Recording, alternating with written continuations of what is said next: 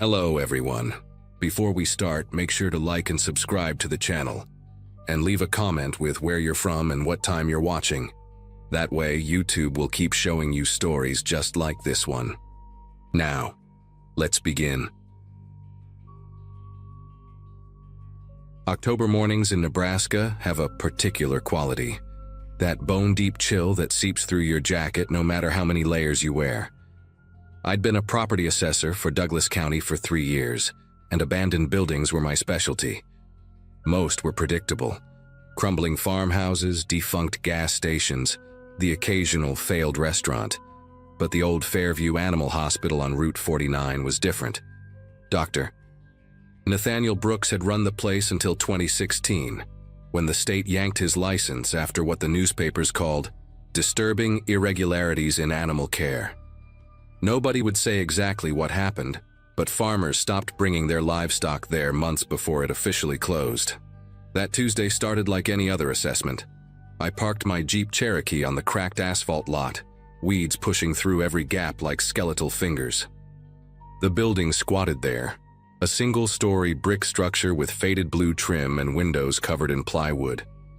My clipboard had the basics: 4,200 square feet, built in 1987, zoned commercial. What it didn't mention was the smell. Even from outside, there was this thick, sweet odor that made me breathe through my mouth. I grabbed my flashlight and camera, standard equipment for these jobs. The front door hung open about 6 inches, its lock mechanism completely torn out. Strange, considering the property had supposedly been secured by the bank. Inside, my flashlight beam cut through the darkness, revealing a reception area frozen in time. Magazines from 2016 still fanned across a coffee table, and a calendar on the wall showed May of that year. A golden retriever puppy grinning eternally at nothing. But it was the reception desk that made me pause. Someone had arranged dozens of small animal collars in neat rows across its surface, each one labeled with a pet's name in shaky handwriting. Whiskers, Duke, Princess. Fresh handwriting, not faded. The ink looked maybe a week old. My job required documenting everything, so I snapped photos, trying to ignore how each collar was meticulously cleaned and polished. The hallway beyond reception stretched into darkness, lined with examination rooms on both sides. I checked the first 2, standard equipment covered in dust, nothing unusual except for that persistent smell getting stronger. It was in the 3rd room that I heard it, a low humming, almost like a lullaby, coming from somewhere deeper in the building. Not mechanical, definitely human.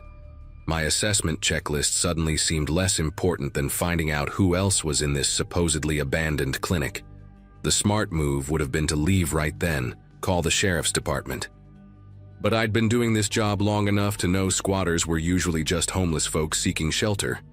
I decided to announce myself, maybe help whoever it was find proper resources. "Hello?" I called out, my voice echoing off the tile walls.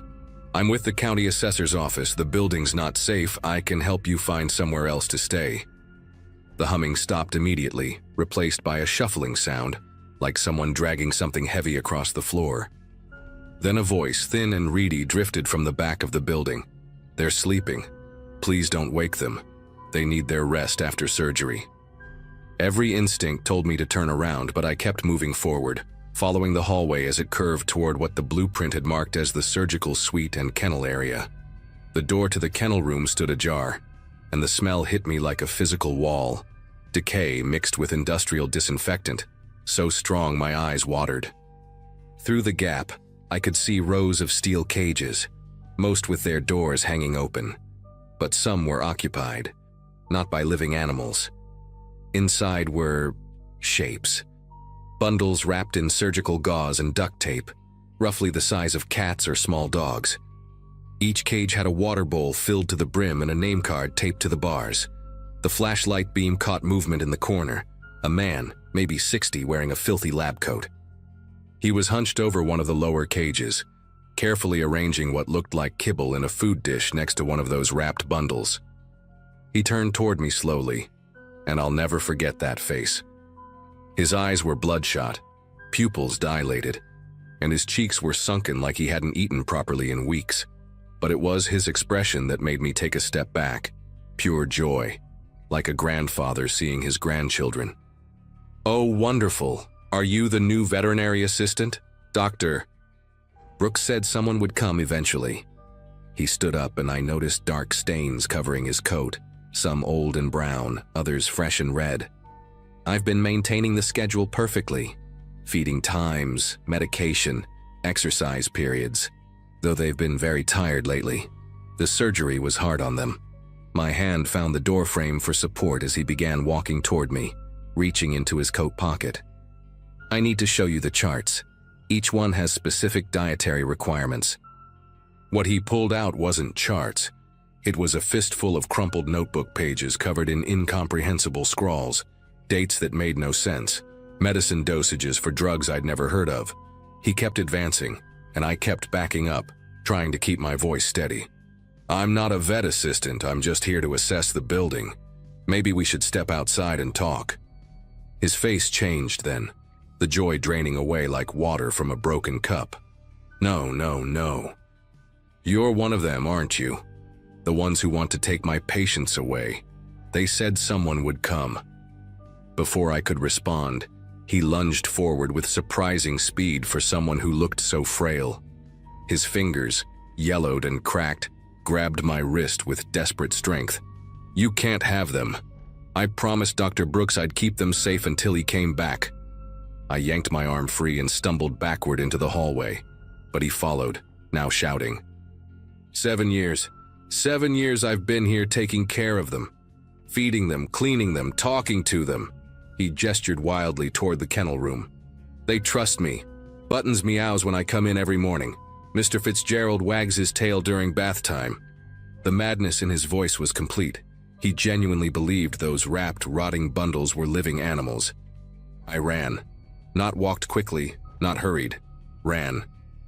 My boots slipped on the grimy floor as I sprinted down that curving hallway, the beam of my flashlight swinging wildly. Behind me, his footsteps echoed, along with a horrible wailing. "Come back. They need their afternoon medications. You don't understand what happens when they miss their medications." I burst through an exam room, looking for another exit, and found myself in what must have been the surgery suite. On the operating table was another bundle, this one partially unwrapped. What I saw inside made me bite my tongue to keep from screaming. I won't describe it. I can't. But whatever Dr. Brooks had been doing to those animals before he lost his license, this man had been trying to continue it or reverse it, or God knows what. The surgery suite had a rear door, a fire exit with a push bar that gave way when I slammed into it. The alarm should have sounded, but the system was long dead. I tumbled out into the overgrown lot behind the building, brambles tearing at my clothes. The man appeared in the doorway behind me, silhouetted against the darkness inside, clutching one of those wrapped bundles to his chest like a baby. "Please," he called after me, his voice breaking. "Please don't tell them I'm here, they'll take my babies away. I'm all they have left." I didn't stop running until I reached my Jeep, fumbling with the keys, checking the mirrors to make sure he hadn't followed. As I peeled out of the lot, I caught a glimpse of him in my rearview mirror, still standing in that doorway, rocking that bundle in his arms. I called the sheriff's department from the road, my voice shaking as I tried to explain what I'd found. They sent units immediately. Apparently, they'd been looking for a man named Walter Hutchins, a former veterinary technician who'd worked for Dr. Brooks and disappeared when the clinic closed. They found him exactly where I'd left him, still in the kennel room, surrounded by 17 wrapped animal remains in various states of decay. The forensics team later confirmed they were all pets that had died during Brooks' experimental treatments back in 2016. Walter had been breaking in, stealing them from the freezer where they'd been stored as evidence, and caring for them as if they were alive. He's in a psychiatric facility now. They say he still asks about his animals every day, worried about who's feeding them. I quit my job 3 weeks later. Some buildings, I learned, shouldn't be assessed. They should just be burned to the ground.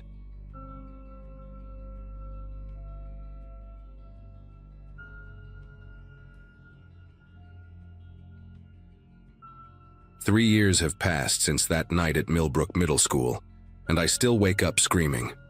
I was 23 then, drifting through life with a communications degree that meant nothing and a hobby that meant everything. Urban exploration wasn't just something I did. It was who I was. Every abandoned building in a 50-mile radius knew my footsteps. My crew consisted of me, Jason, and Chloe, and we'd been breaking into forgotten places since high school. That August evening in 2016 started like any other expedition. We met at the old gas station on Highway 42, loaded up on energy drinks and beef jerky, checked our flashlights twice, and headed for the school that had been closed since 1998. The place had a reputation among explorers as being completely stripped and boring, but Jason had heard rumors about a sealed basement that nobody had managed to find. Millbrook Middle School sat on 12 acres of overgrown land, its red brick facade barely visible through the kudzu that had claimed most of the building. We parked behind the old gymnasium where the fence had collapsed years ago, killed the headlights, and waited for our eyes to adjust to the darkness. The main building loomed ahead, 3 stories of broken windows and graffiti-covered walls. Jason led the way with his tactical flashlight, picking through the tall grass and debris. Chloe followed close behind, her camera already clicking away at the shadowy architecture. I brought up the rear, scanning for any signs of security or other explorers. The side door we'd used before had been welded shut since our last visit, but we found a first-floor window where the plywood had rotted away. The smell hit us immediately, that familiar cocktail of mold, rust, and decay that every abandoned building wore like cologne. Inside, the hallways stretched out in perfect darkness, our flashlight beams cutting through dust particles that danced like tiny ghosts. Old student artwork still clung to some walls, their colors faded to various shades of brown and gray. We'd been through these halls before, photographed every classroom, every bathroom, even the old cafeteria where trays still sat stacked on rusted shelves. But tonight, we had a different goal. Jason pulled out his phone, showing us a blurry photo from some urbex forum. It showed what looked like a metal ring embedded in concrete, barely visible under years of grime. The poster claimed it was in the northwest corner of the building, near the old boiler room. We'd checked that area twice before and found nothing, but Jason insisted we'd been looking in the wrong spot. His theory was that renovations in the 80s had created a false wall, hiding the original maintenance access. The boiler room was exactly where we'd left it 6 months ago. Pipes hanging from the ceiling like metal intestines, the massive furnace sitting silent and cold. But this time Jason went straight to the back corner, past the furnace, to a section we'd always ignored. He knocked on the walls, listening for hollow spots while Chloe documented everything with her camera. I was ready to call it another dead end when Jason's knocking suddenly sounded different. Emptier. He grinned at us, that wild look he got when he knew he was onto something, and started pulling at a section of drywall that had already begun to separate from the moisture. Behind it was older concrete, and there, covered in decades of dirt and rust, was the metal ring from the photo. My heart started racing as we cleared away the debris. This wasn't just any access panel. It was a proper trapdoor, about 3 feet square, sealed with an ancient padlock that had practically fused with rust. Jason produced a pair of bolt cutters from his backpack, he always came prepared, and went to work on the lock. It took 3 tries before the metal finally gave way with a sound like breaking bones. The 3 of us exchanged glances, that mixture of excitement and dread that comes right before you cross a line. You probably shouldn't. Chloe aimed her camera down as Jason and I grabbed the ring and pulled. The door resisted at first, decades of rust and grime fighting against us, then suddenly gave way with a horrible screech that echoed through the empty building. A wave of stale air rushed up from below, carrying a smell that made the rest of the building seem fresh by comparison. It was thick, sweet, and wrong in a way that made my stomach turn. Our flashlights revealed a narrow concrete shaft with a metal ladder bolted to one side, disappearing into absolute blackness about 15 feet down. "Holy shit," Chloe whispered, her camera clicking rapidly. "This isn't on any of the blueprints I found." She was our research expert, spending hours digging through city archives and old newspapers before each exploration. If she didn't know about this, nobody did. Jason was already swinging his legs over the edge, testing the ladder rungs with his foot. They groaned but held. "I'm going down," he announced, because of course he was. Jason never met a dangerous situation he didn't want to dive into head first. I grabbed his shoulder, told him to wait while I dropped a glow stick down the shaft. We watched it fall, the green light getting smaller until it hit bottom with a soft thud. The space below looked bigger than expected, extending beyond what our flashlights could reach. Against every instinct screaming at me to leave, I followed Jason down the ladder, the metal cold and slightly damp under my hands. Chloe came last, her camera strap wrapped tight around her wrist. The basement wasn't what any of us expected. Instead of a small maintenance room, we found ourselves in a tunnel that stretched out in both directions, the walls lined with pipes and electrical conduits that hadn't been updated since the 50s. Old janitorial equipment sat rusting along one wall. Mop buckets turned orange with oxidation, push brooms with bristles long rotted away, and shelves of cleaning supplies whose labels had faded to illegibility. But it was the air that bothered me most. It wasn't just stale, it had weight to it, pressing against my lungs with each breath. Jason was already heading left, following the tunnel as it curved away from the main building. Chloe stayed close to me, her camera flash illuminating unsettling details. Scratch marks on the concrete walls, a child's shoe lying in a puddle of black water, and strangest of all, what looked like makeshift barricades constructed from old desks and filing cabinets at irregular intervals along the tunnel. "Guys," Chloe's voice was barely above a whisper. "These barricades, they're all facing the same direction, like someone was trying to keep something from coming through." She was right. Every pile of furniture, every overturned shelf had been positioned to block progress from deeper in the tunnel system. We pushed past them carefully, the metal scraping against concrete with sounds that seemed impossibly loud in the confined space. The tunnel branched off several times, creating a maze of passages that couldn't possibly match the school's footprint above. Jason marked our path with chalk on the walls, but I was already getting turned around. Then Chloe grabbed my arm hard enough to bruise.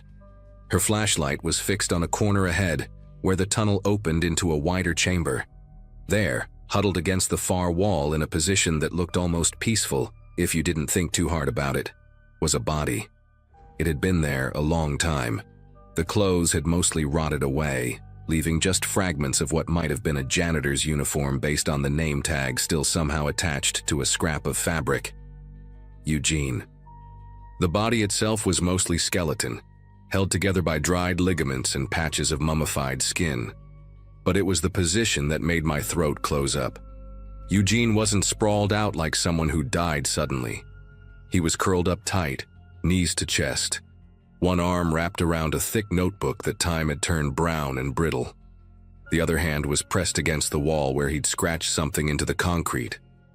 Jason leaned in close with his flashlight while Chloe documented everything, her hand steady despite the situation. The scratches were hard to make out at first, just desperate gouges in the wall. But then the pattern became clear. Tally marks, dozens and dozens of them, grouped in fives, covering a section of wall about 3 feet wide. A calendar of days spent dying in the dark. Chloe carefully extracted the notebook from Eugene's grip, the pages crackling with each movement. Most of it was illegible, destroyed by moisture and time, but the later entries were still readable, written in increasingly shaky handwriting. "Day 1, she read aloud, her voice echoing strangely in the chamber. "Locked in by accident during summer maintenance. Door mechanism jammed. No one can hear me screaming." She flipped forward carefully. "Day 3, water pipes still work, thank God. Found some old crackers in the storage room. Phone dead. Why did I come down here alone?" Jason had found something else, a maintenance schedule clipboard hanging on the wall, dated July 1987. The school had been closed for summer break. No one would have been back for weeks. Chloe continued reading, her voice getting quieter with each entry. "Day 7, they're not coming. School doesn't reopen until September. I've tried everything. The door won't budge from this side. God help me." The entries became shorter, more desperate. "Day 12. Heard something in the tunnels last night. Not alone down here. Wish I was. The final entries were almost unreadable, just fragments of thoughts scattered across water-damaged pages. They walk at night. Can hear them breathing. They know I'm here. God forgive me. The last coherent entry was dated day 18. No more food. Water tastes wrong. They're getting closer. I can hear them scratching. If anyone finds this, don't come down here after dark. The school sealed this place for a reason. After that, just scribbles and what might have been drawings of eyes. Hundreds of eyes. We stood there in silence, our flashlights creating a circle of light in the oppressive darkness. Everything made horrible sense now. The sealed trapdoor, the lack of any records about this tunnel system, the barricades Eugene had built in his desperation. Whatever had been down here with him, the school administration had decided it was easier to seal it away than deal with it. They'd locked Eugene in with it, either by accident or on purpose, and simply erased this place from history. Jason wanted to explore deeper into the tunnels, follow them to wherever they led, but Chloe and I voted him down. We'd found our story, solved the mystery of the sealed basement, and every instinct I had was screaming that Eugene had been right about one thing. We shouldn't be down here after dark. It was already past midnight. We made our way back through the tunnels, past the barricades that now seemed even more ominous, up the ladder that groaned with every step. When we finally emerged into the boiler room, I'd never been so happy to breathe moldy air.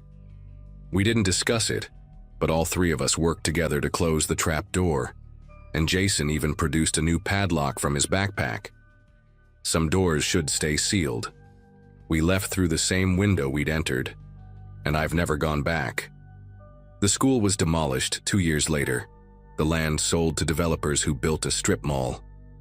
I wonder sometimes if they found the tunnels during construction, if they discovered whatever Eugene had been hiding from. I hope they had the sense to leave it buried under concrete and commerce. But on quiet nights, I still think about those final diary entries, about Eugene dying alone in the dark with something watching him, and I remember the one detail that haunts me most. When we'd first opened that trapdoor, the ladder rungs were damp. In a tunnel system that had been sealed for 30 years, they should have been bone dry.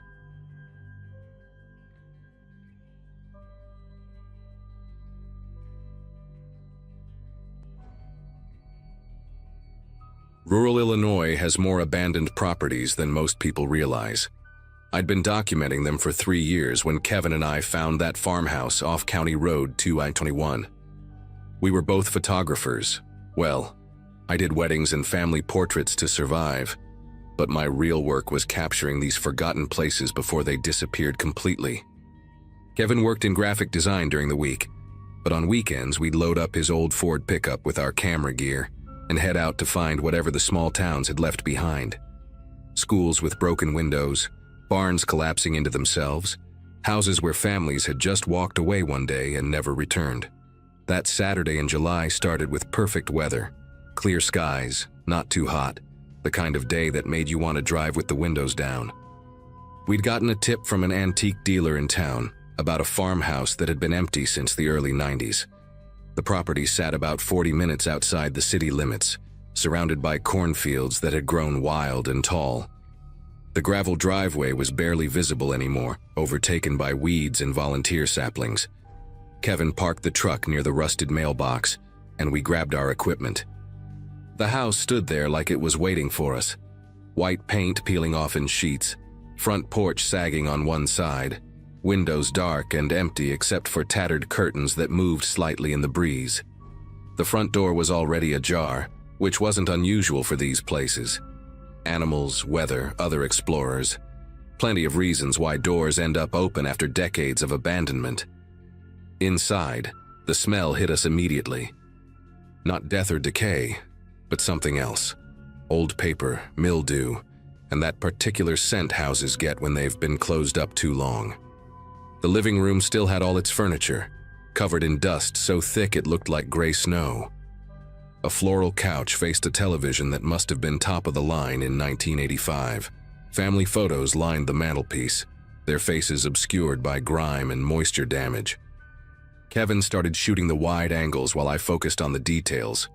A coffee mug still sitting on the side table, newspapers yellowed with age, a pair of reading glasses left on the arm of a recliner.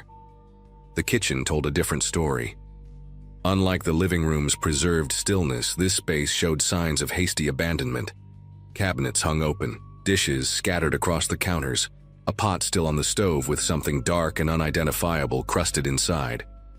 The refrigerator door was slightly open, thankfully empty except for condiment bottles whose labels had long since faded.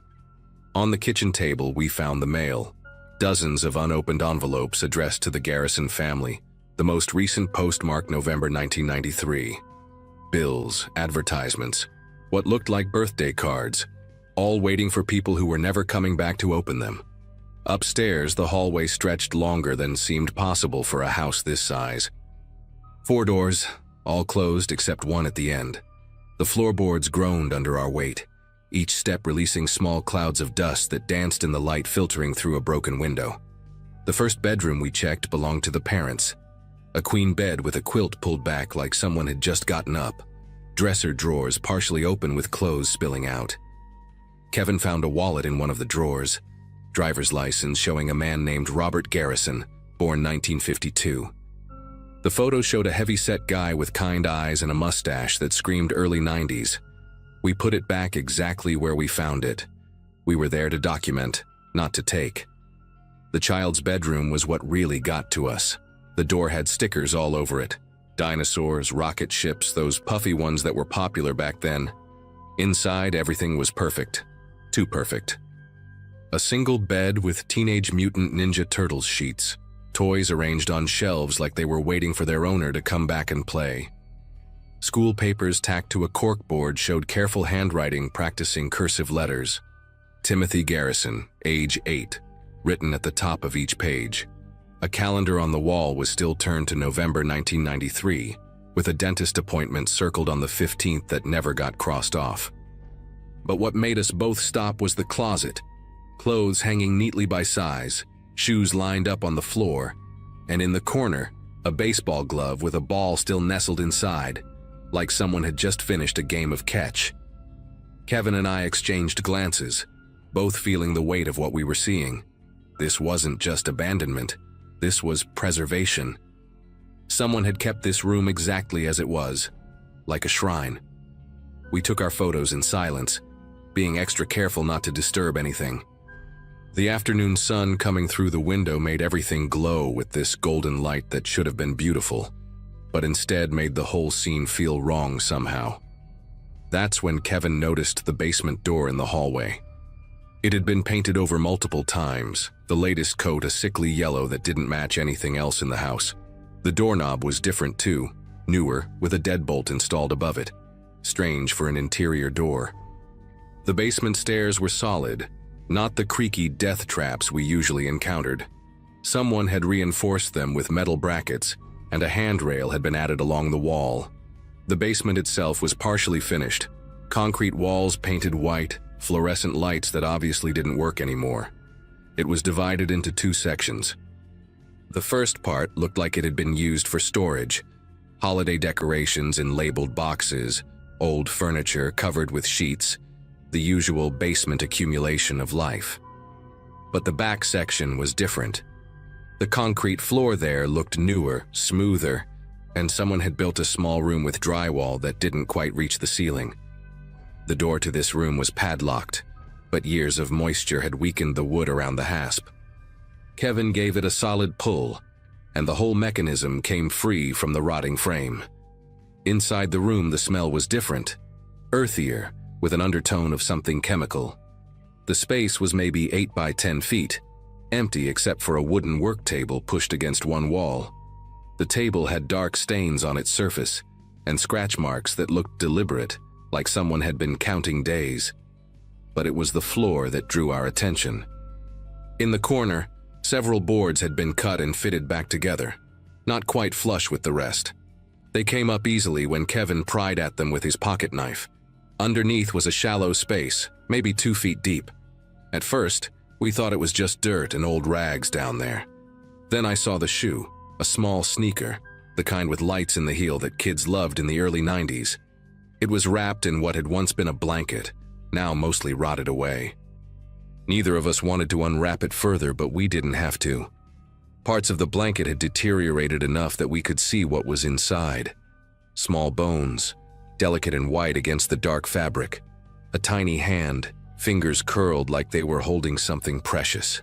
The air in that room suddenly felt too thick to breathe. Kevin stumbled backward, knocking into the table, and that's when we saw the underside, covered in photographs held up with yellowing tape. All of them showed the same boy from upstairs, Timothy, but these weren't family photos. These were taken from a distance, through windows, from behind trees. Someone had been watching him.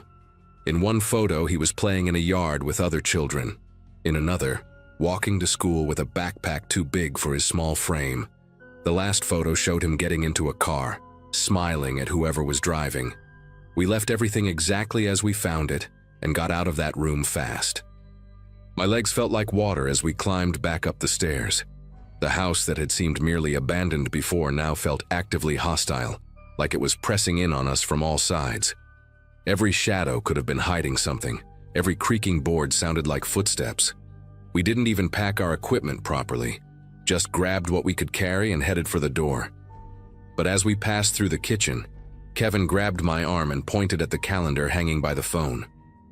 November 1993, just like upstairs, but this one had different dates circled. The 8th through the 14th with vacation written across them. The 15th, the day of Timothy's dentist appointment, had been crossed out with red marker. Outside, the late afternoon sun had never felt so good on my face. We threw our gear in the truck and Kevin started the engine, but it wouldn't turn over. 3 tries, 4, the battery clicking weaker each time. That's when we heard it. A door slamming inside the house. Not the wind, not old wood settling. A deliberate slam. Then another. Kevin tried the engine again and it finally caught. We peeled out of there, gravel flying, neither of us looking back. At the main road, we pulled over and called 911 from Kevin's phone. The dispatcher kept us on the line for 45 minutes, taking down every detail. 2 sheriff's deputies met us back at the house, though we stayed in the truck while they went inside. They came out grim-faced, called for backup, and soon the place was crawling with police cars and crime scene tape. A detective interviewed us separately, then together, going over everything multiple times. They found more than just Timothy down there. 2 other children, they told us later, though they never released the names. The investigation made the national news for about a week. Robert Garrison had disappeared the same night as his son, leaving his wife Patricia to file the missing persons report. She'd maintained that story for 3 years before suddenly packing up and leaving town herself. The police tracked her down in Florida, living under her maiden name. She broke down during questioning and admitted she'd discovered what her husband had done. Instead of turning him in, she'd helped him cover it up, then spent 3 years in that house with him, pretending their son had been kidnapped. The night she left, she'd poisoned Robert's dinner and buried him in the cornfield behind the house. The authorities found his remains exactly where she said they'd be. Patricia got 25 to life. She never revealed who the other 2 children were or where Robert had taken them from. Kevin and I don't do urban exploration anymore. We tried a few times after that, but every empty room felt like it was hiding something terrible. Every basement door made us remember. He sells insurance now, has a family, normal life. I still do photography, but only happy occasions. Weddings, birthdays, new babies. Things that celebrate life instead of documenting death. Sometimes I dream about that house, about Timothy's room with everything waiting for him. I wake up thinking about how his mother must have stood in that doorway every day for 3 years, knowing what was under the basement floor, keeping his room perfect while the rest of the house fell apart around her. The detective told us later that she'd admitted to checking on the basement room regularly, making sure the boards stayed in place. She said she couldn't let Timothy be alone down there in the dark. That detail haunts me more than anything else. A mother's twisted love preserving both her son's room and his grave.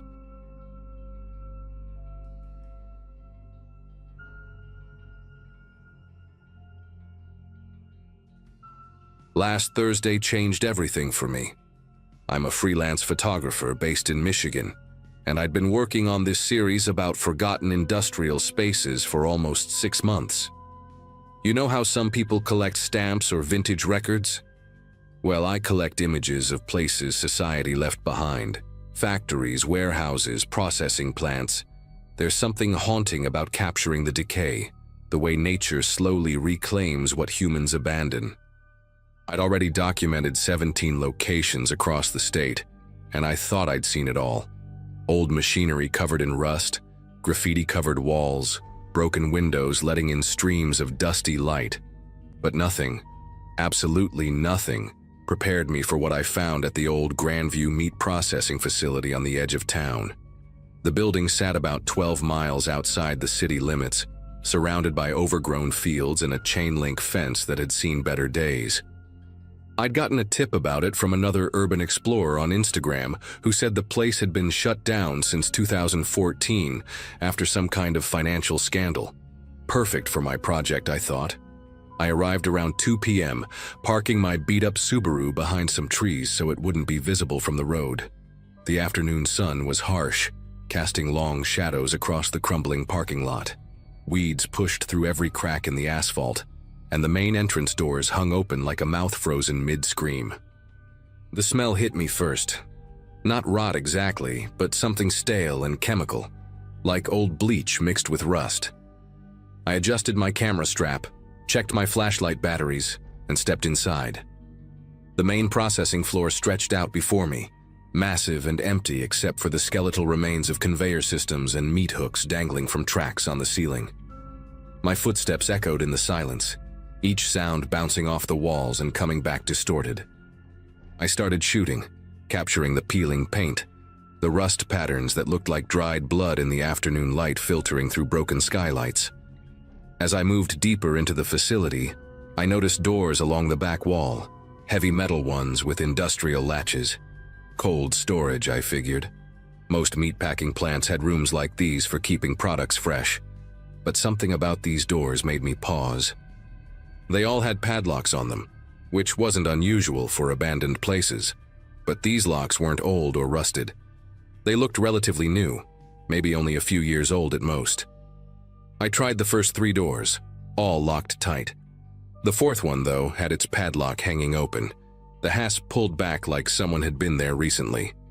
I pushed the door open with my shoulder, and the hinges groaned loud enough to make me jump. Inside, my flashlight beam cut through the darkness, revealing a small room, maybe 8 by 10 feet. The walls were concrete, and the temperature dropped at least 20 degrees from the main floor. But it wasn't the cold that made me stop breathing for a second. It was the scratches, deep gouges in the concrete walls, starting about 3 feet from the floor and going up to almost 6 feet. Not random marks. These were deliberate, desperate, like someone had tried to claw their way out. My flashlight beam trembled as I swept it across the walls, counting dozens, maybe hundreds of these marks, some with what looked like dried blood still embedded in the grooves. That's when I noticed the corner of the room. There was an old mattress, stained and moldy, pushed against the wall. Scattered around it were empty food cans, generic brands, the labels faded but still readable. Beans, soup, canned fruit. A plastic bucket sat nearby, and I don't need to tell you what that was probably used for. But the worst part, the thing that made my legs turn to jelly, was the chain. A heavy industrial chain, maybe 10 feet long, bolted directly into the concrete floor with a massive eye bolt. The other end had a shackle, the kind that locks around an ankle or wrist. It was open, thank God, but the metal was worn smooth in places, like it had been used. A lot.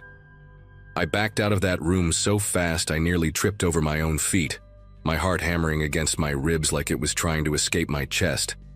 I should have left right then. Every instinct in my body was screaming at me to run, to get back to my car and never look back. But I didn't.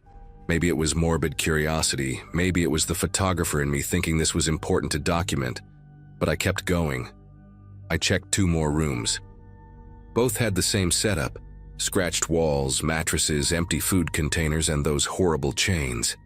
In the second room, I found something else. A notebook, water-damaged and barely holding together, tucked under the mattress. Most of the pages were illegible, but I could make out a few entries. Dates from 2013, desperate notes about needing to get clean, promises to pay back money, and then nothing. The entries just stopped.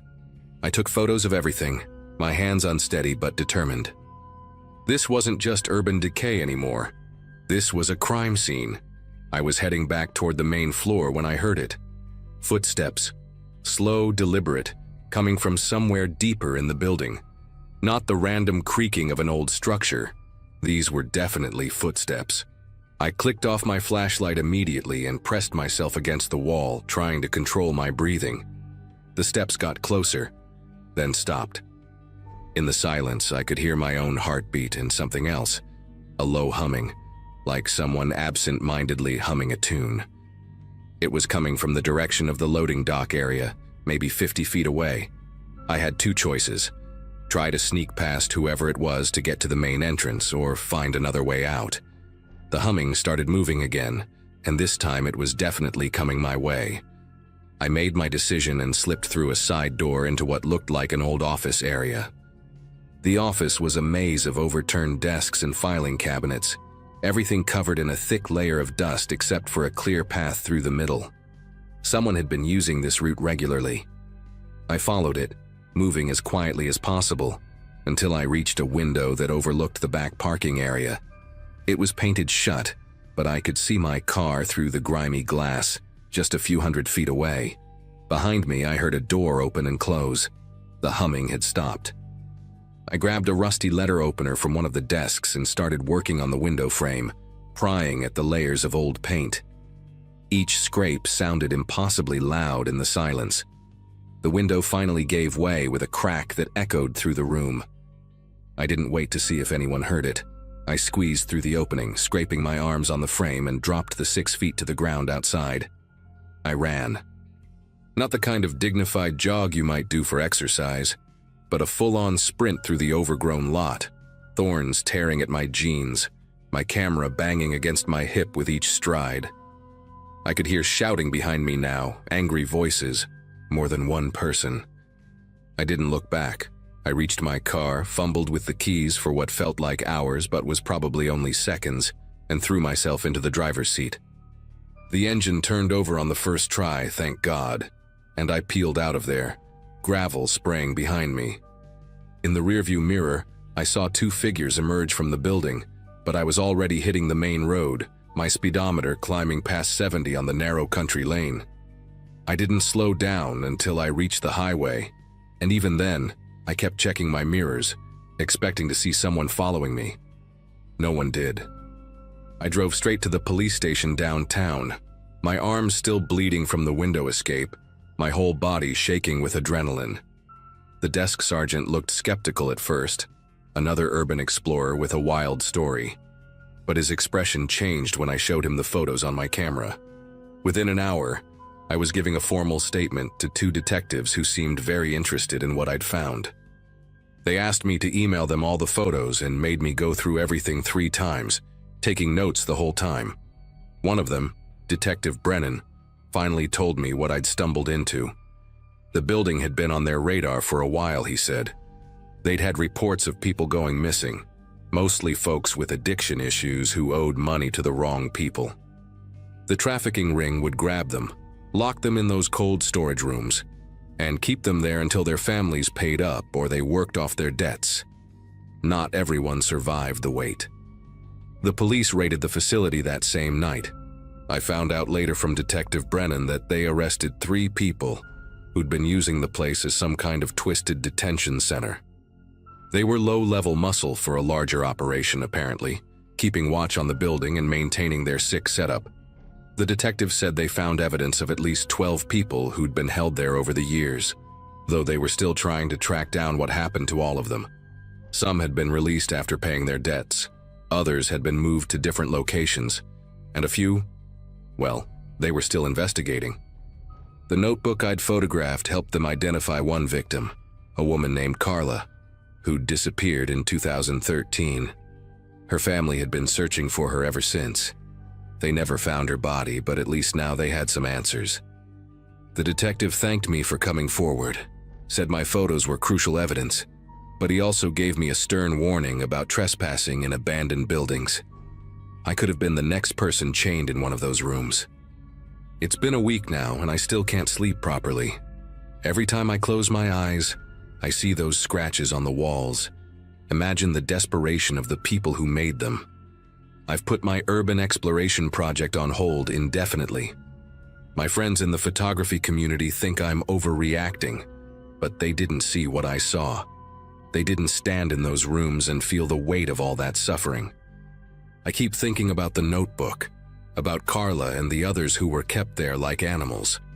The detective called yesterday to let me know they'd made more arrests and found connections to similar operations in other states.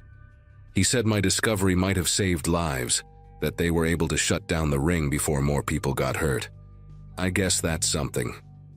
But I still wake up at night sometimes, thinking about that humming in the darkness, wondering what would have happened if I'd been just a little bit slower getting out that window. I know one thing for sure: I'll never look at abandoned buildings the same way again. Sometimes places are abandoned for a reason, and sometimes those reasons are still there, waiting in the dark.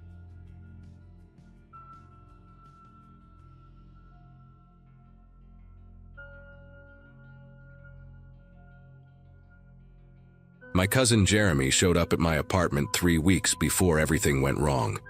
His left arm in a sling and a nasty gash across his forehead that hadn't quite healed yet. He'd always been the adventurous type, the kind of guy who'd convince everyone to explore abandoned buildings or go cliff jumping at the quarry. But that day in early June 2013, he seemed different, quieter, more serious. I was folding laundry in my tiny studio apartment when he knocked, and the first thing he said when I opened the door wasn't hello or how have you been. He just stared at me with these hollow eyes and told me to stay away from Riverside Community Hospital, especially the old psychiatric wing on the 4th floor. I remember laughing at first, thinking he was being dramatic as usual. Jeremy and his college buddies had been breaking into abandoned places all semester. Old factories, shut down schools, empty office buildings. They'd post photos on Facebook of themselves posing with rusty equipment or standing in empty hallways, acting like they were ghost hunters or something. But Jeremy wasn't joking around this time. He sat on my couch, wincing as he adjusted his injured arm, and told me what happened when they went into that hospital 2 nights earlier. His friend Brandon had fallen straight through a rotted section of the stairwell between the 3rd and 4th floors, dropping almost 20 feet onto a pile of old medical equipment. The paramedics said he was lucky to only have broken ribs and a punctured lung. Jeremy kept rubbing his injured shoulder while he talked, describing how they'd gotten in through a broken window in the basement. The place had been shut down since 2001, he said, after some big scandal involving patient abuse and fraudulent Medicare billing. Most of the building was exactly what you'd expect: peeling paint, broken windows, graffiti everywhere. But when they reached the psychiatric wing, things got weird. Some of the rooms still had power, which made no sense. The fluorescent lights flickered in random patterns, casting these sick green shadows on the walls. They found patient files scattered across the nurses' station, papers that should have been destroyed or archived years ago. Names, diagnoses, treatment notes, all just lying there like someone had been reading through them recently. The worst part, according to Jeremy, happened right before Brandon's accident. They were heading toward the stairwell when they heard the elevator ding from somewhere above them. Not just any mechanical noise, the actual arrival chime, clear as day. They all froze, listening to the cables groaning and shifting inside the shaft.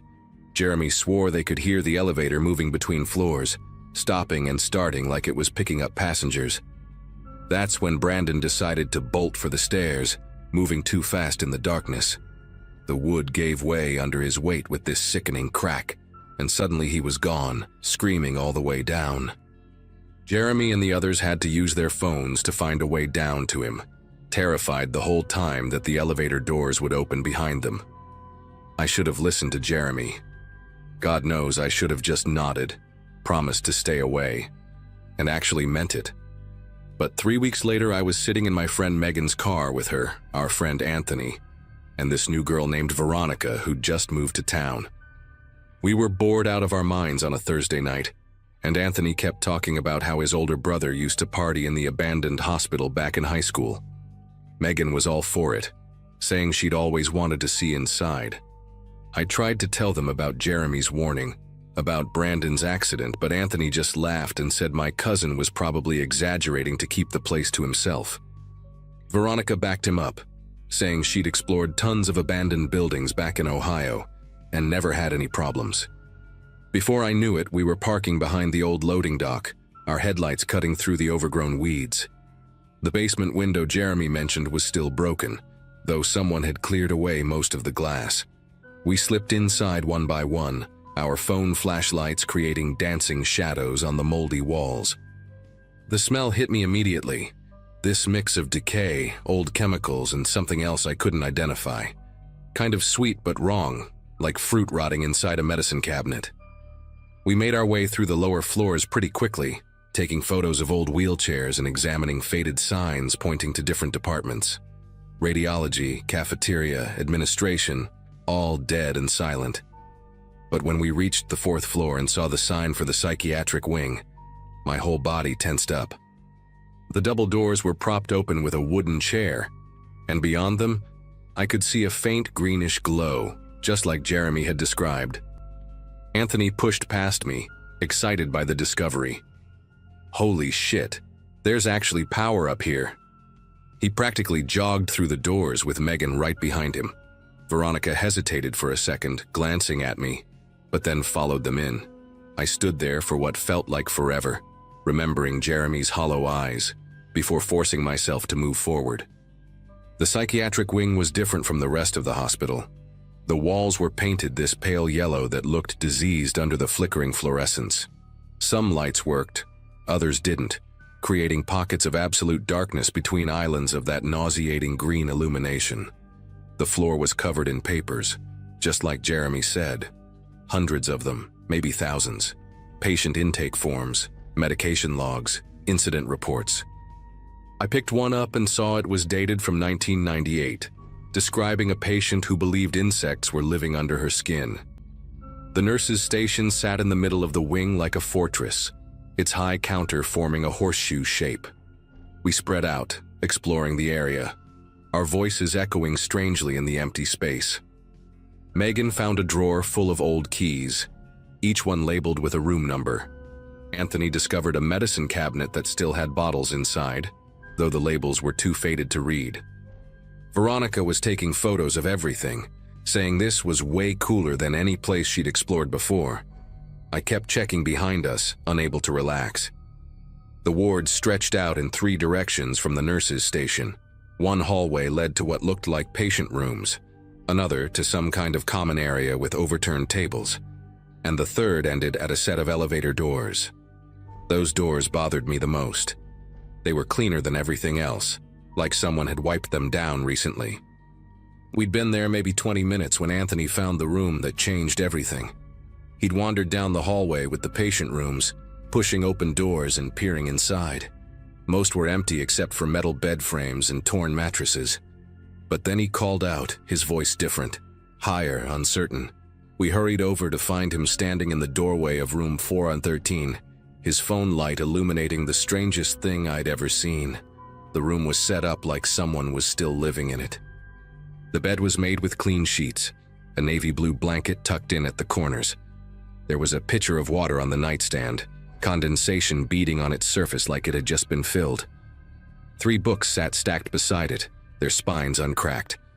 On the wall, someone had taped up dozens of photographs, all showing the same elderly woman at different ages, from childhood through what looked like her 80s. Before any of us could process what we were seeing, we heard it.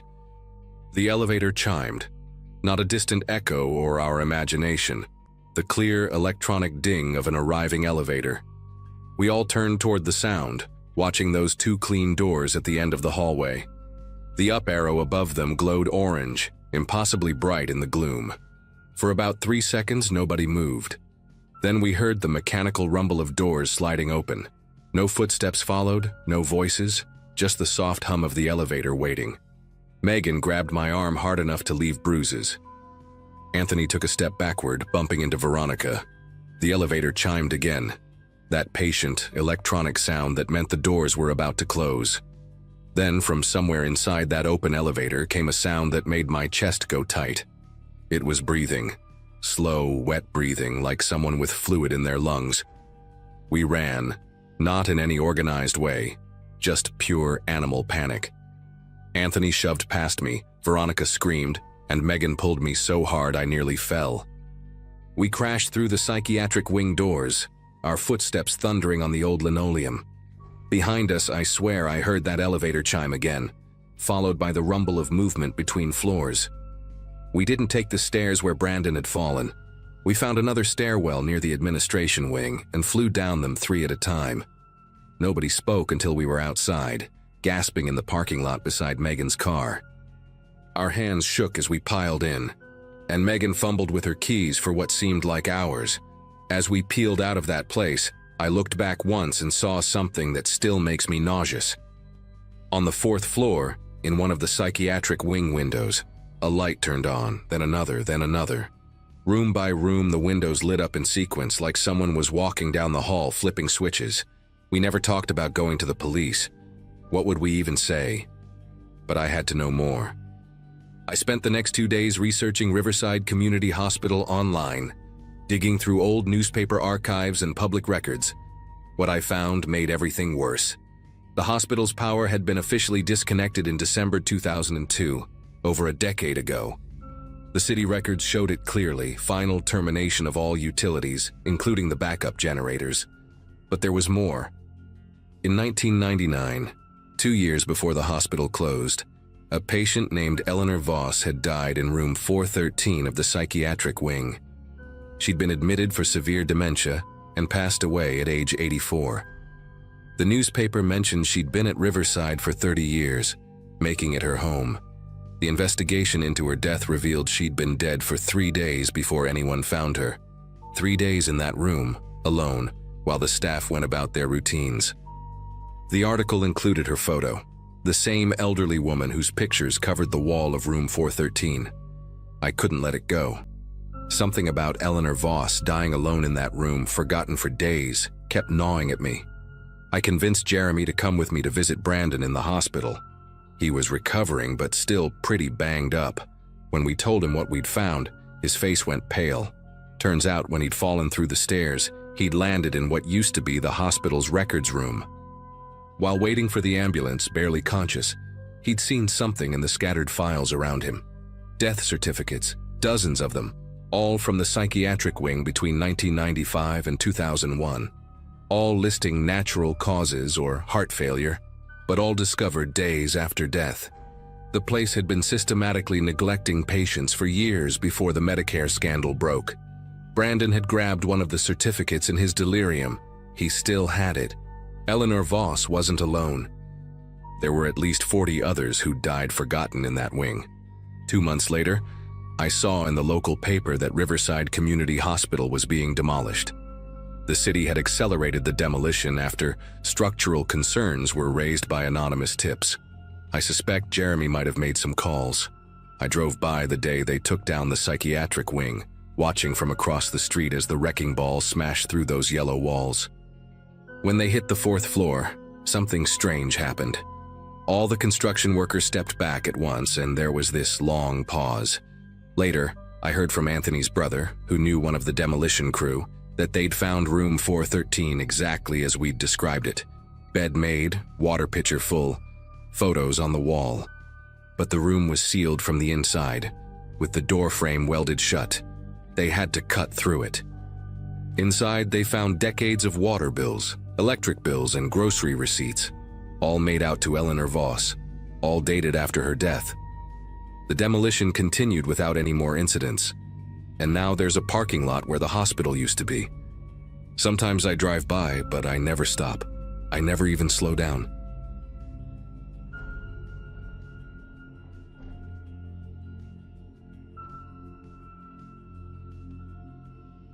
Four years have passed since that Thursday in November, and I still wake up at 3 a.m. sometimes, remembering the smell.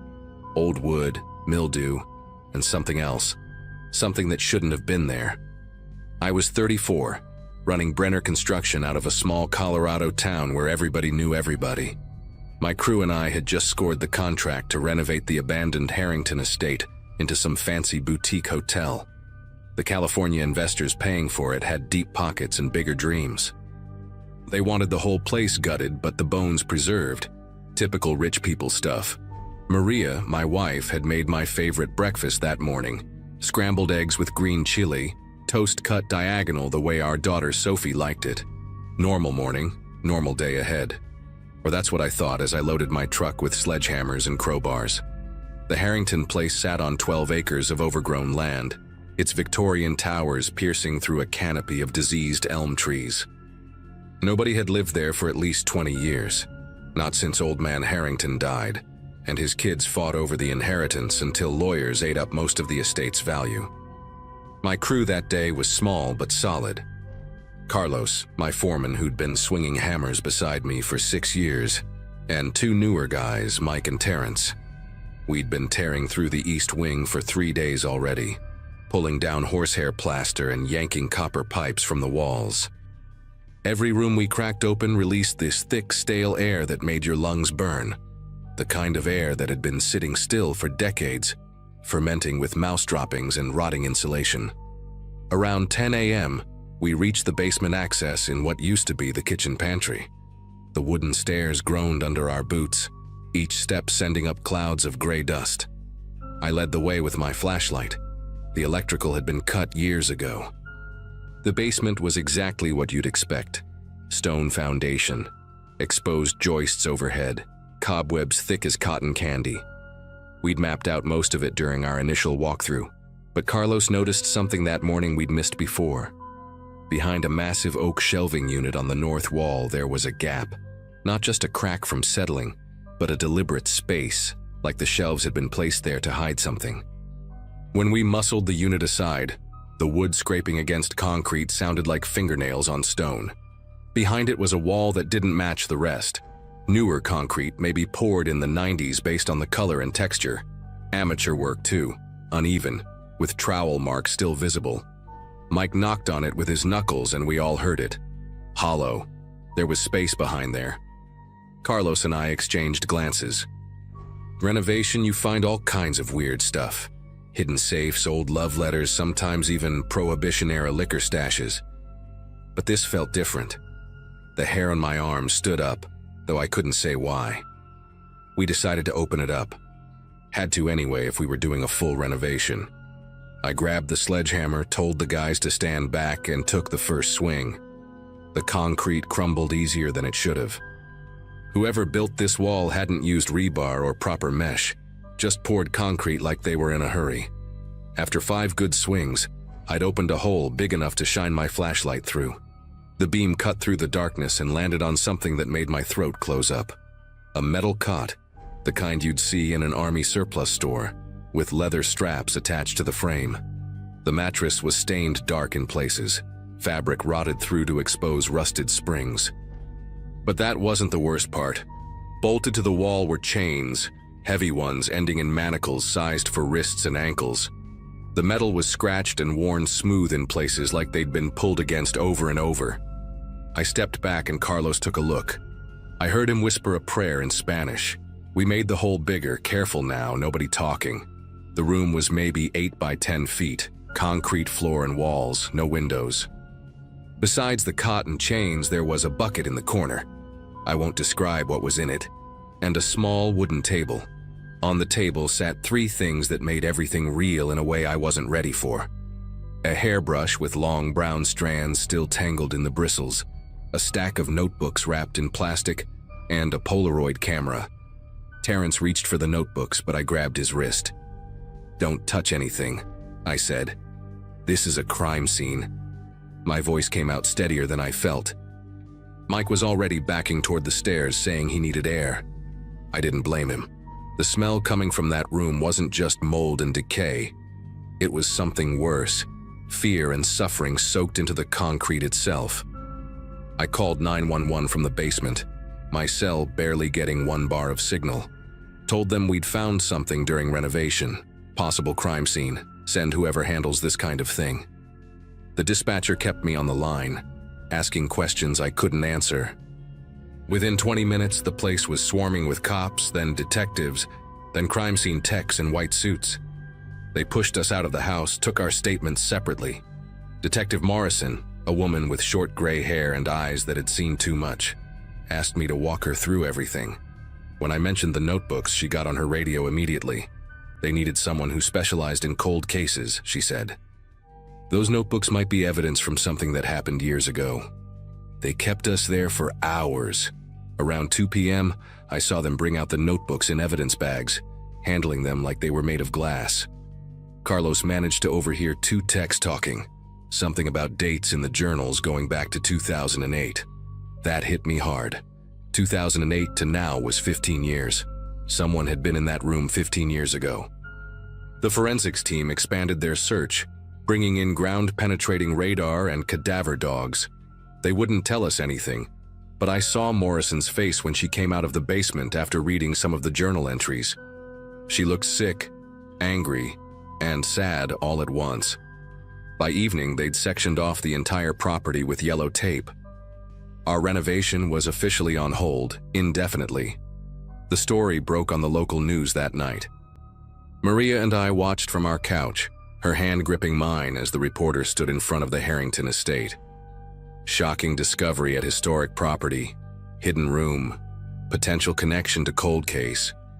The words blurred together, but then they showed a photograph that made everything stop.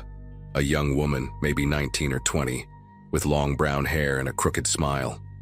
Ashley Donovan, missing since May 2008 from Ridgefield County, 2 counties over. Last seen leaving her job at a bookstore. Her car found abandoned on a rural road. No leads, case gone cold after 2 years. I remembered that hair, the same color as the strands in the brush we'd found.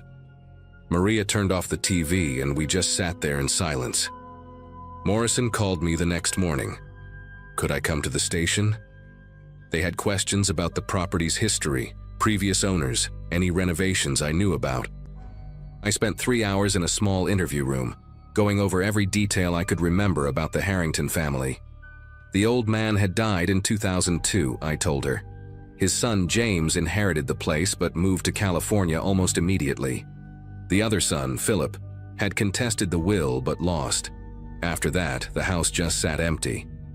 But here's what I remembered that seemed to catch Morrison's attention. Philip Harrington had worked construction back in the day. Would have known how to pour concrete, build walls. He'd left town around 2010, supposedly for a job in Nevada. Nobody had heard from him since. Morrison thanked me and said they'd be in touch, but I could see it in her eyes. They were putting pieces together. 3 weeks later, they arrested Philip Harrington at a trailer park outside Reno. The news showed his mugshot, a man in his 50s with dead eyes and a face that had hardened into something unrecognizable from the guy I vaguely remembered. The evidence from Ashley's journals was damning.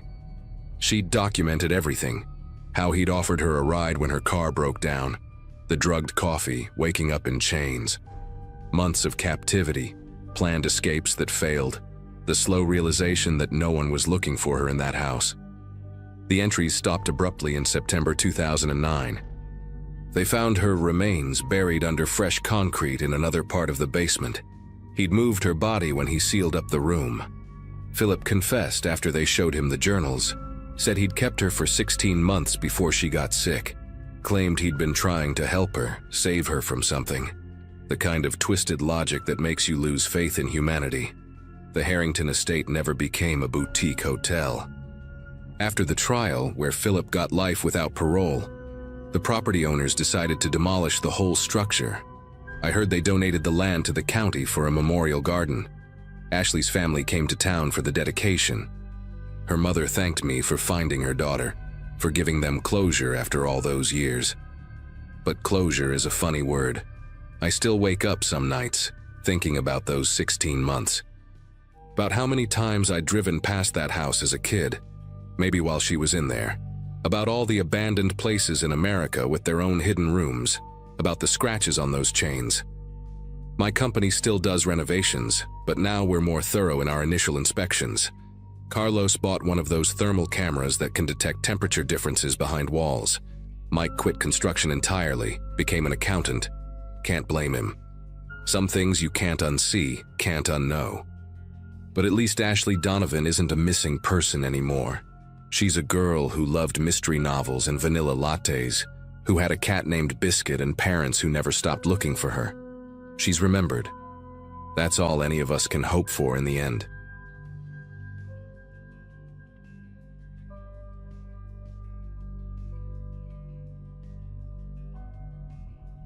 It was the tail end of spring break, and boredom had settled in like the humidity, thick and unshakable. Back then, I lived in a small town just outside of Monroe, Louisiana. Nothing much ever happened there unless you counted tractor shows or church bake sales. I was 16, hanging around with my usual group, Eli, Derek, and Malik. We spent most afternoons riding our bikes down cracked back roads, pretending we were too cool to still live with our parents.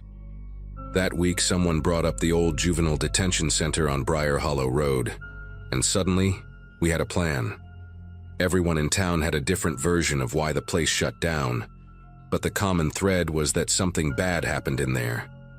Real bad. The place had been abandoned since the early 90s, and kids whispered about staff beatings, disappearances, and lockdowns that went too far. Our parents always told us to stay away from it, said the building was unstable. That, of course, made it even more appealing. So one Friday afternoon, just before sunset, we stuffed flashlights into our backpacks, hopped on our bikes, and headed out. The building sat behind a sagging chain-link fence wrapped in weeds, the entrance half covered by plywood someone had tried and failed to nail shut. Inside, the air smelled like mildew and rust, thick with the kind of stillness that makes your ears ring. Graffiti covered most of the walls, some of it vulgar, some of it just names and dates. We found rusted bunk beds in rows, their mattresses long gone, just twisted metal frames and loose springs. The solitary cells were the worst, padded with cracked foam, door slots rusted shut. One of them had a metal chair bolted to the floor with leather restraints still dangling from the arms. Derek was the one who stuck his hand in it. There was a spot on the wall inside one of the padded cells, darker than the rest, shiny and strange. He pressed his palm against it like a joke, and when he pulled it back, his hand was covered in this thick, red sludge. Not paint, not blood, at least not like anything we'd seen before. It didn't smell metallic, it had this bitter chemical stink, like old meat and cleaning solution. He tried to laugh it off, wiped his hand on a discarded shirt in the corner, but his face was pale.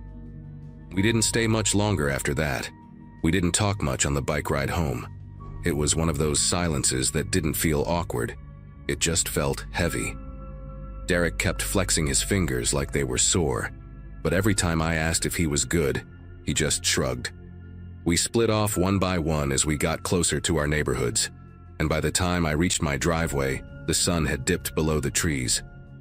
The house looked normal, porch light buzzing, my little sister's bike laid out across the front walk, but something in the air felt charged, like when a storm's about to hit, but there's not a cloud in sight. That night I couldn't sleep. Not because of what we saw exactly, but because around 2 a.m. I caught something moving past my bedroom window. At first I thought it was just shadows, branches maybe, but then it came back. A figure. A man, maybe late 30s, tall and broad, wearing what looked like a faded orange jumpsuit. He was barefoot, but his footsteps were heavy, almost deliberate, like he was marching in place. He just kept pacing back and forth along the fence in our backyard, never looking up, never breaking stride. I ducked under the window and stayed down until sunrise. In the morning, I convinced myself I must have imagined it. Maybe it was a neighbor, or maybe I'd just been worked up from the detention center. I didn't mention it to my parents. They already thought I was spending too much time with the guys and not enough time studying. But when I went out to feed our dog, Baxter, I found him lying behind the shed. His body looked untouched. No wounds, no signs of a fight. But he was completely limp. His fur was dry, but there wasn't a drop of blood left in him. Not a single one. His eyes were wide open, and his tongue hung to the side like someone had just flicked a switch and shut him off. I yelled for my mom and she came running out, still in her robe, and just froze. She didn't scream, didn't even touch him. She just stood there and said, "Who would do something like this?" I didn't have an answer. We wrapped him in a towel and buried him under the oak tree in the yard. My sister cried the whole time. I couldn't bring myself to say anything about what I'd seen the night before. It felt too insane, too disconnected. But part of me already knew. Whatever we stirred up in that place, it hadn't stayed behind. That same day, Eli texted me. His message was short. "You saw anything weird last night?" I didn't answer right away. I wanted to say no, but I couldn't bring myself to lie. I just wrote back, "Yeah, did you?" He called instead of texting, said he'd seen someone walking through the ditch behind his house around midnight. Same jumpsuit, same pacing. No sound, no light, just that silent, repetitive movement. Malik chimed in later that evening, said something had knocked over their trash bins and left oily, reddish streaks up the side of their garage. None of us wanted to say it out loud, but we all felt the same thing. Whatever Derek touched, it didn't stay in that building. Derek stopped showing up at school the following week. His mom told the office he had the flu, but that didn't explain why I saw a for sale sign in their front yard 2 days later. Rumor was they were moving to stay with his uncle upstate. We tried texting him. No answer. When Malik rode by his house, he said the blinds were all closed, even in the middle of the day, and the family van hadn't moved. It was like they were trying to disappear without drawing attention, and honestly, I didn't blame them. Eventually, things got quiet again. No more figures, no more weird stains or dead animals. But something in our group broke after that. We didn't talk as much. We stopped biking around like before. Everyone sort of drifted. I think we were all scared to bring it up, to ask if anyone else still saw things at night, or if they had dreams about padded rooms and empty restraints swaying without wind. I still don't know what that red stuff was, or why it clung to Derek the way it did. But I do know this: whatever that place was meant to contain, it didn't like being disturbed. It's been a few years now. I drive past Briar Hollow sometimes when I go visit my dad, and the detention center's still standing, half sunken into the overgrowth, windows smashed out, doors hanging crooked. But I never stop. I don't even slow down. And if you're ever tempted to check it out for yourself, just don't touch anything. Not the walls, not the restraints, not even the floor. Some things rot quietly, others remember.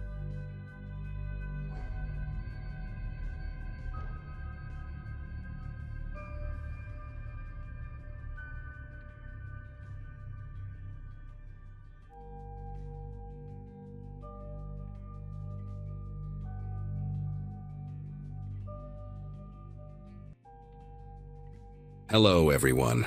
Before we start, make sure to like and subscribe to the channel, and leave a comment with where you're from and what time you're watching. That way, YouTube will keep showing you stories just like this one. Now, let's begin. The company sent me to Indianapolis in early October for a 3-day training seminar on their new inventory system.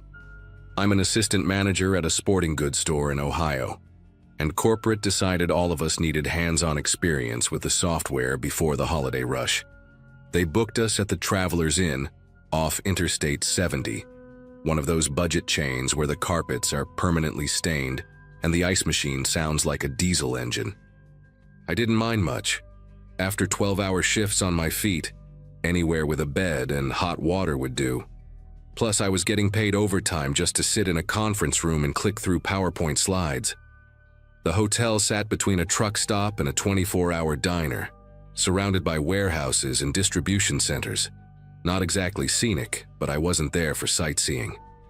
That Tuesday night, I got back to my room around 9:30 after grabbing dinner with some co-workers at the diner next door.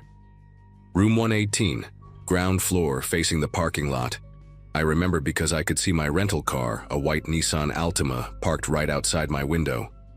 The room smelled like old cigarettes despite being non-smoking, and the air conditioner rattled like marbles in a tin can.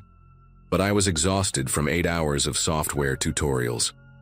I took a shower, called my husband Brian to tell him about my day, then settled in to watch some mindless reality TV. Around 11, I turned everything off and crashed hard. Tomorrow was the last day of training. Then I could drive home and sleep in my own bed again. The parking lot had been pretty full when I closed the curtains. Mostly pickup trucks and older sedans, probably belonging to construction crews and warehouse workers staying long-term. I woke up to voices, angry ones. At first, I thought it was the TV from the room next door. Maybe someone watching an action movie with the volume cranked up. The clock on the nightstand showed 2:47 a.m. in those harsh red numbers. But then the voices got louder, more distinct, and they were coming from outside, not through the walls. Multiple people, men from the sound of it, and they were seriously pissed about something. I could hear car doors slamming, engines revving, that aggressive back and forth that happens when people are about to throw punches. My room was right by the parking lot, remember? So everything was crystal clear through that thin window. I sat up in bed, debating whether to peek through the curtains or just mind my own business. Hotels like this, you learn not to get involved in other people's drama. Then came this sound I'll never forget. Like firecrackers, but deeper, sharper. 3 quick pops, then 2 more. My brain tried to process it as anything else. A car backfiring, someone dropping something heavy, those industrial dumpster lids slamming shut. But deep in my gut, I knew exactly what I was hearing. Gunshots. Real ones, not movie ones. The yelling turned to screaming. Car tires screeched and then more shots. Rapid fire this time, like someone just holding down the trigger. I rolled out of bed and hit the floor, my heart hammering so hard I could feel it in my throat. The carpet was rough against my cheek, smelling like decades of spilled coffee and cleaning chemicals. I could see the bottom of the door from where I was lying, that thin strip of yellow light from the walkway outside. That's when the first bullet hit my door. The wood splintered with this horrible cracking sound, and I actually saw the hole appear, jagged and dark, about 3 feet up from the floor. Then another one punched through the window, and glass exploded everywhere. The curtains jerked like someone had yanked them, and cold October air rushed in. I pressed myself flatter against the floor, trying to become part of it, trying to disappear into that nasty carpet. More shots outside, so many I lost count, and the sounds were different now. Some hollow pops, some thunderous booms like different guns all going off at once. A bullet hit the wall above the bed and I heard it tear through the drywall, sending white dust drifting down like snow. My phone was on the nightstand, might as well have been on the moon. I couldn't move, couldn't breathe, couldn't do anything but lie there with my arms over my head. The chaos outside was insane, men shouting orders or threats, I couldn't tell which. Someone was crying, these awful gurgling sounds that made my chest tight. Engines roared to life, tires squealed, and I heard metal crunching like cars were ramming into each other. Another bullet came through the window and I actually felt it pass over me, this weird zip of displaced air that made every hair on my body stand up. The mirror on the wall shattered, raining down in pieces. I could hear people in other rooms now, someone screaming. Doors slamming, feet pounding on the walkway above me as people on the second floor ran for the stairs.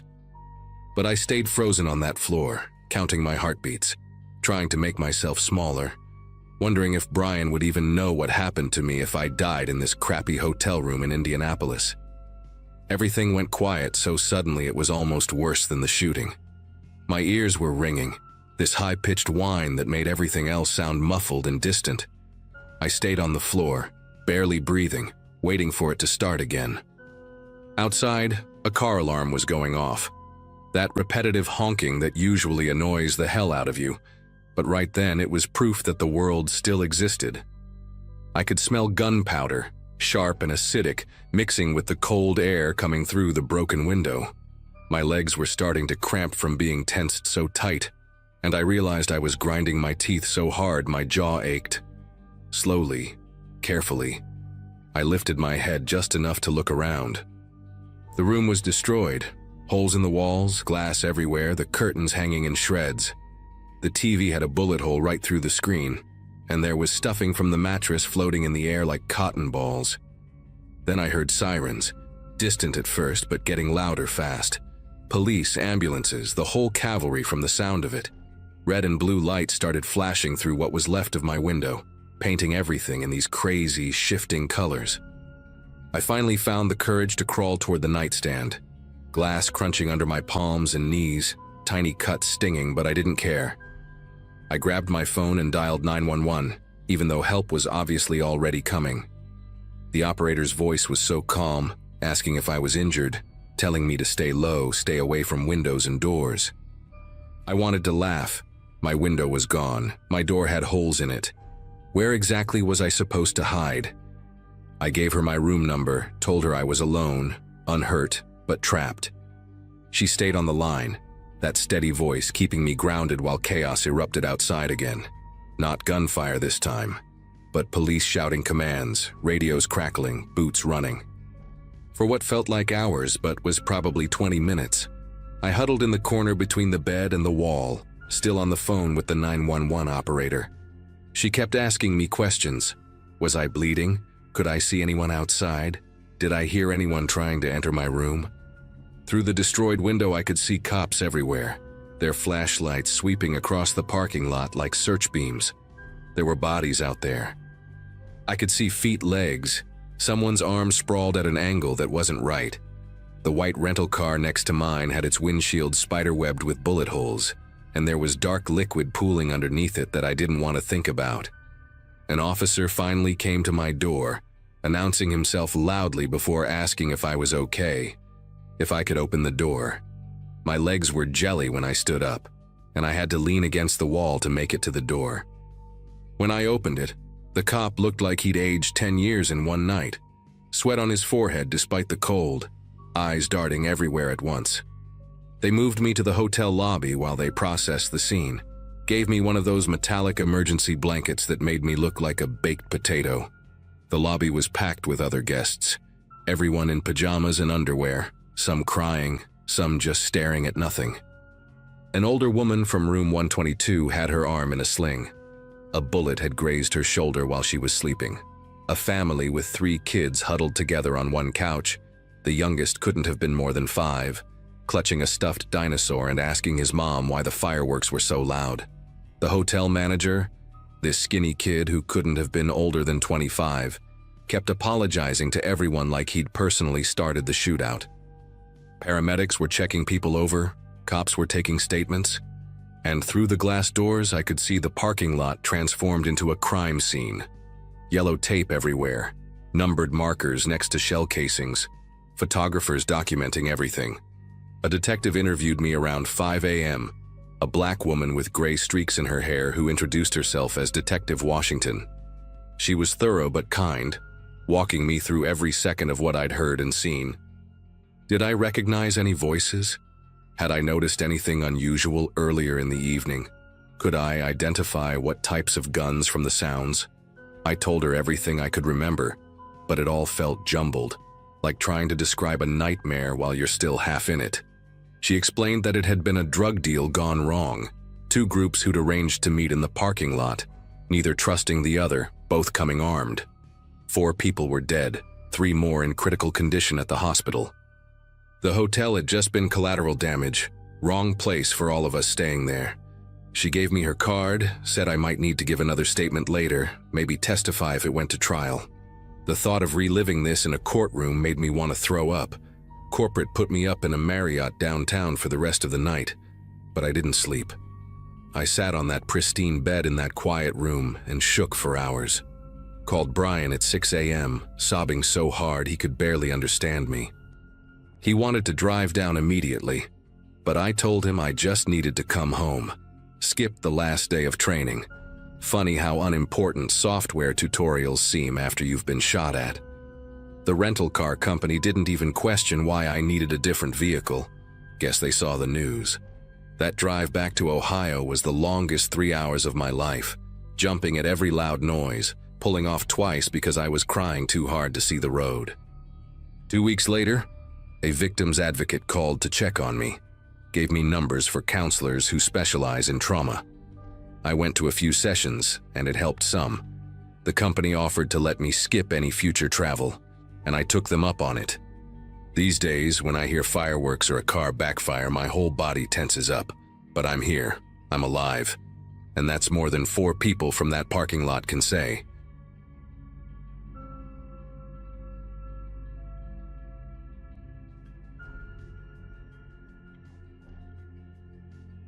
The night shift at the Grandview Hotel was supposed to be easy money.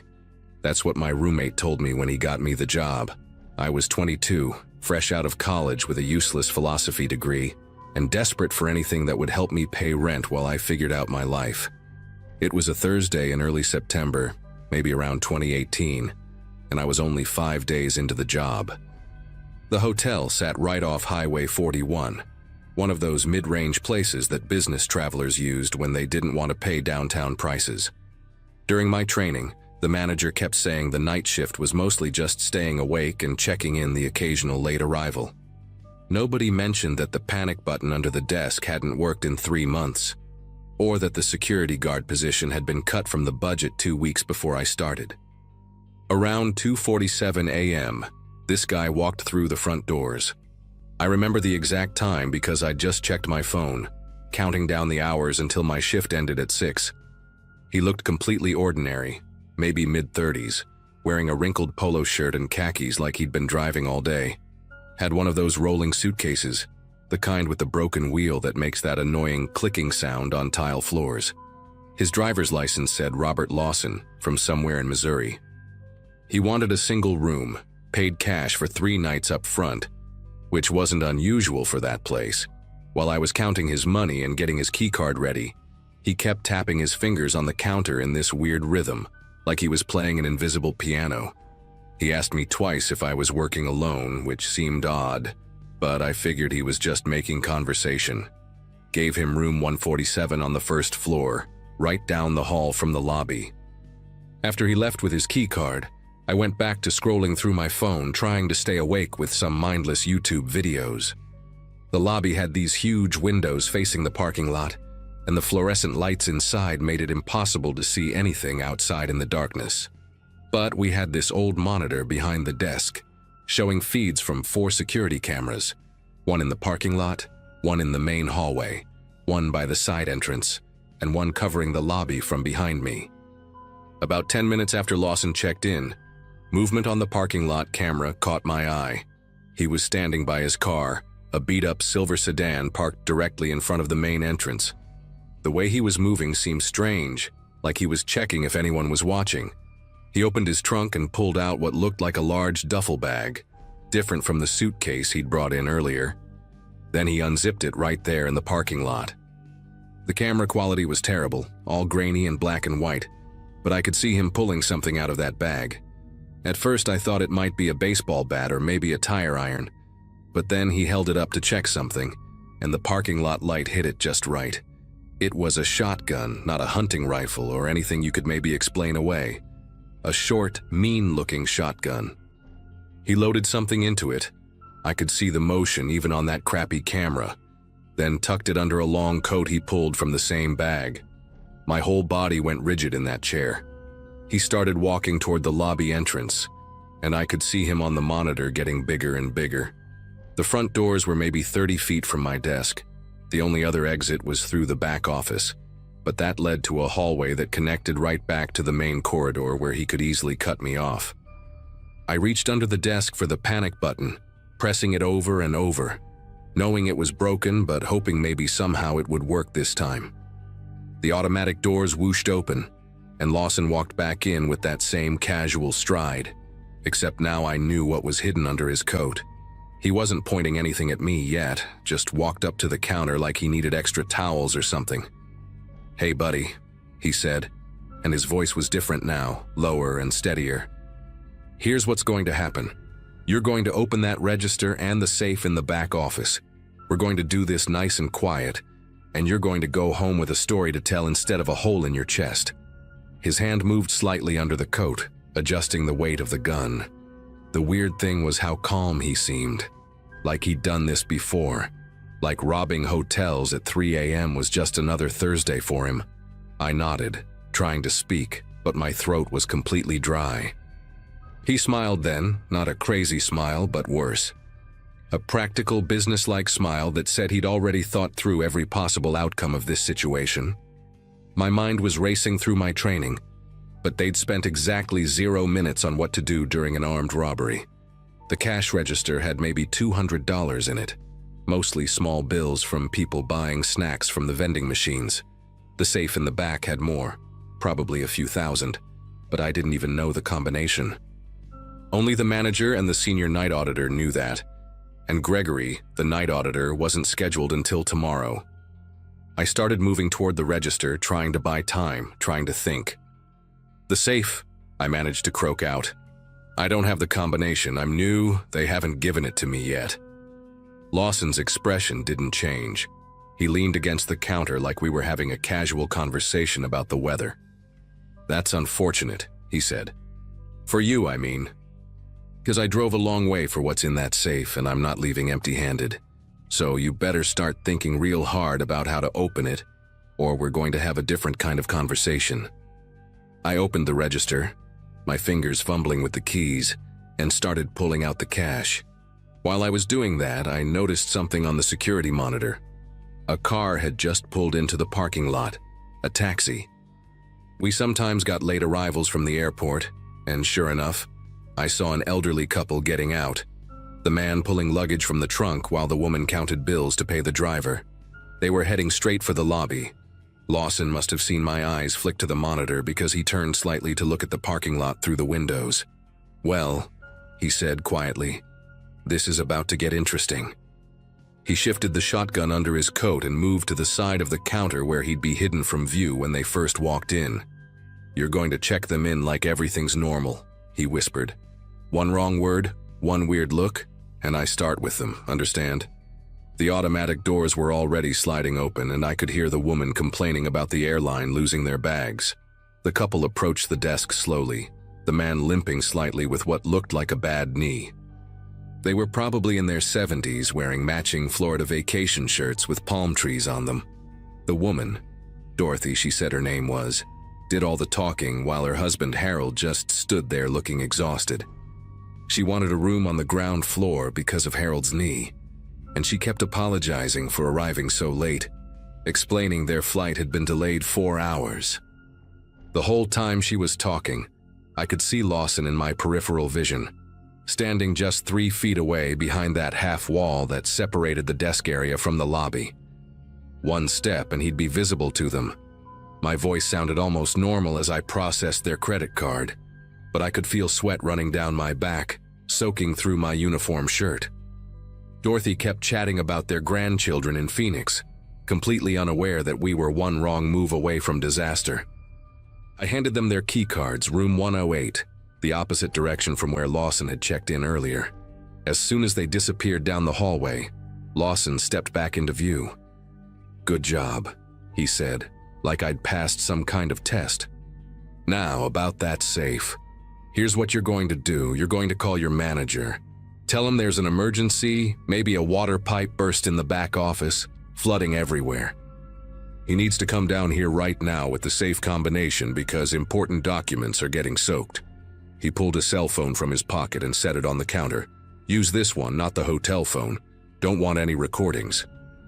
I stared at the phone, knowing this would put my manager Russell in danger too. Russell was a decent guy, had 3 kids, always showed me pictures of his daughter's soccer games. "I can't," I said, surprised by my own words. "He won't believe me." "A water pipe? He'll know something's wrong." Lawson's jaw tightened, the first sign of frustration I'd seen from him. He reached under his coat, and I heard the distinctive sound of a shotgun being pumped. Not loud, but unmistakable in the quiet lobby. That's when I remembered something from my second day of training. Russell had mentioned the hotel kept a backup cash deposit in a hidden safe behind the breakfast area, separate from the main safe. It was for emergencies, usually about $5,000 in cash. He'd shown me where it was but said only to use it if the main safe malfunctioned, and we needed to make change for a big bill or something. The combination was written on a card taped inside the supply closet, which was stupid but typical for this place. "Wait," I said quickly. "There's another safe. Emergency cash. I know where it is and how to open it." Lawson studied my face, probably trying to figure out if I was lying. "How much?" he asked. "5,000, maybe more if they just made a deposit," I said. It was Thursday, so they might have deposited Wednesday's receipts. He considered this for a moment, then nodded. "Show me. And remember, those old folks are still in the building. Would be a shame if I had to go knock on their door." We walked to the breakfast area, me in front, him staying close enough that I could smell the cigarette smoke on his clothes. The breakfast room was creepy at night. All those empty tables and chairs set up for a meal that wouldn't happen for another 3 hours. The coffee machines were turned off, and the waffle makers sat there like metal mouths waiting to be fed. The supply closet was in the back corner, and my key card worked on it, thankfully. Inside, behind boxes of paper cups and napkins, was the combination taped to the wall, just like Russell had shown me. EU07-3185, probably someone's birthday. The safe was built into the floor under a piece of loose carpet.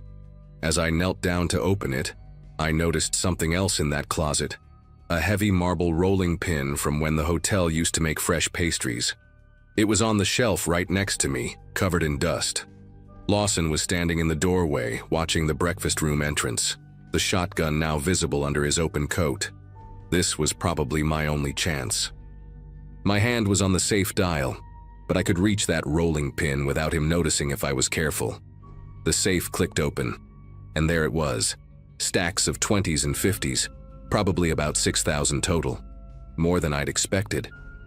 Lawson glanced down at the money, and for just a second his attention was completely on the cash.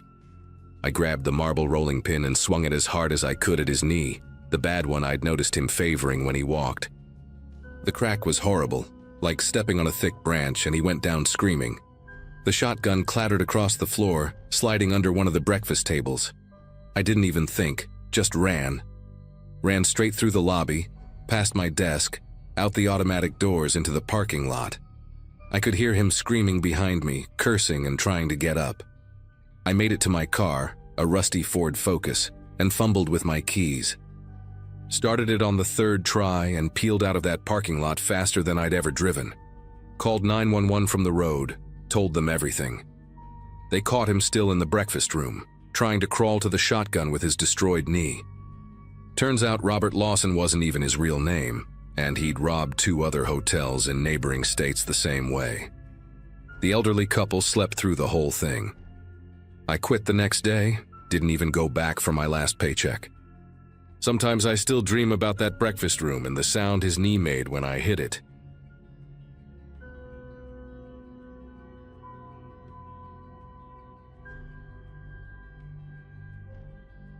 It was the middle of July when my sister Melissa and I decided to drive down to visit our grandmother in Alabama. I was 24 at the time, fresh out of nursing school, and Melissa had just turned 21 that spring. We'd been planning this trip for months, setting aside money from our part-time jobs and coordinating our vacation days. The plan was simple: split the 18-hour drive over 2 days, spend a week with Grandma helping her reorganize the house after Grandpa passed, then drive back home to Michigan. We'd done road trips together before, but this was our first time going this far south, just the 2 of us. The excitement of adventure mixed with the responsibility of being there for family made everything feel significant somehow. We'd been driving since dawn that first day, taking turns at the wheel every few hours, singing along to Melissa's meticulously curated road trip playlist. Around 9 that evening, exhaustion hit us both like a brick wall.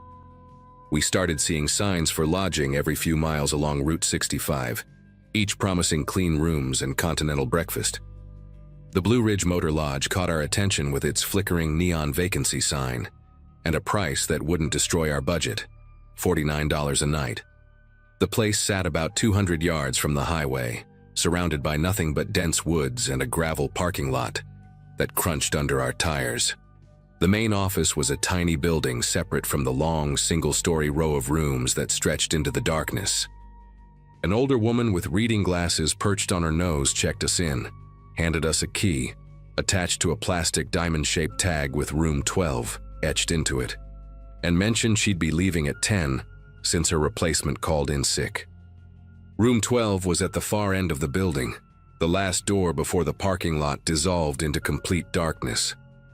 The exterior light above our door was burnt out, leaving only the distant glow from the office and a single street lamp near the ice machine to navigate by. Inside, the room smelled like old carpet and that generic cleaning product every cheap motel seems to use, somewhere between pine and bleach. 2 double beds with burgundy comforters took up most of the space, separated by a nightstand with a lamp that made a buzzing sound when you turned it on. Melissa immediately claimed the bed nearest the bathroom while I dropped our bags near the door. We'd packed light, just 2 duffel bags in our purses, planning to do laundry at Grandma's place. The AC unit beneath the window rattled to life when I adjusted the thermostat, drowning out most of the highway noise but adding its own mechanical rhythm to the room. After quick showers and changing into pajamas, me in an oversized University of Michigan shirt and shorts, Melissa in her collection of mismatched tank top and plaid pants, we settled in for the night. It was around 11 when we finally turned off the lights, both of us scrolling through our phones in the darkness, too wired from the drive to fall asleep immediately. The room's curtains were those thick, rubberized blackout kind, but they didn't quite meet in the middle, leaving a 2-inch gap that let in a sliver of parking lot light. I remember lying there, listening to the AC cycle on and off, occasionally hearing a car pass on the distant highway, thinking about what we'd do with Grandma the next day. Melissa's breathing had gotten steady and deep. She could fall asleep anywhere, anytime, a skill I'd always envied. That's when I heard the footsteps outside, heavy and deliberate, stopping right in front of our door. The footsteps just stood there, no knock, no voice, nothing. Through that gap in the curtains, I could make out the shadow of someone's legs. Then came the sound that made every muscle in my body tense up. The door handle slowly turning. Click, click, click. 3 deliberate attempts, testing if we'd locked it. Thank God we had. I reached over and grabbed Melissa's arm, whispering her name, but she just mumbled something incoherent and rolled over. The handle stopped moving, but the shadow didn't leave. Whoever it was just stood there, perfectly still, for what must have been 2 or 3 minutes but felt like hours. Part of me wanted to call out, ask who was there, but something deep in my gut told me to stay quiet. Maybe they had the wrong room. Maybe they were drunk. The shadow finally moved away, footsteps heading toward the parking lot. I exhaled for what felt like the first time in minutes and reached for my phone to check the time. 11:17 p.m. I tried to convince myself it was nothing. People get confused at motels all the time, especially late at night. All those identical doors, barely visible room numbers. But I couldn't relax. Every little sound made me jump. The ice machine dropping cubes, a door slamming somewhere down the row, the AC kicking back on. 20 minutes passed, then 30. I was just starting to drift off when the footsteps returned. This time they weren't slow or hesitant. They were confident, purposeful. The handle turned again, more aggressively this time, rattling against the lock. Then came the knocking. Not polite, tentative knocks, but heavy, insistent pounding that shook the thin door in its frame. "Housekeeping," a man's voice called out, rough and slurred. At nearly midnight? No way. Melissa shot up in bed, instantly alert, her eyes wide in the darkness. We looked at each other, both of us knowing this wasn't right. "We don't need anything," I called back, trying to keep my voice steady. The pounding stopped. Then, in a completely different tone, lower and clearer, "Just open the door, I know you're awake." Melissa grabbed her phone and immediately dialed 911 while I scrambled to push the dresser against the door. The operator answered just as the man outside started kicking the door, each impact making the cheap wood flex inward. "We're at the Blue Ridge Motor Lodge on Route 65, Room 12. Someone's trying to break in," Melissa practically screamed into the phone. The operator said units were on the way, but the nearest patrol was at least 15 minutes out. 15 minutes. The kicking stopped suddenly, replaced by something worse, the sound of metal scraping against metal near the lock. He was trying to jimmy it open. I ran to the window, yanking back the curtains to see if we could escape that way, but it was one of those safety windows that only opened about 4 inches at the top. Through the glass, I could see him now. A large man in a dark jacket, maybe 6'2", with a baseball cap pulled low. He had something in his hand, working it into the door frame near the lock mechanism. The parking lot was completely empty except for our car and an old pickup truck I hadn't noticed before, parked crooked across 2 spaces. The scraping stopped, and for a moment, everything was quiet. Then he spoke again, his mouth close to the door. "Your car has Michigan plates. Long way from home. No one knows you're here, do they?" That's when real panic set in. He'd been watching us, planning this. Melissa was crying now, still on with 911, and I was trying to think of anything we could use as weapons. The lamp was bolted to the nightstand. The hangers were those useless rounded ones. Then I remembered the bottle of mace in my purse. Dad had insisted I carry it. I grabbed it just as we heard a crack. He'd gotten something through the door frame. The lock was starting to give. Without thinking, I screamed at the top of my lungs, "Fire! Fire! Help! There's a fire!" Something I'd read once about how people respond more to fire than to calls for help. Melissa joined in, both of us screaming. A door opened somewhere down the row, then another. "What's going on?" someone yelled. The man at our door cursed, something guttural and angry, and the pressure on the door suddenly stopped. We could hear him running, heavy boots on concrete, heading toward the parking lot. I rushed to the window again and watched him sprint to the pickup truck. But instead of leaving immediately, he sat there in the driver's seat, engine running, lights off, just watching our room. Other guests had come outside now, an elderly couple from room 8, a woman with 2 kids from room 10, all looking confused and alarmed. The woman was on her phone, probably calling 911 too. But the man in the truck wasn't leaving. He was waiting. Melissa was explaining to the operator that he was still in the parking lot, and they told us to stay in the room, keep the door barricaded. Then, maybe 3 minutes later, he did something that still makes me sick to think about. He got out of the truck, walked calmly to the elderly couple, and started talking to them, gesturing toward our room. I couldn't hear what he was saying, but he was pointing at our door, shaking his head, looking concerned, playing the victim somehow. The old man seemed to be buying it, nodding along. That's when I cracked the window and yelled, "He tried to break into our room. Don't believe him. We called the police." The man's head snapped toward our window, and even from 40 feet away, I could see his expression change, from fake concern to pure rage.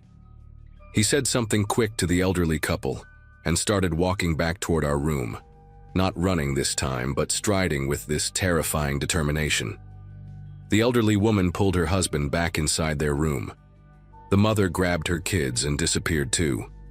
It was just him, us, and the empty parking lot again. He came right up to our window this time, close enough that I could see he had pale eyes, maybe gray or light blue, and a scar that ran through his left eyebrow.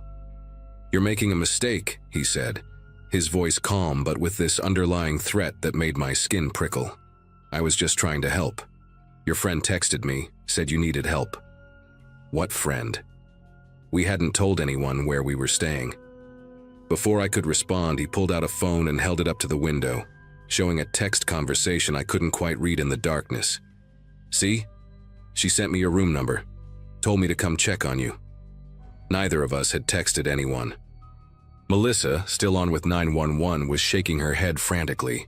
This man was completely delusional, or an incredibly practiced liar. That's when we heard the sirens in the distance.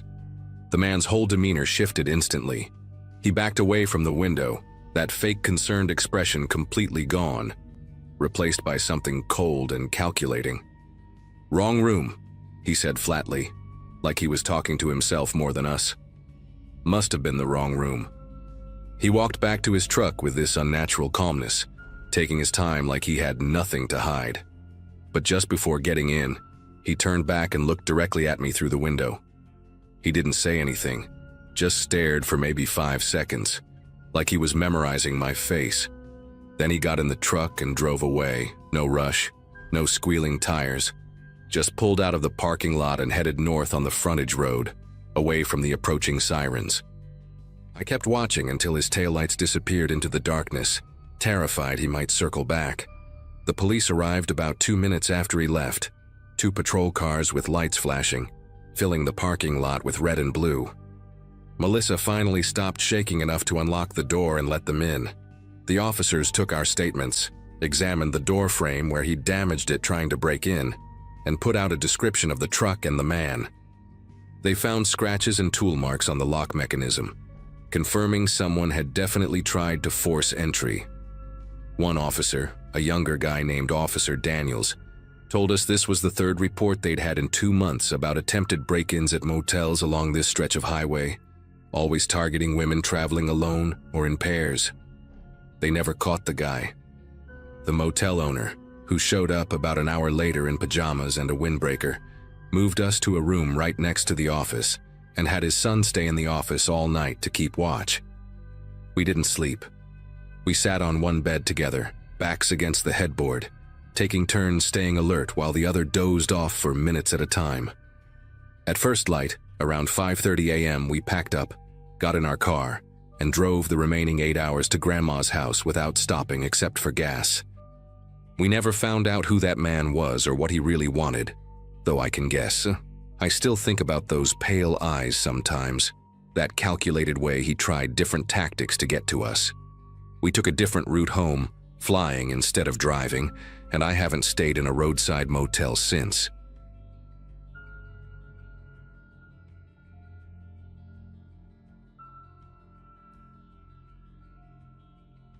I'm a traveling nurse, and last month I was driving through Nevada on my way to a new assignment in Colorado. It was getting late, around 11 p.m., and I'd already been on the road for 9 hours straight. My eyes were burning from staring at the endless stretch of highway, and I knew I needed to stop for the night. I pulled off at an exit that had a cluster of motels and gas stations. Nothing fancy, just the typical roadside setup you see in the middle of nowhere. I picked the Desert View Motel because it had the most cars in the parking lot, figuring that meant it was at least decent enough for other travelers. The place looked tired but clean, with faded turquoise paint peeling off the walls and a flickering neon sign that buzzed like angry wasps. I was exhausted, planning to grab maybe 6 hours of sleep before hitting the road again at dawn. The woman at the front desk had bleached blonde hair with dark roots showing, and chewed gum while she processed my credit card. She handed me a key attached to a plastic diamond-shaped tag with the number 217 on it, told me ice machines were at the end of each floor, and went back to watching something on her phone. Room 217 was on the second floor, 3 doors from the stairwell. The hallway carpet had this nauseating pattern of burgundy swirls that probably hadn't been replaced since the 80s. I remember dragging my suitcase past room 215, hearing a TV blaring through the thin walls, some game show with lots of applause and bells ringing. When I got into my room, it smelled like old cigarettes masked by cheap air freshener, that artificial cherry scent that makes your throat itch. I dropped my bag, kicked off my shoes, and collapsed on the bed without even pulling back the covers, just needing to close my eyes for a minute before I'd get up to shower. Maybe 20 minutes later, I woke up to voices coming through the wall from room 219. At first, it was just muffled conversation, a man and woman talking, nothing unusual. I figured they were just another couple passing through, maybe arguing about directions or where to eat tomorrow. But then the man's voice got louder, sharper, and I could make out some of the words. Ugly things, calling her stupid, worthless, saying she'd ruined everything again. The woman's voice was quieter, pleading, trying to calm him down. I've worked in enough emergency rooms to recognize that tone, that careful way people talk when they're trying not to set someone off. I sat up in bed, suddenly wide awake, listening as his voice kept escalating. Then I heard the first crash, like something heavy hitting the wall, and the woman let out this strangled cry that made every hair on my arms stand up. The next few minutes were pure chaos on the other side of that wall. More crashes, the sound of glass breaking, furniture being thrown around. The woman was crying now, begging him to stop, and I could hear the terror in her voice.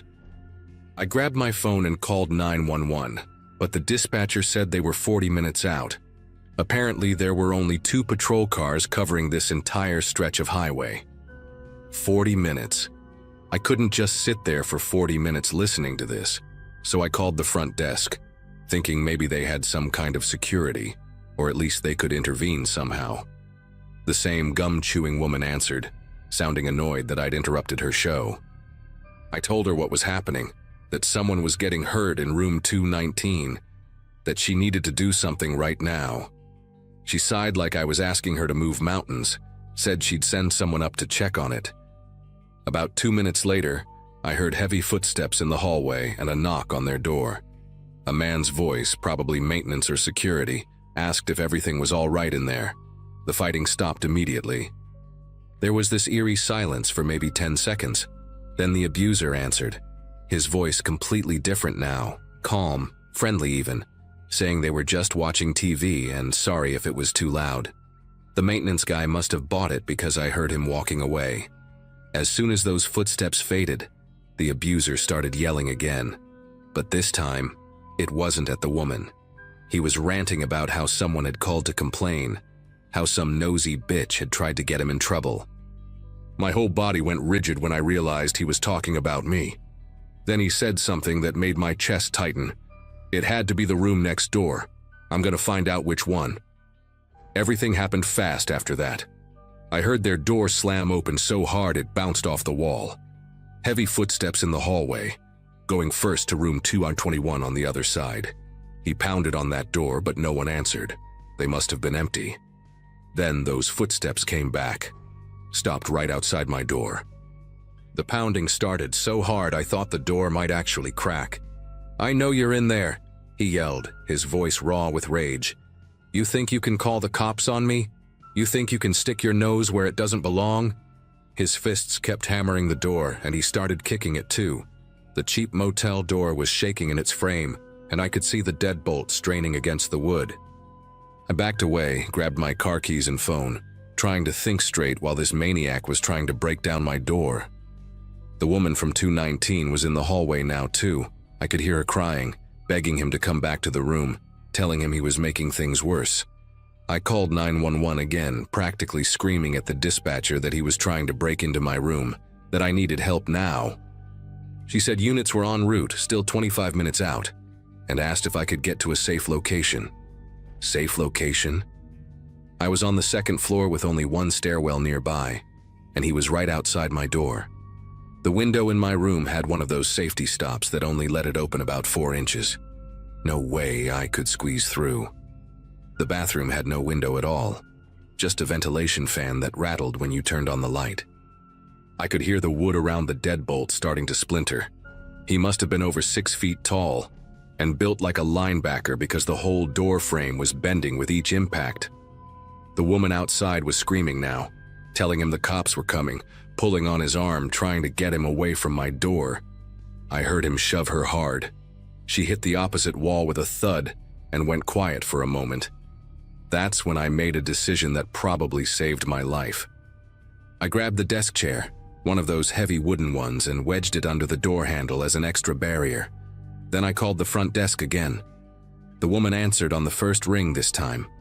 She must have heard the commotion even from downstairs. I told her I was going to make a run for my car, that she needed to be ready to lock the lobby doors behind me if he followed. She started to protest, but I hung up and got ready. I put my car key between my fingers like I'd learned in a self-defense class years ago, tucked my phone in my pocket, and stood by the door listening. He was still pounding, but I could hear him getting winded, his breathing heavy and ragged. The woman was back on her feet, pulling on him again, and for just a moment he stepped back from my door to push her away again. That was my chance. I yanked the chair away, turned the deadbolt, and threw the door open. He was about 3 feet away, his back to me as he grabbed the woman by her shoulders. She had a swollen eye already turning purple, blood running from her nose onto a Garfield nightshirt that was ripped at the collar. The second he heard my door, he spun around and I got my first clear look at him. Maybe 35, unshaven, wearing jeans and a wife beater stained with what looked like beer. His eyes were bloodshot and wild, pupils dilated huge. The hallway reeked of alcohol and sweat. For half a second, we just stared at each other. Then I bolted toward the stairwell. I could hear him right behind me, his work boots thundering on that ugly carpet. I hit the stairs, taking them 3 at a time, using the railing to swing myself around the landing. My ankle twisted on the last step, but I kept going, adrenaline blocking out the pain. The parking lot was darker than I remembered, only a few yellow streetlights creating pools of dim light between long shadows. My car was parked in the middle section, a blue Nissan Altima that had never looked so beautiful. I could hear him burst through the stairwell door behind me, cursing and screaming threats about what he'd do when he caught me. The asphalt was still warm from the day's heat, and I remember the smell of oil and hot rubber as I sprinted between the cars. Other guests must have heard the commotion because I saw curtains moving in several windows, faces peering out, but nobody came to help. I made it to my car, fumbled with the key fob, and heard that blessed beep as the doors unlocked. I threw myself inside, slammed the locks just as he reached the car. He started pounding on the driver's side window with both fists, his face inches from the glass, spit flying as he screamed at me. The window was vibrating so hard I thought it might shatter. My fingers were trembling so badly I could barely get the key in the ignition. He moved to the front of the car, slamming his palms on the hood, then picked up a rock from the landscaping and raised it over his head. That's when I got the engine started, threw it in reverse, and floored it. He had to jump back to avoid getting hit, and the rock went flying somewhere in the dark. I spun the wheel hard, tires screeching on the asphalt, and gunned it toward the exit. In my rearview mirror, I could see him running after me for a few seconds before giving up, standing in the middle of the parking lot with his arms raised, still yelling. The woman had come outside too, standing by the stairwell door, hunched over and holding her ribs. I wanted to stop for her, to take her with me, but I knew if I stopped he'd catch up. I had to leave her there, and that still eats at me.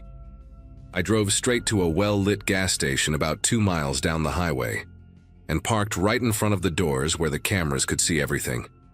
Called 911 again, told them where I was, what had happened.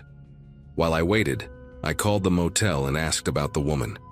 The desk clerk said she'd gone back to the room with him, that they'd refused to open the door when the maintenance guy went back up.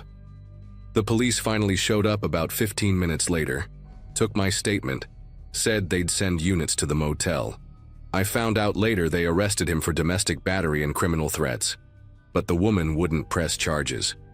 She left with him the next morning. I think about her sometimes, wonder if she ever got away, if she's even still alive. I never stayed at a roadside motel again after that night. I'll drive exhausted for hours just to reach a proper hotel in a populated area. The sound of someone pounding on a door, any door, still makes me nauseous. I know I did the right thing by calling for help, but I learned that sometimes doing the right thing puts a target on your back.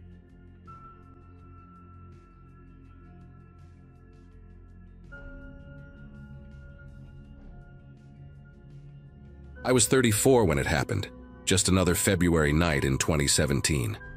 I'd been selling medical equipment for about 6 years by then, covering most of the Midwest territory.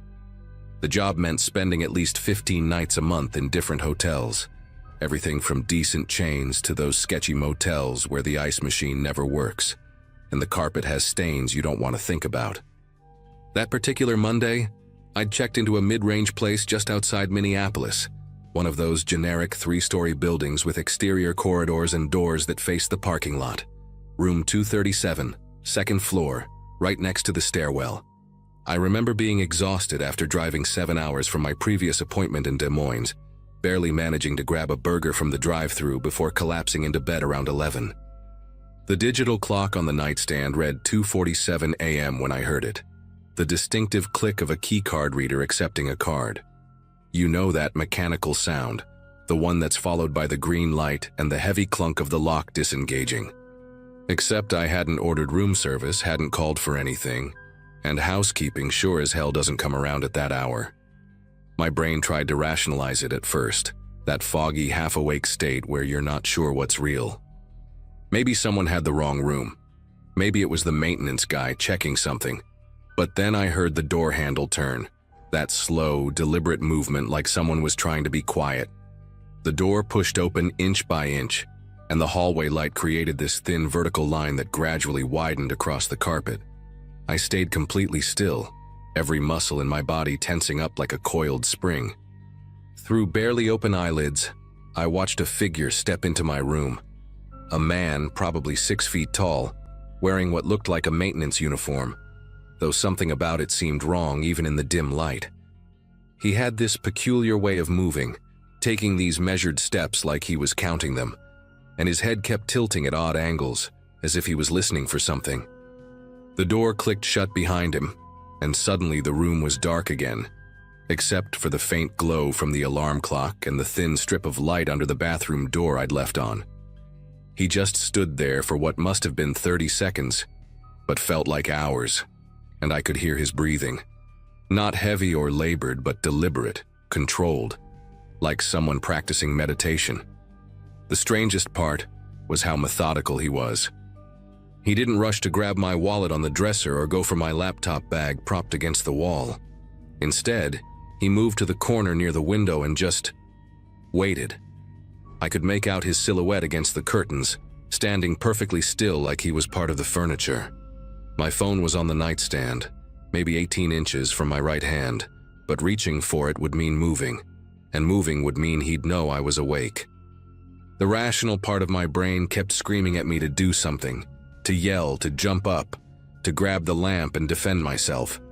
But there was something about the way he carried himself, this eerie calmness that made me think he might have a knife or worse tucked into that uniform. Then he started doing something I'll never forget. He pulled out what looked like a small notebook and a pen light, the kind doctors use to check your pupils. The beam was narrow, focused, and he began scanning the room with it systematically. First the walls, then the floor, occasionally pausing to write something down. The light passed over my face twice, and both times I fought every instinct to flinch or close my eyes tighter. He spent extra time examining the area around my suitcase, even crouching down to inspect the zipper pulls without actually touching anything. When he aimed the light at the mirror above the dresser, I caught a glimpse of his face in the reflection. Mid-40s maybe, clean-shaven, with these deep-set eyes that seemed completely focused on whatever he was documenting. He had this small scar running through his left eyebrow, the kind you'd get from a bar fight or a childhood accident. After about 10 minutes of this bizarre inspection, he moved closer to the bed. I could smell him now, not body odor or cologne, but this weird chemical smell, like industrial cleaner mixed with something metallic. He stood at the foot of the bed, and I heard the notebook pages rustling as he wrote more notes.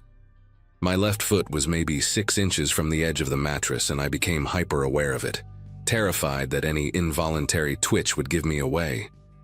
He started mumbling to himself, too quiet for me to make out the words, but the tone was conversational, like he was explaining something to someone who wasn't there. Then he did something that made my heart pound so hard I was sure he'd hear it. He reached into his pocket and pulled out what looked like a hotel keycard, but it had all these wires attached to it, connected to some kind of small electronic device. He walked back to the door and inserted the modified keycard into the reader. Instead of the usual beep, there was this series of rapid clicks, and then he opened the door slightly and wedged something under it. Looked like a rubber doorstop. The hallway was empty from what I could see, just the ugly geometric pattern carpet and the ice machine humming in the distance. He left the door cracked open about 2 inches and returned to his spot by the window. But this time he was facing the bed directly.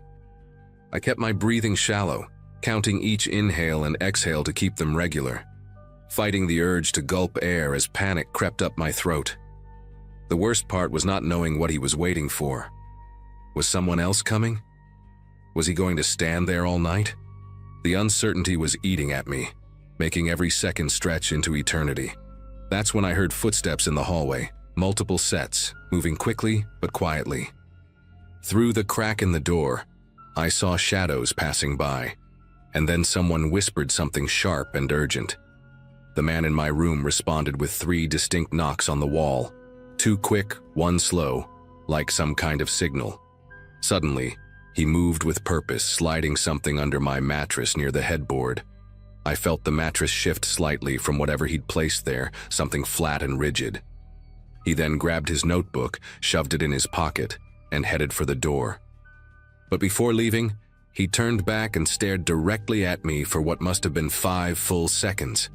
Even in the darkness, I could tell he was looking right at my face, and I used every ounce of willpower to keep my eyes steady, my breathing regular, playing dead better than I'd ever done as a kid. The door clicked shut and I heard multiple footsteps moving away down the corridor, then down the stairs. I stayed frozen for another 5 minutes, maybe 10. I couldn't tell anymore. My whole body was trembling now, adrenaline making my muscles twitch and jump. When I finally worked up the courage to move, I grabbed my phone and immediately called 911. While waiting for the police, I turned on every light in the room and checked under the mattress. What I found made no sense at all. A manila envelope sealed with a single word written on it: payment. Inside was exactly $3,000 in $100 bills and a business card with no name. Just a phone number with an area code I didn't recognize. The bills looked real, felt real, even had consecutive serial numbers. My mind was racing, trying to make sense of it. Was this some kind of drop? Had they used my room as a dead drop for something illegal? The police arrived within 15 minutes. 2 officers who looked like they'd rather be anywhere else at 4 in the morning. They took my statement, examined the room, bagged the money and card as evidence. One of them, Officer Hoffman, a guy about my age with tired eyes, told me they'd been having issues with identity theft rings using hotels for their operations. Apparently, these groups would break into rooms, plant evidence or contraband, then retrieve it later to avoid direct handoffs. But when they ran the keycard logs, things got weird. According to the hotel's system, no one had accessed my room after I checked in. The manager, this nervous woman named Angela who kept apologizing, swore their system was foolproof, that every entry was logged. She even showed us the computer records. According to their data, my door never opened between 11 p.m. when I entered and 4:15 a.m. when the police arrived. They moved me to another room for the rest of the night, but I didn't sleep. I couldn't stop thinking about that modified keycard device, how it apparently bypassed the hotel's system completely. Around 6 a.m., Officer Hoffman called me with an update that made everything even stranger. The phone number on the card? It belonged to a medical equipment company in Illinois, the same company I was supposed to visit for a sales pitch that afternoon. When they contacted the company, the owner, a man named Douglas Crawford, claimed he'd never heard of me and had no appointments scheduled with any sales reps. But here's the thing. I had emails from him, dating back 3 weeks, setting up this exact meeting. When I showed the police the emails, they found that the domain was spoofed. The whole correspondence was fake. Someone had been planning this for weeks, maybe months, orchestrating an elaborate scheme to get me to that specific hotel on that specific night. The police kept the money as evidence and told me they'd investigate further, but I could tell from their expressions they were as baffled as I was. I canceled all my appointments for the week and drove straight home to Wisconsin, checking my mirrors constantly, paranoid that someone was following me. Over the next few days, I discovered more inconsistencies. Charges on my company credit card for hotels I'd never stayed at, signed receipts with my signature for restaurants in cities I'd never visited, all from the past month. My company launched an internal investigation, but nothing ever came of it. The charges were reversed, the police case went cold, and officially, according to the hotel's records, no one ever entered my room that night. 6 months later, I quit that job and found work that didn't require travel. I still don't know what I was really caught up in that night, whether I was a random target or specifically chosen, whether that man knew I was awake the whole time. All I know is that sometimes when I'm lying in bed at night, I still hear that sound, the slow, deliberate turn of a door handle in the darkness.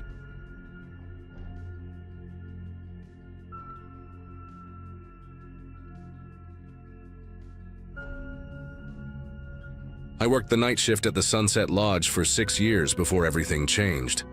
It was March of 2022, and I was 34, living in a small town in Montana where nothing exciting ever happened. The lodge sat right off Interstate 90, one of those budget places that truckers and families on road trips would use for a quick overnight stay.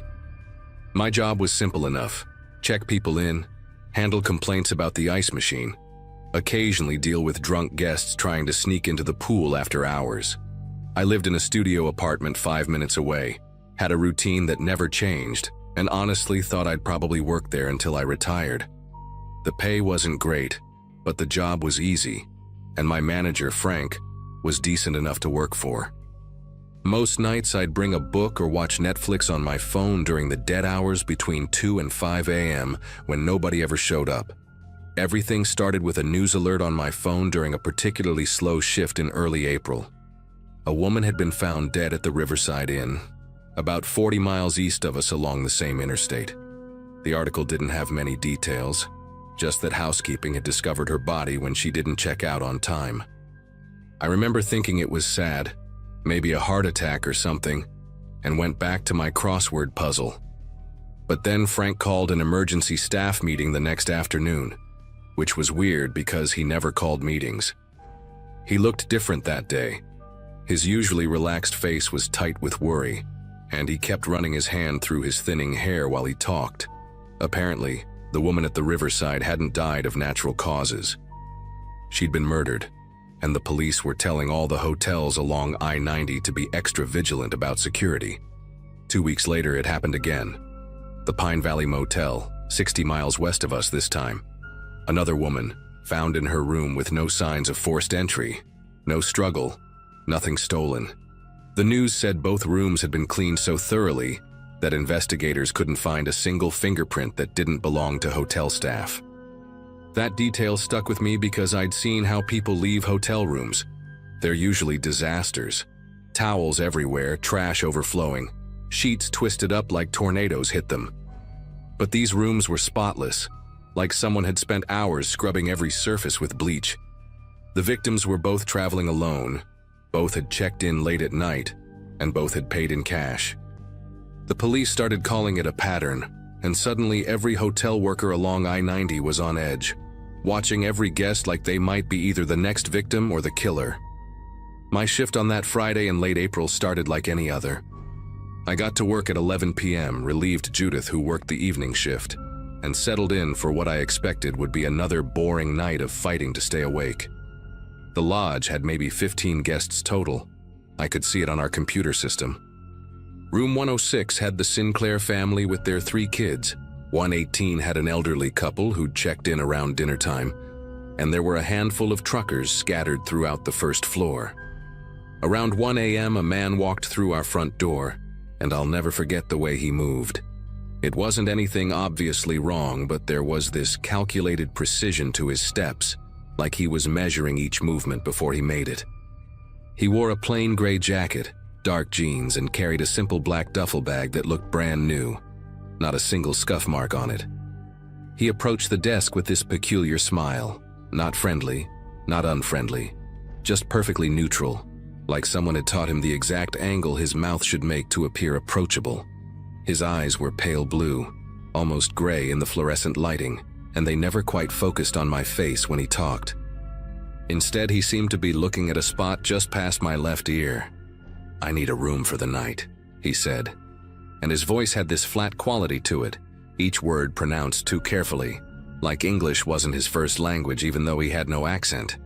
When I asked for his ID and credit card, he pulled out a wallet that was also brand new, the leather still stiff, no worn edges, no receipts or photos tucked inside. His driver's license said James Whitmore from Pennsylvania, but the picture barely looked like him.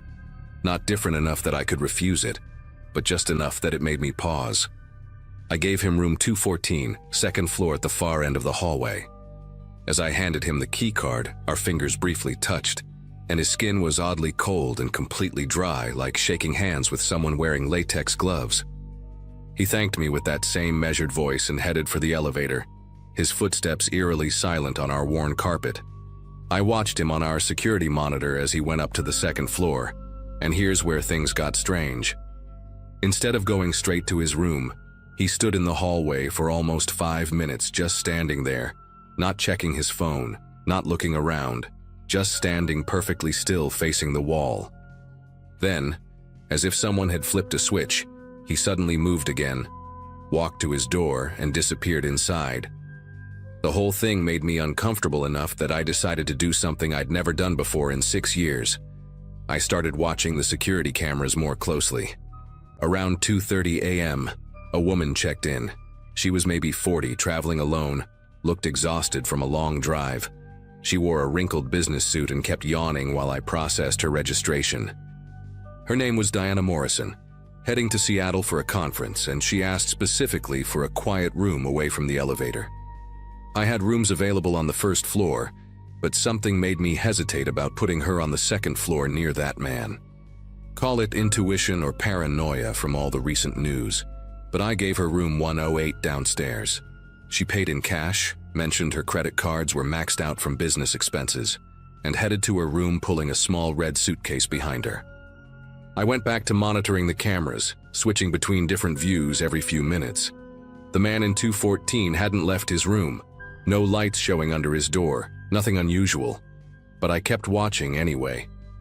At exactly 3:15 a.m., I saw him emerge from his room on the monitor. He was wearing different clothes now, a black jacket and baseball cap that obscured his face from the cameras. But it was definitely him. I recognized that strange, measured walk. He didn't take the elevator this time. Instead, he used the stairs at the far end of the hallway, the ones that led down to the side exit near the parking lot. I switched camera views and watched him walk across the lot, but he didn't go to any car. He just walked to the edge where our property met the woods, stood there for maybe 30 seconds, then turned around and came back inside through the same door. This time, though, he didn't go back to his room. He went to the vending machine area on the first floor and stood there, not buying anything, just standing in that same unnaturally still way. From that position, I realized he had a clear view down the hallway where Diana Morrison's room was located. My mouth went dry as I watched him stand there for 20 minutes straight, never moving, never shifting his weight, just watching that hallway like a statue. I picked up the phone to call Frank, then put it down. What would I say? That a guest was acting weird by the vending machines? That wasn't illegal. I couldn't call the cops because someone gave me bad vibes. But then I remembered something from Frank's emergency meeting. The police had said both previous victims had called the front desk in the middle of the night to report someone trying their door handle. Both times, when security checked, nobody was there. I pulled up our door access log on the computer, something I'd only learned how to do during training but never actually used. Room 214 showed multiple exit and entry records, but what caught my eye was something else. The system showed key card attempts at 3 different rooms on the first floor. All declined, because his card only worked for 214.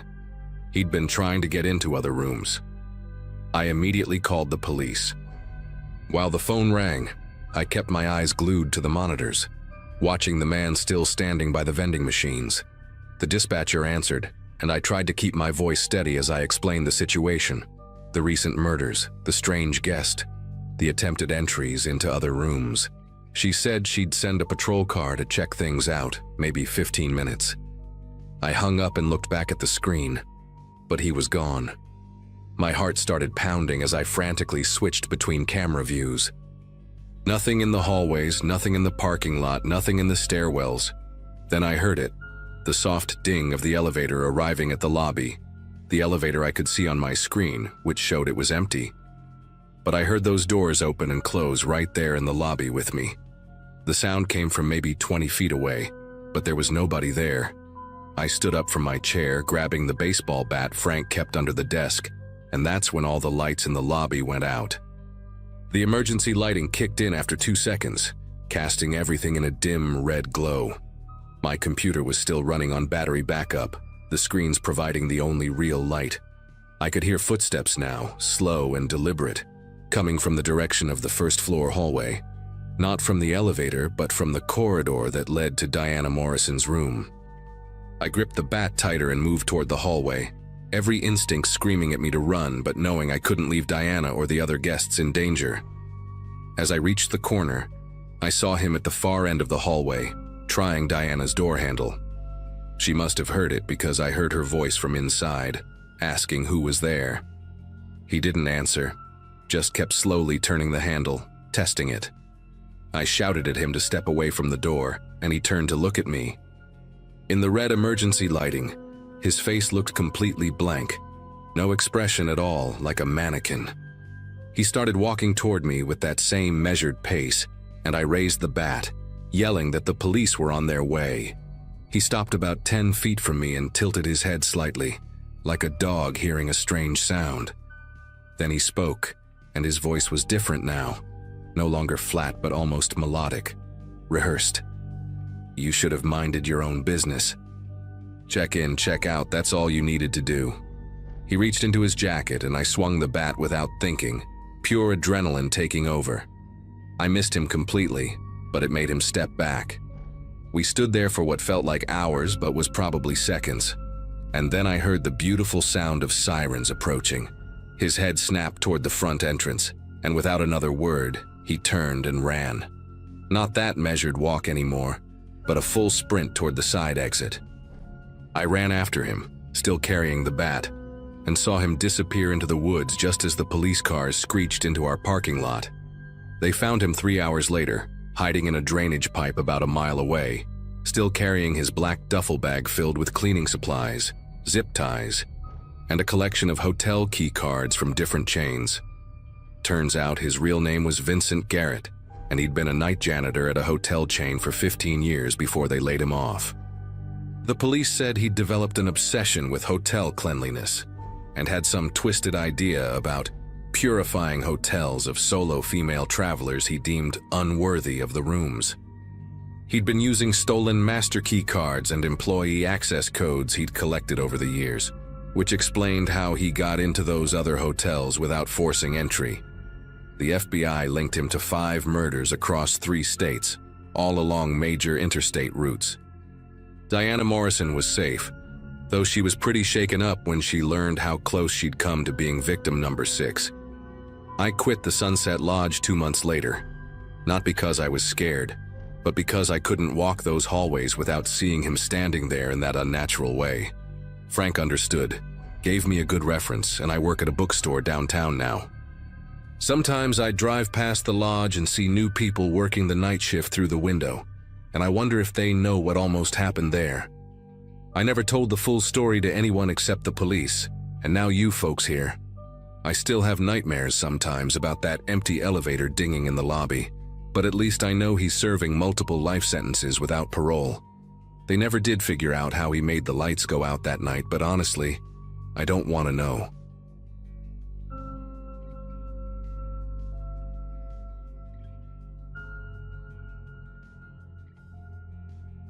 I had been staying at a mid-range hotel during a work trip, the kind of place with beige carpets that always smelled faintly like lemon cleaner no matter the hour.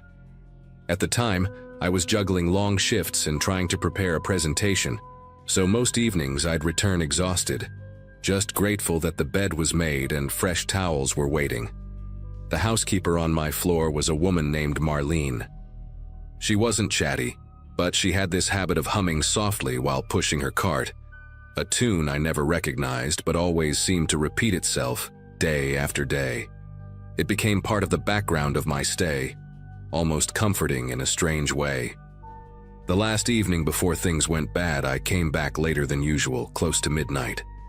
The hallway lights buzzed like they hadn't been replaced in years, and the air felt heavy, like the AC wasn't circulating properly. Marlene's cart was parked outside one of the corner rooms, but she wasn't there. I thought it was odd since housekeeping usually wrapped up hours earlier, but I figured maybe someone requested extra service. Her cart looked messy, bottles of cleaner tipped over, rags half hanging out of the bag. I didn't see her, so I kept walking, but the image stuck with me longer than I expected. The next morning, the lobby had this uneasy energy.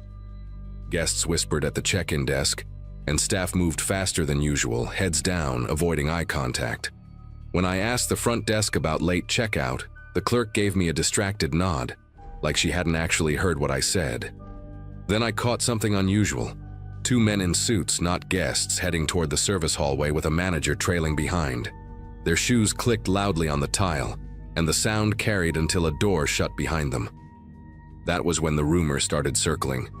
Marlene hadn't shown up for her shift, and nobody knew where she was. Later that afternoon, police cars pulled up out front. Their presence was impossible to ignore, flashing lights painting the lobby walls in red and blue. Word spread fast. Blood had been found in the back hallway, near the service area where the carts were kept. Someone said it wasn't a small spill either, but a streak that smeared along the wall, as if something had been dragged. People gathered near the elevators, speculating in low voices. But when I asked one of the staff if Marlene was okay, she looked at me for a long moment and just said, "Go back to your room." That answer didn't sit right with me at all. That night, I barely slept. Every time I closed my eyes, I kept picturing her abandoned cart, the bottles rattling when I walked by. Around 3 a.m., I went down to grab a soda from the vending machine near the stairwell. On my way back, I noticed a section of the service hallway taped off with yellow police tape. No one was guarding it, but the silence there was suffocating, like even the hum of the ice machine cut out when I got close. I didn't linger. I practically jogged back to my room. By the next morning, the police presence had doubled. Guests waiting for rides stood by the entrance, clutching their luggage like they couldn't get away fast enough. That's when I overheard two officers near the front desk asking about a guest who had checked out at dawn. Apparently, he'd left in such a hurry that he skipped breakfast, rushed past the night clerk, and barely signed his name on the slip. The oddest part was his rental car, still sitting in the lot, keys on the driver's seat, door unlocked. Nobody could explain why he'd leave it like that. Later in the day, while waiting for my ride to the airport, I passed near the maintenance door and glimpsed one of the detectives speaking with the manager. The detective held a clipboard and kept pointing toward the hallway where the blood was found. The manager looked pale, nodding quickly but saying nothing. I wanted to ask, but before I could, the detective's eyes flicked toward me, and I immediately looked away, pretending to fuss with my phone. Something about his stare made it clear guests weren't supposed to know more than we already did. When I finally checked out, the woman at the desk barely spoke. She slid the receipt toward me without looking up, her nails drumming the counter. Behind her, I noticed Marlene's name tag sitting alone in a tray, the plastic cracked like it had been tossed carelessly. That detail stuck with me more than anything else, like a quiet admission that she wasn't coming back. As my cab pulled away, I glanced at the rental car still in the lot, baking under the sun, the windshield catching the light. The sight left me with more questions than answers, and I knew I'd never look at hotel hallways the same way again. A week after I got home, I couldn't stop thinking about it. I tried searching the local news, but all I found were vague headlines. Investigation ongoing at downtown hotel, and authorities tight-lipped after incident. No mention of Marlene by name, just a staff member. It bothered me. She wasn't just a staff member. She was a real person with a voice I could still hear in my head, humming that same repetitive tune. The anonymity made the whole thing feel even darker, like she had been erased. Months later, curiosity got the better of me.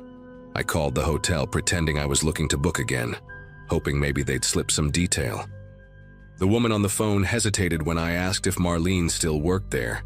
She said quietly, "We don't have anyone by that name," and then rushed to transfer me to reservations. It was the way she said it, clipped and final, like a door slamming shut. I didn't push further. I knew I wouldn't get answers that way. The part that still gnaws at me is the rental car. I read online that it stayed in the lot for weeks before the company finally towed it. People speculated the man who checked out left on foot or got picked up by someone. Nobody could understand why he'd abandoned the car like that. It feels connected, too connected to ignore. The timing, the blood, Marlene disappearing the same night he left, it all lines up too neatly. I still travel for work, but I'll never forget that hotel. Every time I walk past a housekeeping cart now, I catch myself scanning for the person behind it, listening for that soft humming that became so familiar. I've learned that sometimes the scariest things don't happen in abandoned buildings or dark forests. They happen in bright hallways where you least expect it. I'll never know what really happened to Marlene, but one thing I'm certain of, something terrible unfolded behind those service doors, and it wasn't just an accident.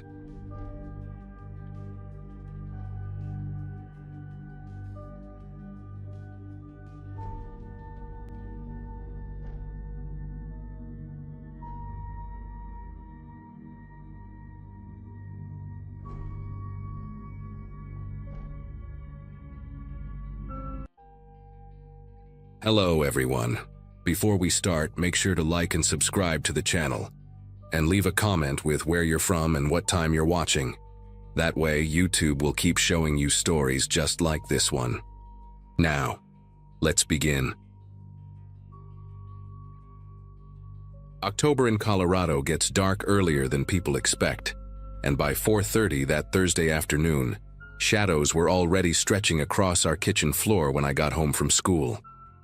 I was 15, a sophomore at Ridgeview High, and had just started getting rides home with my friend Jenna's older brother since soccer practice had moved to mornings. My dad worked as an engineer at a tech firm downtown, usually getting home around 6:30, and my mom managed a dental office 40 minutes away, which meant she rarely made it back before 7. We lived in one of those newer developments off Highway 6, where every house had the same basic floor plan, but different colored siding. Ours was pale gray with white trim. The neighborhood was quiet on weekdays, mostly families with young kids who were still at daycare, or older folks who kept to themselves. That afternoon felt completely ordinary. I'd grabbed the mail from the box, dumped my backpack by the stairs, and was heating up leftover pizza in the microwave when I heard the back door creak open. The guy my parents had hired for odd jobs around the house was named Brett, and he'd been coming by for about 6 months whenever something needed fixing. He was maybe 38 or 40, hard to tell exactly, with premature gray streaking through his brown hair and rough hands that always had grease or paint under the fingernails. He wore the same faded blue coveralls every time I saw him, with his name stitched in red thread on the front pocket, though the letters were coming loose at the edges. My mom found him through a neighborhood Facebook group when our fence started falling apart after a bad storm. He charged half what the professional contractors wanted and didn't mind being paid in cash. Brett had fixed the fence, retiled the downstairs bathroom, cleaned the gutters, and just last Saturday had finished installing heavy-duty shelving units in our garage. My dad had paid him that same day. I remembered because Brett had counted the bills twice at our kitchen table while I was doing homework, licking his thumb between each 20. "Mom!" I called out, even though her car wasn't in the driveway, and she never came home this early anyway. The microwave beeped behind me, but I didn't move to get the pizza. Our back door opened directly into a small mudroom that connected to the kitchen, and from where I stood by the counter I could see straight through to whoever was coming in. Brett appeared in the doorway, still wearing those same coveralls, but something about him seemed different. Maybe it was the way he didn't knock first or call out to announce himself like he usually did. He just stood there for a moment, his bulk filling the frame before stepping inside and closing the door behind him.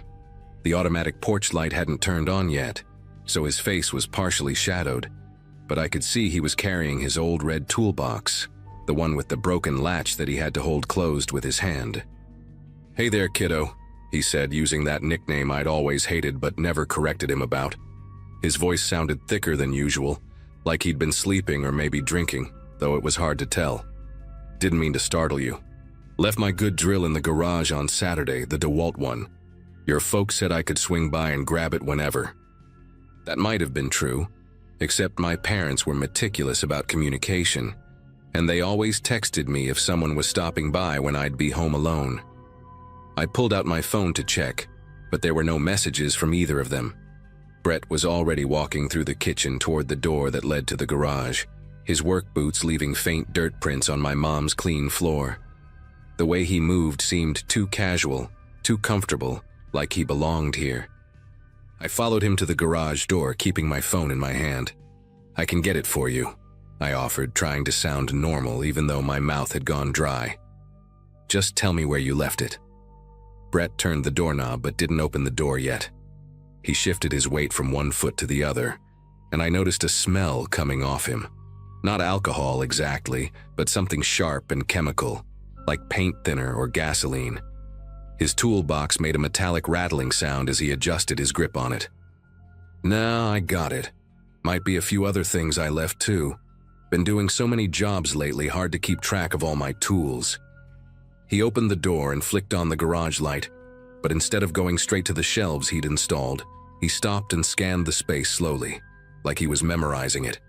My dad's mountain bike hung on the wall, My mom's gardening supplies were organized in clear bins, and there were boxes of Christmas decorations stacked in the corner. The garage felt colder than usual, and I realized the side door that led to the backyard was slightly ajar, moving just enough in the breeze to make a soft scraping sound against the frame. Brett must have come in that way, which meant he'd walked around the entire house instead of coming to the front door like a normal person would. "Actually," he said, setting his toolbox down on my dad's workbench with a heavy thud, "might take me a minute to find everything. Had a bunch of drill bits too, specialty ones. Why don't you go back inside where it's warm?" He wasn't even pretending to look for a drill anymore. Instead, he was opening drawers in the workbench, pulling things out and setting them aside like he was taking inventory. My dad kept cash in one of those drawers, in an old Altoids tin. Emergency money, he called it, usually about $200. I watched Brett's hands getting closer to that particular drawer, and that's when I decided to lie. "My dad's on his way home early today," I said, surprised by how steady my voice sounded. "He texted me like 10 minutes ago. Had to leave work for a dentist appointment, so he'll be here any minute." Brett's hands stopped moving. He looked up at me, and for the first time since he'd arrived, he made real eye contact. His eyes were bloodshot with dark circles underneath, and there was a small cut on his left cheek that looked fresh, maybe a day or two old. "That right?" he asked, his tone flat and unreadable. He abandoned the drawer he'd been about to open and picked up his toolbox again, but he didn't move toward the door. Funny, I drove by his office on my way here, saw his truck in the parking lot. My pulse hammered in my ears. How did he know where my dad worked? Had he been watching us, learning our routines? "He's using my mom's car today," I said quickly. "His truck needed an oil change." Brett made a humming sound, that same tuneless humming he always did while working, except now it sounded menacing in the cold garage. He walked past me back into the house, and I had no choice but to follow. But instead of heading toward the back door where he'd entered, he turned left into our living room. "Just remembered," he said, running his free hand along the back of our couch. "I might have left some screws on the mantel when I was checking that loose panel above your fireplace last month." There had never been any loose panel. He'd never worked in our living room. I stayed in the doorway between the kitchen and living room, calculating distances. The front door was too far. He'd catch me before I could unlock it. The back door was closer, but he was between me and it now. My phone was still in my hand, but calling 911 would take too long. And what would I even say? That our handyman was looking for his tools. He picked up a family photo from the mantel, the one from our vacation to Yellowstone last summer, and studied it carefully. "Nice picture," he said. "Your mom looks young here. She's still wearing her hair like that?" The question made bile rise in my throat. The sound of footsteps upstairs made us both freeze. Heavy footsteps, deliberate and slow, moving from one room to another directly above us. Brett's eyes flicked to the ceiling, then back to me. "Thought you said you were alone," he said quietly, setting the photo down with exaggerated care.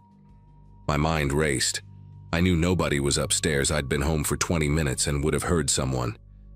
But the footsteps continued, and then we heard a door slam hard enough to rattle the pictures on the wall. Brett's whole demeanor changed. His shoulders tensed and he gripped his toolbox tighter, the knuckles on his hand going white. "Who's up there?" he demanded, taking a step toward me. I backed into the kitchen, my hip hitting the counter. "I don't know," I said truthfully, and my confusion must have been genuine enough because he seemed to believe me. Another door slammed upstairs, then another, like someone was going room to room, and suddenly I understood. My neighbor, Mrs. Zhao, had a key to our house for emergencies. She was 73, sharp as a tack, and had probably seen Brett's unfamiliar vehicle in our driveway. "I should go," Brett said abruptly, but he didn't move toward either exit. Instead, he stood perfectly still, listening to the footsteps that were now heading toward the stairs. The person up there was making as much noise as possible, and I heard what sounded like furniture being dragged across the floor. Brett's breathing had gotten heavier, and sweat was beading on his forehead despite the cool October air. "Tell your parents I'll come back another time for my drill," he said, already backing toward the mudroom. "When they're home." The footsteps started down the stairs, slow, heavy, deliberate.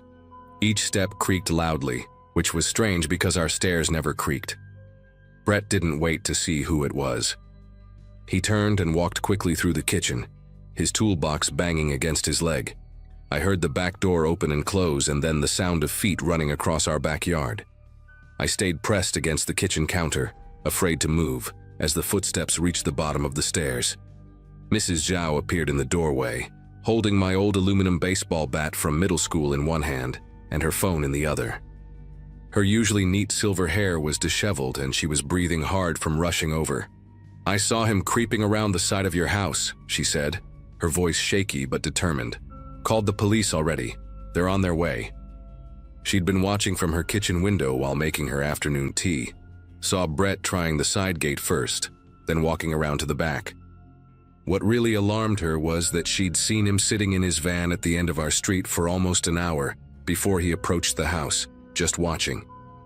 She'd found the spare key my mom had given her and came in through the front door while I was in the garage with Brett, then made all that noise on purpose. "I figured if he thought someone else was here, someone bigger and scarier than you or me, he might leave," she explained, still gripping the bat. We waited together in the kitchen until the police arrived, and I called my parents while Mrs. Zhao gave her statement to the officers. They found Brett's van abandoned 2 streets over with the engine still running. Inside, the police discovered he'd been recently evicted from his apartment, had been living in the van for weeks, and had a notebook with information about several families he'd worked for, their schedules, when kids were home alone, where they kept spare keys, even details about valuable items in their homes. Our address had multiple pages of notes, including the fact that I was usually alone from 3:45 to 6:30 on weekdays. The DeWalt drill he claimed to have left was sitting right there in his van, along with several other tools that he'd probably stolen from other clients. He was arrested 3 days later trying to break into another house 2 towns over, one where he'd installed a ceiling fan the previous month. The family's teenage son was homesick from school, but Brett hadn't known about the change in routine. We never found out what he'd planned to do that Thursday afternoon at our house, and honestly, I'm grateful for that. My parents installed a security system the next week, changed all the locks, and we never hired anyone from Facebook groups again. Mrs. Zhao still watches our house when I'm home alone, and I keep her number on speed dial. Sometimes I still hear phantom footsteps upstairs when I'm by myself, but now I know it's just the old house settling, not someone coming to help me.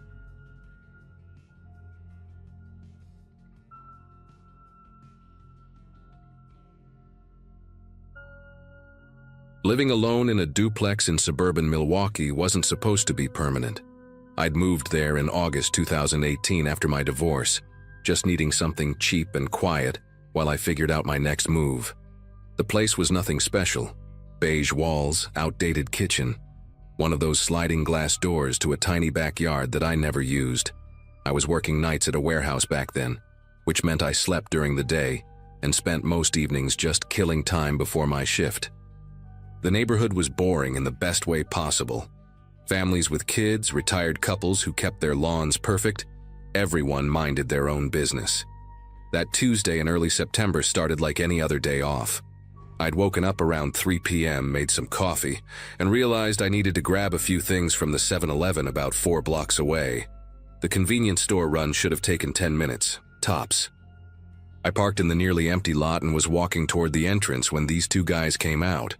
The first one was tall and skinny, maybe early 30s, wearing a faded Packers jersey that hung loose on his frame. His buddy was shorter, stockier, had this weird bleached patch in his otherwise dark hair, like he'd started dyeing it and given up halfway through. They were carrying cases of beer and heading to a beat-up Chevy Tahoe. As I passed them, the tall one bumped into me, hard enough that I stumbled. When I turned around, he was grinning at me with these yellowed teeth and said something like, "Watch where you're going, princess." His friend laughed, this high-pitched giggle that didn't match his build at all. I just kept walking, but I could feel them staring at me. Inside the store, I could see them through the window, still standing by their truck, passing a cigarette back and forth and looking in my direction. I grabbed what I needed, milk, bread, some frozen dinners, trying to shake off the weird encounter. The cashier, this kid named Brandon who I'd seen there 100 times, must have noticed something was up because he asked if everything was all right. I told him it was nothing, just some drunk idiots in the parking lot. But when I went to leave, their Tahoe was still there, engine running now, parked right next to my Ford Ranger. The tall guy was in the driver's seat, window down, that same stupid grin on his face. As I loaded my stuff into my truck, he leaned out and said, "Nice truck, princess. Bet you got a nice place too." The way he said it made my skin prickle. His friend was recording me with his phone, holding it up obviously, wanting me to see.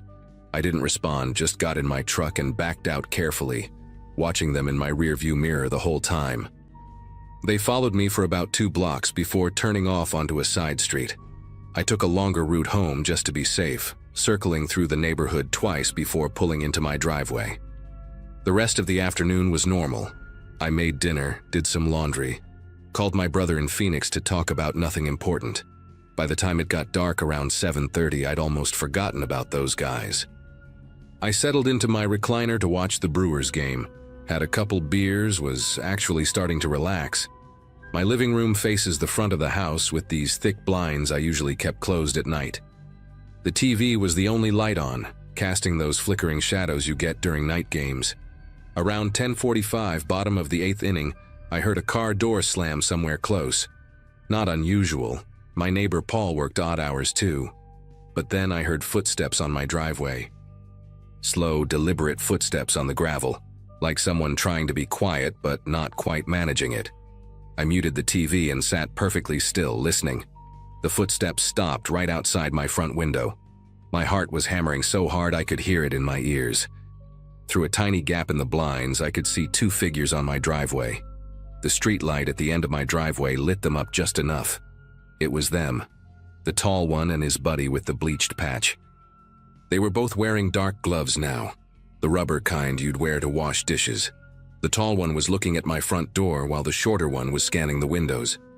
I slid out of my recliner as quietly as I could, staying low, and grabbed my phone from the coffee table. My first instinct was to call 911, but I hesitated. What if they heard me talking? What if they ran before the cops arrived and came back another night when I wasn't expecting them? As I crouched there behind my couch, I heard the doorknob rattle. They were trying the lock. The sound of metal scratching against metal came next. They were picking the lock or trying to jimmy it somehow. I crawled on my hands and knees to the hallway, staying out of sight from the windows. My bedroom was at the back of the house, and I kept my grandfather's old Remington 870 in the closet. I'd never pointed it at anyone before, never even thought I'd have to.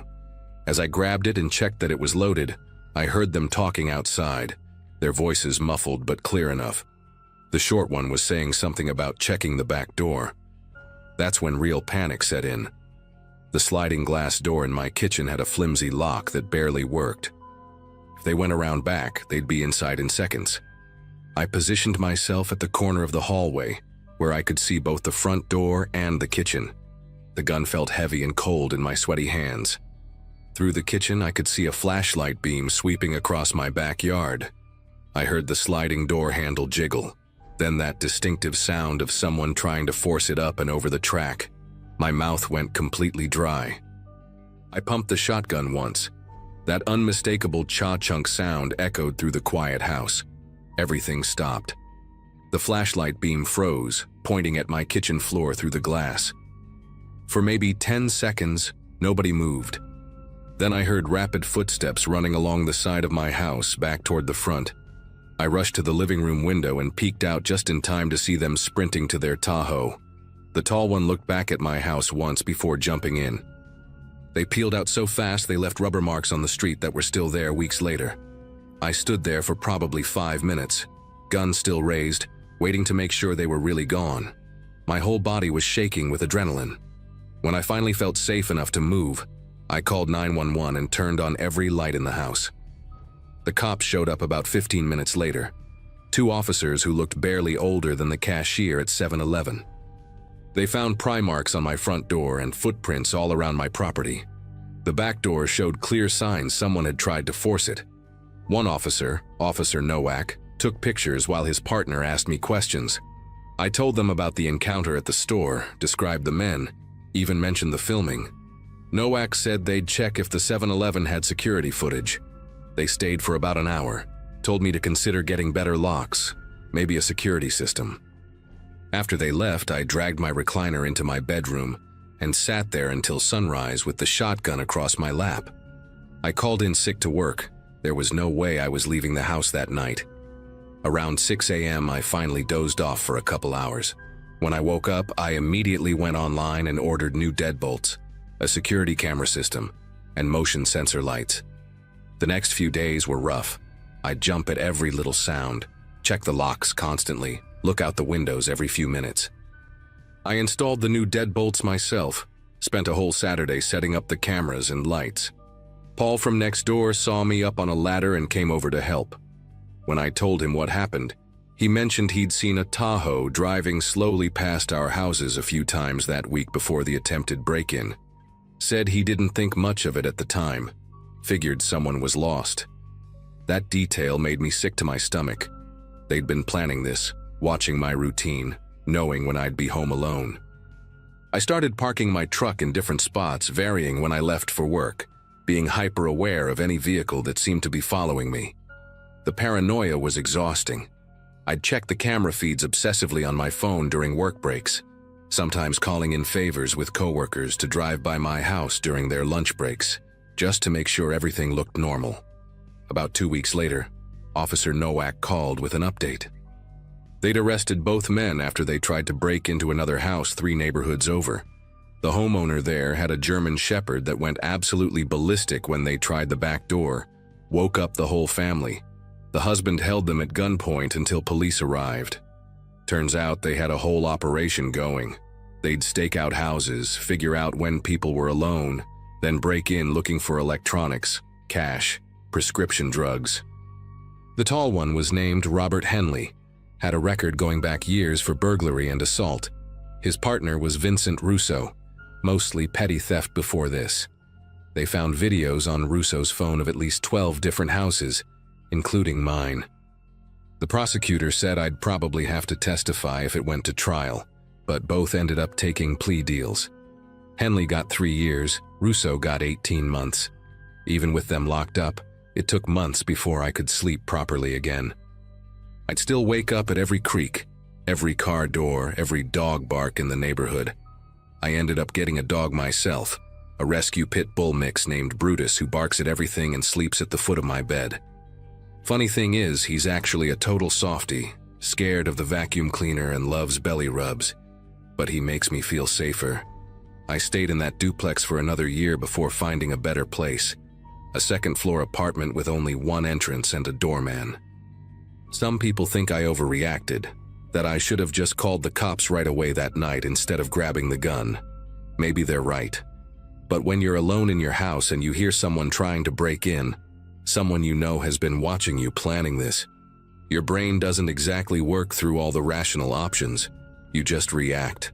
That sound of the shotgun pumping probably saved me from whatever they had planned, and I don't regret it for a second. I still see that Tahoe sometimes in my dreams, still hear those footsteps on gravel when I'm half asleep. The security system at my new place is probably overkill. Cameras, smart locks, motion sensors, the works.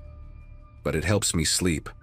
I ran into Brandon from the 7-Eleven last month at a Bucks game. He remembered that day, said those 2 guys had been hanging around the store for hours before I showed up, already drunk and looking for trouble. He felt bad he didn't warn me somehow. I told him it wasn't his fault. Nobody could have predicted they'd follow me home and try to break in. But here's the thing that still gets me. If I hadn't gone to the store that specific afternoon, if I'd gone an hour earlier or later, none of this would have happened.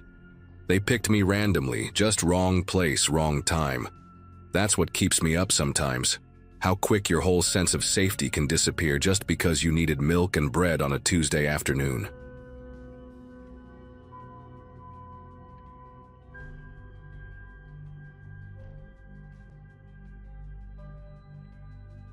Most people don't know what real fear feels like until they're 16 and alone, in a house that suddenly feels too big, too quiet, too exposed.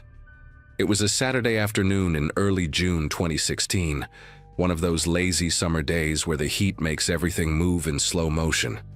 My parents had driven up to Boston for their college reunion weekend, leaving me in charge of our 2-story colonial in a quiet Connecticut suburb. I was sprawled on the living room couch, halfway through a Netflix binge and a family-size bag of Doritos, feeling pretty good about having the whole place to myself.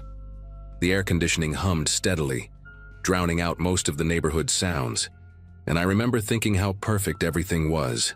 No annoying little brother, no parents asking about homework, just me and 6 more episodes of whatever show I was obsessed with that summer. Around 4:30, I heard knocking at the front door. Not the doorbell, which was weird because everyone who came to our house used the doorbell. The knocking had this specific rhythm to it: 3 quick taps, pause, 2 more taps, like someone trying to be polite but persistent. Then I heard it. "Hey kiddo, it's Uncle Steve. Can you let me in?" I locked myself out of my car and my phone's dead. The voice was muffled through the heavy oak door, but it sounded exactly like him. That slight Boston accent he never quite lost, the way he stretched out the word kiddo like he always did. Uncle Steve lived about 20 minutes away and dropped by all the time, usually unannounced, always bringing those butterscotch candies I pretended not to like anymore but secretly still loved. My first instinct was to jump up and unlock the door, but something made me hesitate. Mom had mentioned something that morning about Uncle Steve being in Vermont for the week, visiting his girlfriend's family at their cabin. I walked slowly to the front door, my bare feet silent on the hardwood floor, and peered through the peephole. The fisheye lens distorted everything, but I could see a figure standing there wearing a baseball cap pulled low and what looked like Uncle Steve's favorite Navy windbreaker, the one with the faded Red Sox logo on the chest. The thing is, the porch light wasn't on, and the late afternoon sun was hitting at just the wrong angle, casting shadows across his face. "Come on, sweetheart," the voice continued, and I felt my chest tighten. Uncle Steve never called me sweetheart. It was always kiddo or squirt when he was being extra annoying, but never sweetheart. "I know you're in there. I saw your car in the driveway." That made me pause even more because I didn't have a car. I'd just gotten my permit 3 weeks ago and wasn't allowed to drive alone yet. The figure shifted, and for just a second, I caught a glimpse of his hand reaching up to adjust the cap, and his fingers looked wrong somehow. Too thick, too long, with these yellowish nails that Uncle Steve definitely didn't have. "Listen, I really need to use the bathroom," the voice said, and now it sounded strained, like he was trying too hard to sound casual. "Remember last Thanksgiving when you spilled cranberry sauce all over Grandma Dorothy's tablecloth, and I helped you clean it up before your mom noticed? I didn't tell anyone about that. Come on, just open up for a minute." My whole body went rigid. We did have a cranberry sauce incident last Thanksgiving, but it wasn't Grandma Dorothy's tablecloth. She'd been dead for 3 years. It was Aunt Marie's tablecloth, and Uncle Steve hadn't been there to help because he'd been outside smoking with my dad. Whoever was standing on our porch knew enough about our family to get close, but not enough to get it right.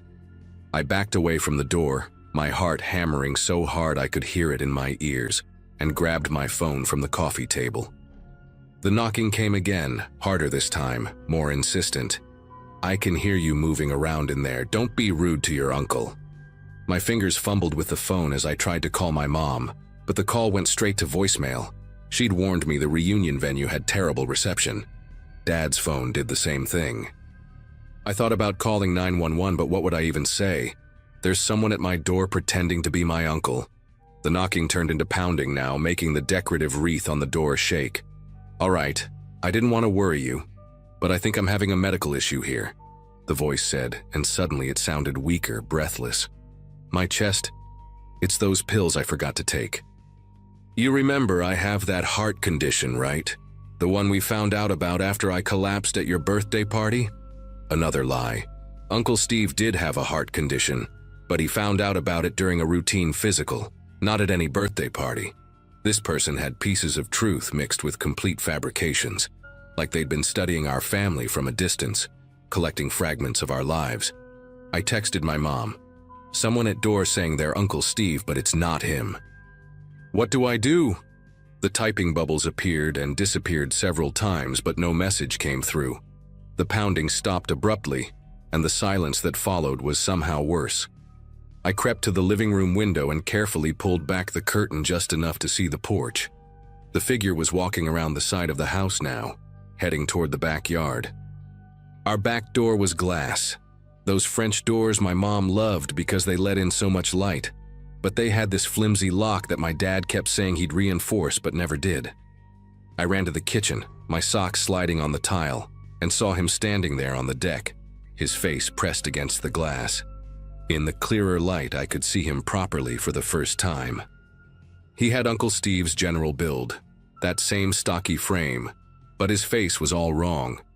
The features were similar but stretched somehow, like someone had tried to reconstruct Uncle Steve from memory. His eyes were the worst part. They were the right color, that greenish hazel, but they were flat and unblinking, studying me like I was an insect under glass. He smiled when he saw me looking, and his teeth were perfectly white. Too perfect, like dentures or veneers. Nothing like Uncle Steve's coffee-stained, slightly crooked smile. "There you are," he said, his voice still maintaining that Uncle Steve impression, but slipping at the edges like an actor forgetting his accent. His breath fogged up the glass as he spoke, and I noticed he was wearing latex gloves, thin medical ones that made his already strange hands look even more unnatural. "Why don't you just let me in? I promise I won't stay long. I just need to pick up something I left here last week. That watch your dad borrowed, remember?" My dad had never borrowed Uncle Steve's watch. My dad didn't even wear watches. He always said they made his wrist itch. The man's hand moved to the door handle, jiggling it gently at first, then with more force. The lock held, but the whole frame shook, and I knew it wouldn't take much more to break it. I grabbed the biggest knife from the wooden block on the counter, the one Mom used for carving turkey, and held it with both hands, trying to stop them from trembling. "That's not very nice," he said, noticing the knife. His voice dropped the Uncle Steve impression entirely now, becoming something lower, rougher.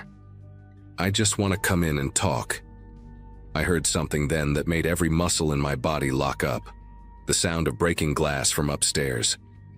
Not loud, not a window smashing, but the careful, deliberate sound of someone cutting through glass, like when my dad had to replace a broken pane in the bathroom window last summer. The man at the back door must have seen my eyes dart upward because he laughed, this soft, pleased chuckle that sounded nothing like Uncle Steve. "That would be my friend," he said conversationally, like we were discussing the weather. "See, I knew you'd be difficult. Kids always are. Your parents really should have taught you better manners." I could hear footsteps above me now, slow and deliberate, moving from what sounded like my parents' bedroom toward the stairs. The man at the door had stopped trying to force it. He just stood there, watching me with those empty eyes, waiting. That's when I realized he wasn't trying to break in anymore. He was keeping me there, making sure I didn't run while his partner came down to get me. The footsteps reached the top of the stairs, and I had maybe seconds to decide what to do. The knife felt useless in my hands. What was I going to do? Fight off two grown men? I thought about the panic button on our alarm system, the one my parents had installed after a string of break-ins in the neighborhood last year. It was on the wall near the garage door, just 15 feet away, but it might as well have been a mile. The man at the back door tapped on the glass with one gloved finger, a steady rhythm like a countdown. "You should probably put that knife down before someone gets hurt," he said, and his voice had this horrible fake concern in it. "Wouldn't want you to have an accident." The footsteps were coming down the stairs now, heavy and unhurried. I could see a shadow moving in the hallway, getting larger. That's when something inside me just snapped into focus. I wasn't going to stand there and wait for whatever they had planned. I spun around and sprinted for the garage door, slamming my palm on the panic button so hard it hurt. The alarm exploded through the house, this piercing shriek that made my ears ring. The man at the back door started pounding on the glass with both fists, his face contorted with rage, no longer bothering with any pretense. I heard the glass crack, spiderwebbing from the impact. The footsteps on the stairs turned into running, and I saw him clearly as he rounded the corner into the kitchen. A tall, thin man in dark clothes with a ski mask pulled up just enough that I could see his mouth, which was moving like he was cursing, but I couldn't hear anything over the alarm. I yanked open the garage door and ran, still clutching the knife, my socks slipping on the smooth concrete. Our neighbor, Mrs. Nowak, was already on her front lawn with her phone out, probably calling 911. She was this tough Polish lady in her 70s who didn't take nonsense from anyone, and when she saw me running out of the garage barefoot and carrying a knife, she didn't ask questions. She just grabbed my arm and pulled me behind her, shouting something I couldn't understand over the alarm. I turned back to see both men standing in my garage just watching us. They didn't chase me. They just stood there for maybe 3 seconds, looking at Mrs. Nowak and her phone, then turned and walked calmly back through my house. The police arrived within 4 minutes. Turned out 3 different neighbors had called 911 when the alarm went off.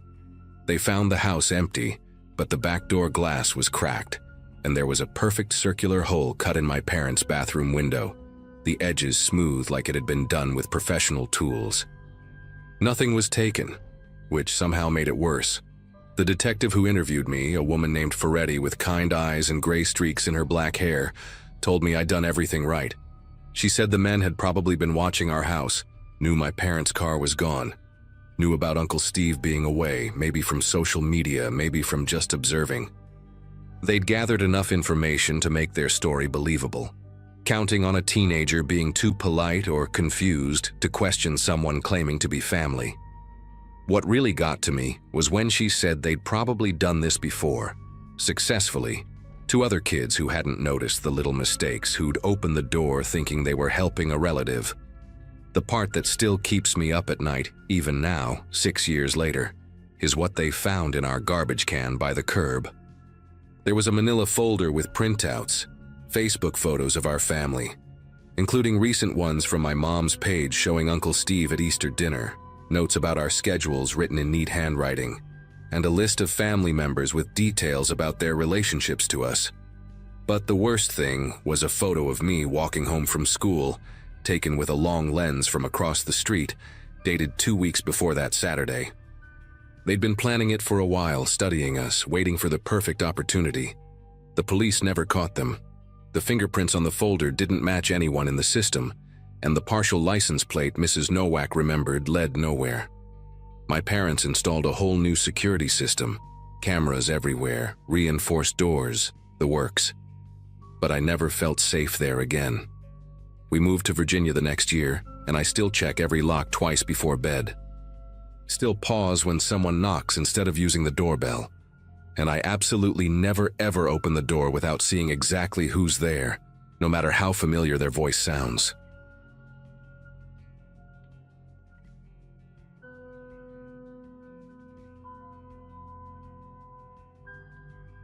The wallpaper in my apartment was peeling off in long strips, yellowed from decades of cigarette smoke from previous tenants. And every morning I'd wake up to find another piece had fallen during the night.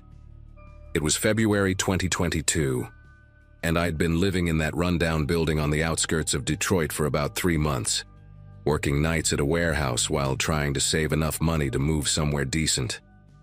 The place was a dump, but at $400 a month it was all I could afford after my divorce left me starting over at 34. Most nights I'd come home around 2 a.m., heat up whatever leftovers I had in the microwave that only worked if you held the door shut with your hand, and pass out on my second-hand couch, while some true crime podcast played in the background. The building had 12 units, and mine was on the 3rd floor, right next to apartment 3B, where the Carmichaels lived. At least that's what their mail said when it accidentally got delivered to my box. The Carmichaels moved in about a month after I did, and from day one, I knew they were going to be trouble. The husband, a stocky guy with a neck tattoo of a scorpion that seemed to pulse when he got angry, worked construction and came home most days covered in drywall dust and rage. His wife, a thin woman with bleached hair that had turned a weird orange color at the roots, worked at a gas station and always wore these oversized sunglasses, even at night, even in the hallway. Their fight started small, raised voices that I could hear through the paper-thin walls while I tried to sleep before my shift. But within 2 weeks, It escalated to screaming matches that shook the light fixture in my bedroom. The sound of furniture being thrown, glass breaking, her crying and begging him to stop. I'd lie there with my pillow over my head, counting down the minutes until I had to leave for work, telling myself it wasn't my business, that getting involved would only make my life harder. Everything changed on a Monday night in early March when I heard something different through the wall. Not just yelling or crying, but this wet, meaty sound, like someone tenderizing steak with a hammer, followed by complete silence. The silence was worse than the screaming because at least when she was crying, I knew she was still conscious. I sat up in bed, still in my work uniform because I'd just gotten home 20 minutes earlier, and pressed my ear against the wall. Nothing. Then footsteps, heavy ones pacing back and forth. I could hear him muttering something but couldn't make out the words. About 10 minutes later, I heard their door open and close, then his boots stomping down the hallway toward the stairs. Through my peephole, I watched him leave carrying a rolled-up rug over his shoulder, the end of it dark with what looked like a stain. My mouth went dry as I realized she hadn't made a sound since that horrible thudding noise. I paced my apartment for an hour, going back and forth between my kitchen and living room, which were basically the same room separated by a counter with missing cabinet doors. Part of me wanted to knock on their door, check if she was okay, but I kept remembering the way he'd looked at me the one time we'd crossed paths in the hallway. His eyes were these pale gray things, like dirty ice, and they'd tracked me like a predator sizing up prey. Finally, around 4 a.m., I couldn't take it anymore.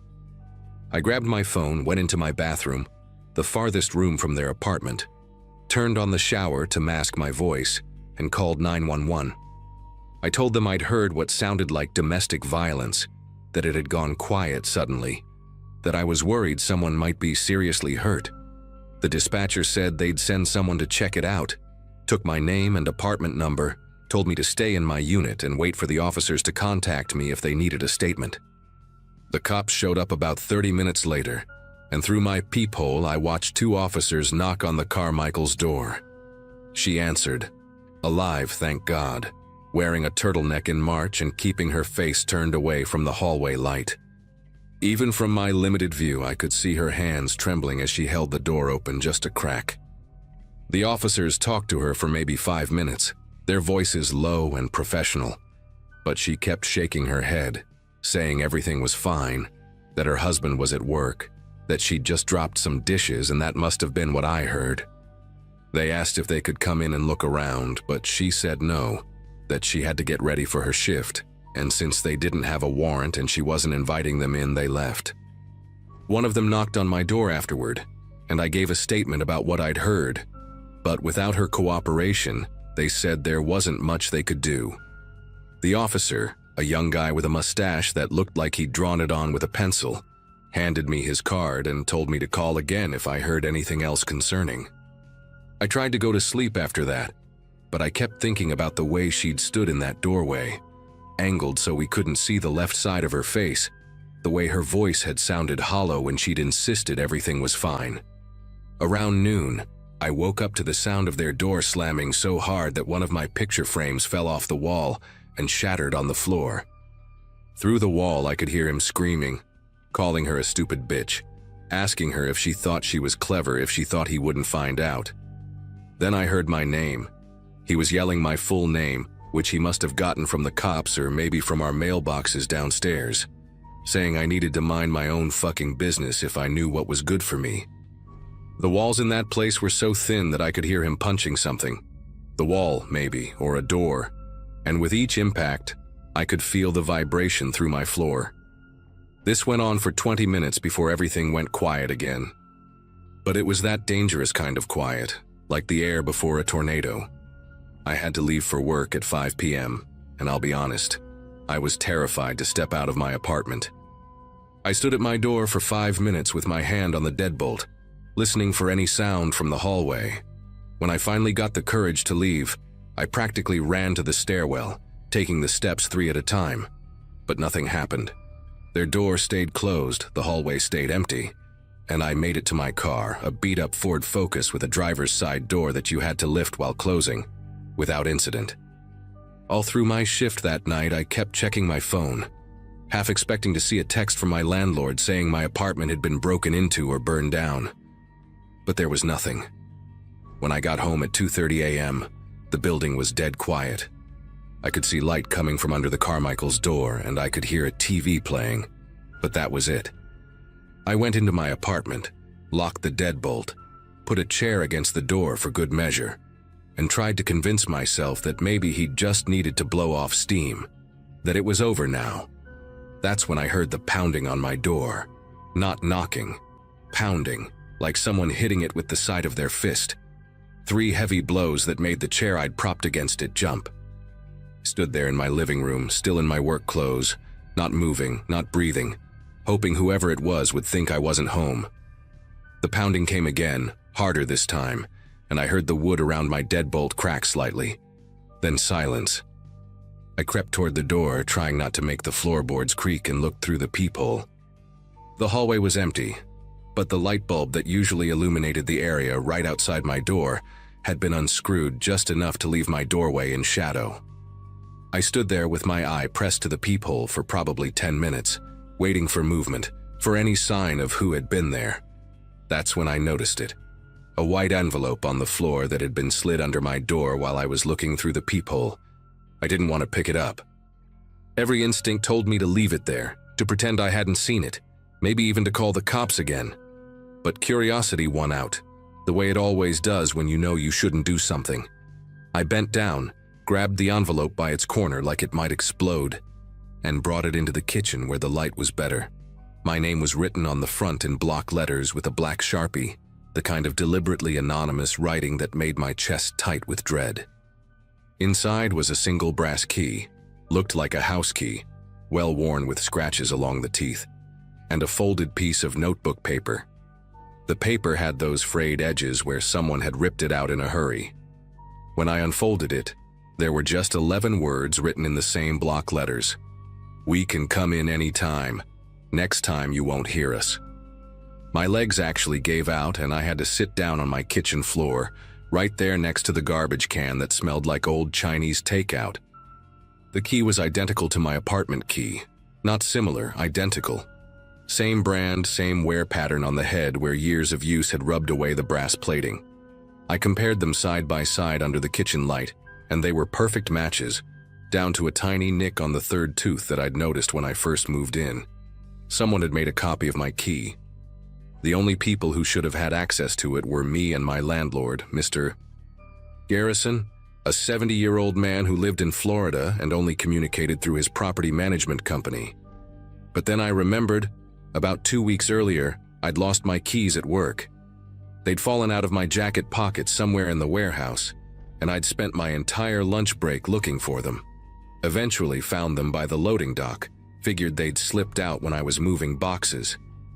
Except now I wondered if they'd really been lost, or if someone had taken them, made a copy, and returned them where I'd find them. The thought made me want to vomit. I called in sick to work the next day, something I'd never done before, and spent the morning at Home Depot buying new locks, a door security bar, and one of those doorstop alarms that screams if someone tries to force entry. The guy at the store, a kid with gauged ears and a name tag that said Nathan, helped me pick out a deadbolt that he said would be practically impossible to pick without power tools. I wanted to tell him that picking the lock wasn't my concern anymore, that they had a key, but I just nodded and threw it in my cart along with a motion sensor light for inside my apartment. When I got back to the building around 1 p.m., the Carmichael's door was open, and I could see straight through to their living room. She was sitting on a brown couch with stuffing coming out of the arms, sorting through what looked like mail, while he stood by the window smoking a cigarette even though it was against the lease. We made eye contact for maybe 2 seconds, him, not her, and he gave me this slow nod, like we were acknowledging something between us. His mouth moved like he was about to say something, but then he just took another drag and turned back to the window. I hurried into my apartment and spent the next 3 hours replacing the locks, my drill so loud I'm sure the whole floor could hear it. That night, I didn't sleep. I sat in my living room with all the lights on, the security bar wedged under the doorknob, the doorstop alarm activated, and a baseball bat across my lap. A Louisville Slugger I'd bought years ago for a company softball team I never actually joined. Around 3 a.m. I heard footsteps in the hallway, that distinctive heavy boot sound I'd learned to recognize. They stopped right outside my door, no knocking, no pounding, just standing there. I could see the shadow of feet in the gap under the door, perfectly still. This went on for maybe 5 minutes, though it felt like hours, before the footsteps moved away. The next morning I packed everything I could fit in my car, left the furniture because it was all garbage anyway, and drove to my sister's place in Ohio. Didn't even tell the landlord I was leaving, just abandoned the place and figured losing my security deposit was worth it. Before I left, I slid the key they'd given me under their door with my own note that just said keep it. Never went back, never found out what happened to them, and honestly, I don't want to know. Sometimes at night, even now, 2 years later, living in a decent apartment with proper locks and normal neighbors, I still wake up thinking I hear those boots in the hallway.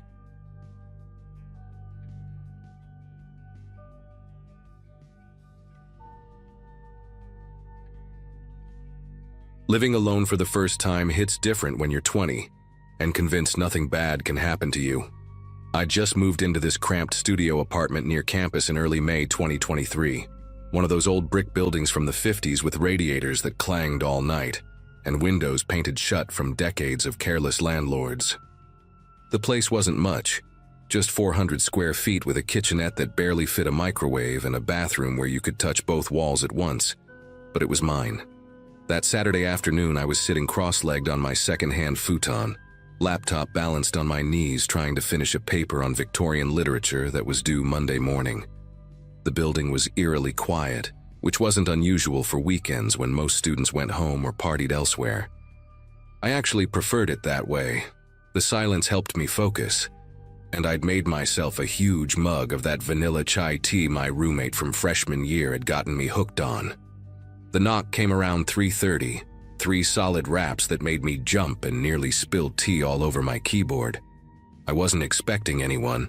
My friend Claudia was at her parents' place in Pennsylvania for the weekend, and the guy I'd been seeing, Thomas, was working his shift at the campus bookstore until 6.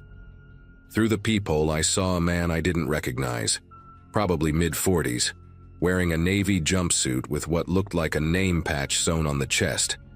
He had this weird posture, standing too close to the door with his shoulder almost pressed against it, like he was trying to hear if anyone was inside. His hair was this unnatural shade of reddish brown, the kind you get from a box dye job gone wrong, slicked back with too much gel that made it look wet even though it was a sunny day. When he knocked again, harder this time, I could see his knuckles were covered in these dark, irregular scabs, like he'd been punching something rough repeatedly. "Maintenance," he called out, his voice muffled but oddly high-pitched for such a stocky guy. "Got a report about a leak coming from your unit. Need to check your kitchen pipes right away." Here's the thing. I'd been living there for 3 weeks already, and the actual maintenance guy, Jorge, was this sweet older gentleman who always wore a gray uniform with the building's logo embroidered on the pocket. Jorge had fixed my toilet the first week I moved in, and he'd specifically told me that maintenance never shows up without calling first, or leaving a notice under the door at least 24 hours in advance. Plus, he'd mentioned he was the only maintenance person for our building, and the 2 adjacent ones, and that he never worked weekends unless it was an absolute emergency, like a burst pipe flooding multiple units. This guy at my door? His jumpsuit had no logo, just that name patch I couldn't quite read through the peephole's fisheye distortion. I called out, keeping the chain lock secured. "I haven't reported any leak, and I haven't gotten any notice about maintenance today." The man shifted his weight, and I heard him breathing heavily, almost panting, like he'd run up the 3 flights of stairs to my floor. "Ma'am, the leak's affecting the apartment below you," he insisted, and now his voice had this strange urgency that made the hair on my arms stand up. "The tenant in 2B called it in an hour ago. Water's dripping through their ceiling tiles. Could cause major damage if we don't fix it now." The thing is, I knew for a fact that 2B had been empty for at least a month. I'd seen the previous tenant, an elderly woman with 3 cats, move out in April, and the super had mentioned they were renovating it before listing it again. The man started rattling the doorknob, not violently but persistently, like he was testing how sturdy the lock was. Then he did something that made every instinct in my body scream danger. He dropped to his knees, and through the gap under my door, about 1.5 inches because the building had settled unevenly over the years. I could see his face pressing against the floor, trying to look inside. His eye appeared in that gap, bloodshot and wide, darting back and forth like he was mapping out my apartment. I stepped back reflexively, my bare feet silent on the worn hardwood, and grabbed my phone from the futon. "I'm calling the building manager right now to verify," I announced loudly, hoping he'd give up and leave. Instead, I heard him stand up quickly, his knees popping, and then came this low, guttural laugh that didn't match the high-pitched voice he'd been using before. "No need for that, ma'am, just trying to help," he said, but he didn't move away from the door. I could hear him breathing, these wet, ragged breaths, and then the sound of metal scraping against metal. My heart was hammering so hard I could feel it in my throat as I dialed 911, but I kept my voice steady and loud enough for him to hear. "Hi, yes, I need police at 4427 Elmwood Avenue. There's a man impersonating maintenance trying to break into my apartment." The scraping stopped immediately. Through the peephole, I watched him step back from the door, his face flushed and sweaty, those scabbed hands clenched into fists. He stared directly at the peephole like he knew I was watching, and his mouth stretched into this unnaturally wide grin that showed too many teeth, some of them brown and rotting at the gums. The 911 operator was asking me questions, but I couldn't look away from that grin. The man reached into his jumpsuit pocket, and for a terrifying second I thought he was going to pull out a weapon. Instead, he produced a folded piece of paper and held it up to the peephole. Written in shaky block letters with what looked like black marker were the words, "I know you're alone." Then he tucked the paper back in his pocket, gave a mock salute with 2 fingers, and walked away down the hallway. But he didn't head toward the stairs or the elevator. I heard him stop at what sounded like the apartment 2 doors down, 3F, where a grad student named Lily lived by herself. The same 3 knocks echoed through the hallway, the same high-pitched voice. "Maintenance, got a report about a leak." My whole body went cold as I heard Lily's door chain rattle, heard her young voice say, "Oh, sure, just give me a second to put something on." I screamed through my door, "Lily, don't open it! He's not maintenance! I've called the police!" There was a pause. Then I heard Lily's door slam shut and the deadbolt turn. The man in the hallway let out this frustrated growl, definitely in his real voice now. Deep and gravelly, nothing like the maintenance worker act he'd been putting on. He pounded on Lily's door 3 times with what sounded like the side of his fist, making the whole hallway echo. Then I heard his heavy footsteps moving back toward my apartment. He stopped right outside my door again, and I could hear him muttering something under his breath, these incomprehensible words that sounded like he was having an argument with himself. The 911 operator was telling me units were on the way, maybe 5 minutes out, but 5 minutes feels like 5 hours when there's just a piece of wood between you and someone who clearly isn't right in the head. Then I heard another sound that made my knees weak, keys jingling. Not just a few keys, but what sounded like dozens of them, metal clinking against metal as he sorted through them. The scraping started again at my lock, and this time I recognized the sound. He was trying different keys, one after another, methodically working through what must have been a massive ring of them. I grabbed the biggest knife I had from my kitchen drawer, this old butcher knife my mom had given me when I moved out, and positioned myself behind the door. The operator kept telling me to stay calm, that officers were 3 minutes away now, but I could hear the lock mechanism clicking and turning as he found keys that partially fit. Through the peephole, I could see him crouched down, his face level with the doorknob, tongue poking out between his lips in concentration like a kid working on a difficult puzzle. His free hand was pressed flat against my door, and I noticed his fingernails were way too long, curved and yellowed, with dirt or something darker caked underneath them. Suddenly, Lily's voice rang out from her apartment. "I've got my gun and I know how to use it. The cops are coming." That was pure bluff. Lily was a sociology PhD student from California who did yoga every morning and wouldn't hurt a fly, but the man didn't know that. He stood up abruptly, shoving the keys back in his pocket, and for a moment just stood there, swaying slightly like he was drunk or dizzy. Then he did something I'll never forget. He leaned close to my door and whispered, but loud enough for me to hear clearly, "I've been watching you for weeks, through your window when you change. I know you put your lamp on the left side of your bed. I know you sing in the shower every morning at 7:15. That birthmark on your shoulder blade, shaped like a butterfly." My legs nearly gave out because everything he said was true. My apartment faced the back alley, 3rd floor, and I'd never thought anyone could see in. But there was a taller building across the way, mostly offices that I assumed were empty on weekends and evenings. The birthmark thing hit me the hardest. You couldn't see that unless I was wearing a tank top or less, which meant he'd been watching me in my most private moments. The operator was saying something, but I couldn't focus. Blood rushing in my ears so loud it drowned everything out. The man continued, his voice dropping even lower. "Your boyfriend doesn't stay over on weeknights. Your friend with the curly hair hasn't visited in 9 days. The package you got yesterday is still sitting by your door unopened. Amazon, right?" The blue tape gave it away. Before I could process any of this, the stairwell door slammed open, and I heard police radios crackling, heavy boots running down the hallway. The man outside my door didn't run immediately, though.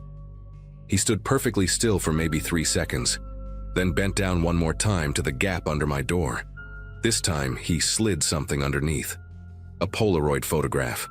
Then he sprinted toward the opposite end of the hallway, where the other stairwell was, his footsteps echoing like gunshots.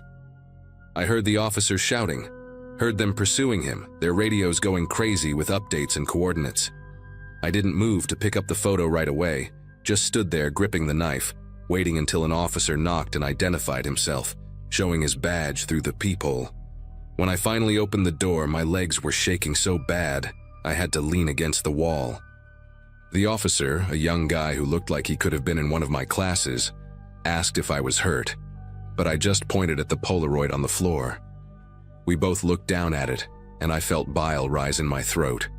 The photo showed me sleeping in my bed, taken from inside my apartment. The angle was from the foot of my bed, like someone had been standing right there in my room while I slept. The timestamp on the bottom corner was from 2 nights ago, when Thomas had been at his night shift, and I'd gone to bed early with a headache. In the photo, my blanket was pulled down to my waist, and someone had drawn little red hearts around my face with what looked like lipstick or marker.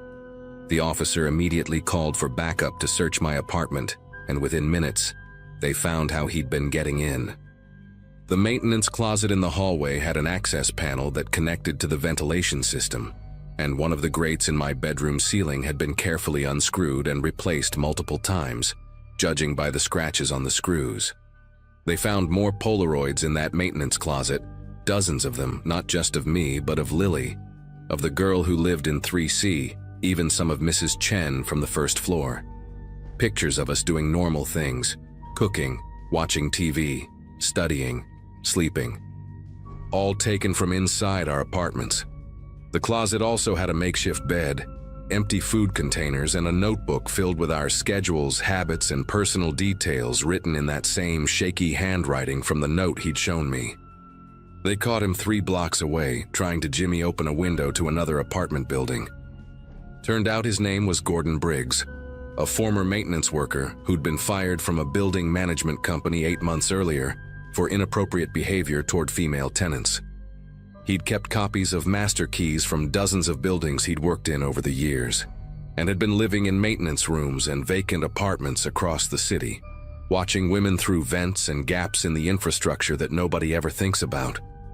The police found his main stash in an abandoned unit in a building 6 blocks from mine.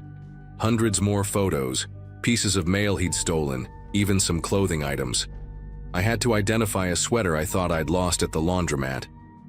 The detective told me Gordon had been escalating, that the fake maintenance visits were new behavior, more aggressive than his previous stalking. I moved out that same week, stayed with Thomas until I found a new place with better security, and no maintenance closets near the units. Lily moved too, and so did the girl from 3C. The building management company paid for our moving expenses and tried to keep it quiet, but word got out anyway.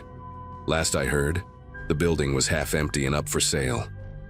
I still check my ceiling vents in every new place I live, still feel my chest tighten when someone knocks on my door unexpectedly, and I never ever open the door for maintenance without calling the building manager first to verify.